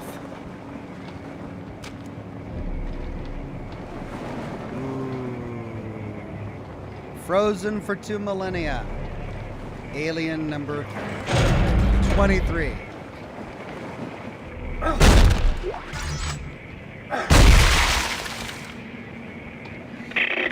Children of Altman, the marker has a plan for all of you. When the time comes, you will be reborn.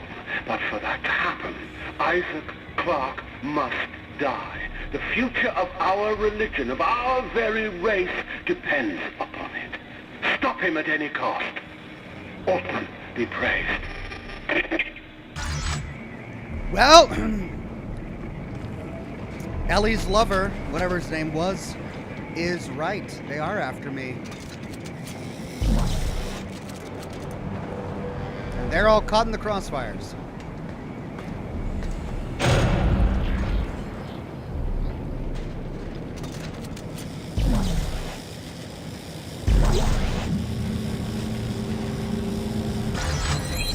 Hammond's heavy frame. Look at that. Pays to keep your eyes open. This is the only way he could have come. Be ready.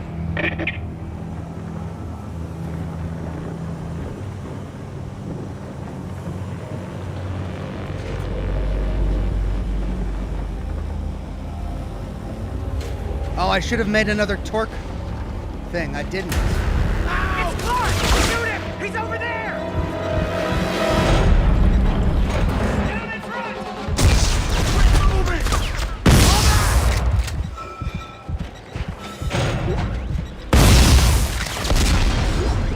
Take cover! Shit!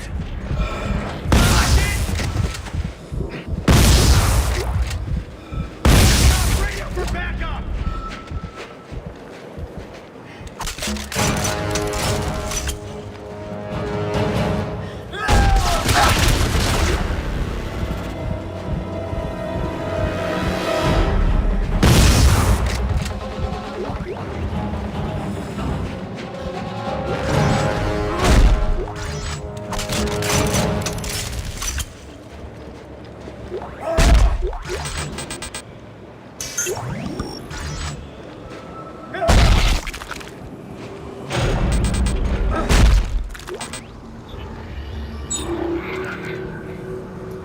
Okay, I gotta drop some stuff.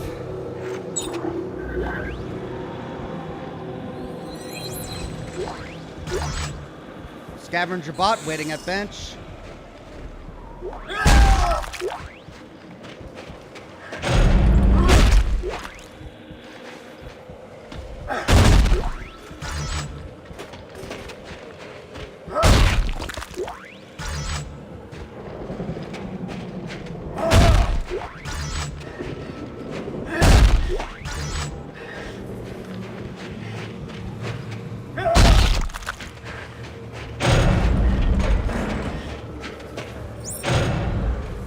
Co-op mission. Invite a friend to play this optional co-op mission. Oh, what? Content locked to me because I'm playing single player? That's not cool.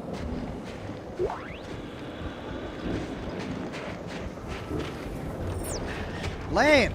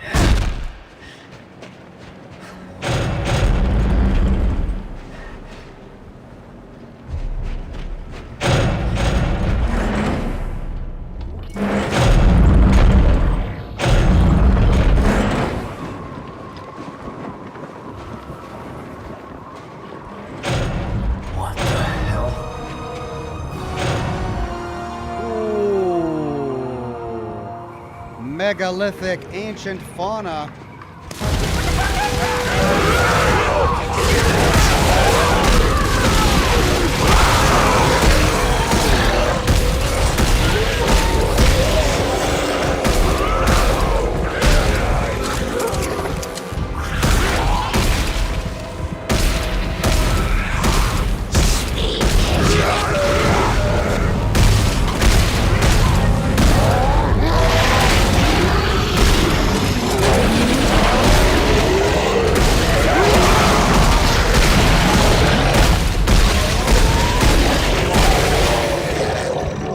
Pete's sake!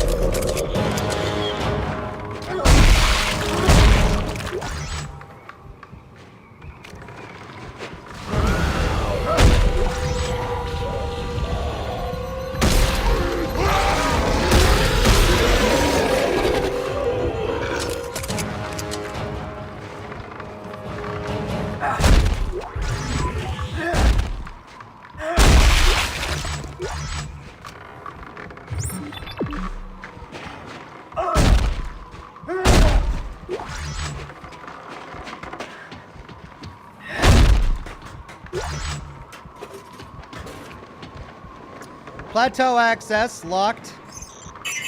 Need a key card. And another scavenger bot waiting at the bench. If I can find a bench.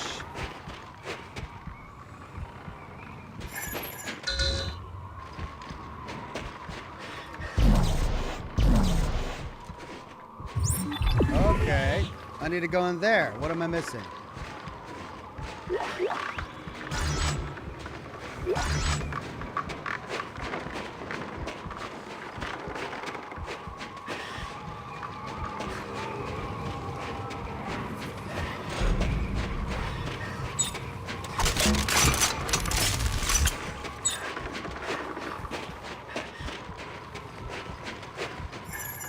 There we go.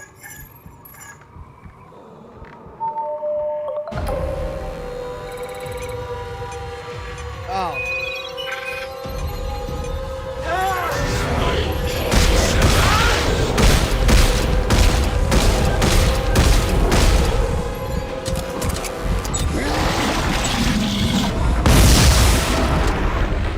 While I'm on a terminal? Come on.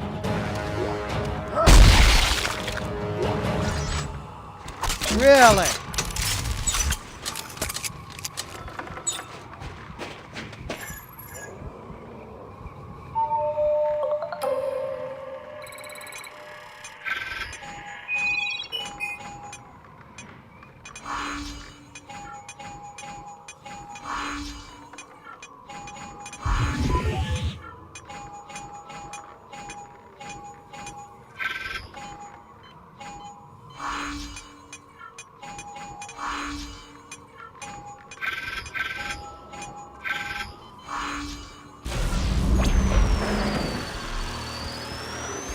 There we go. Did that unlock this? No, I need a special key card for this, don't I? Yeah. Plateau access.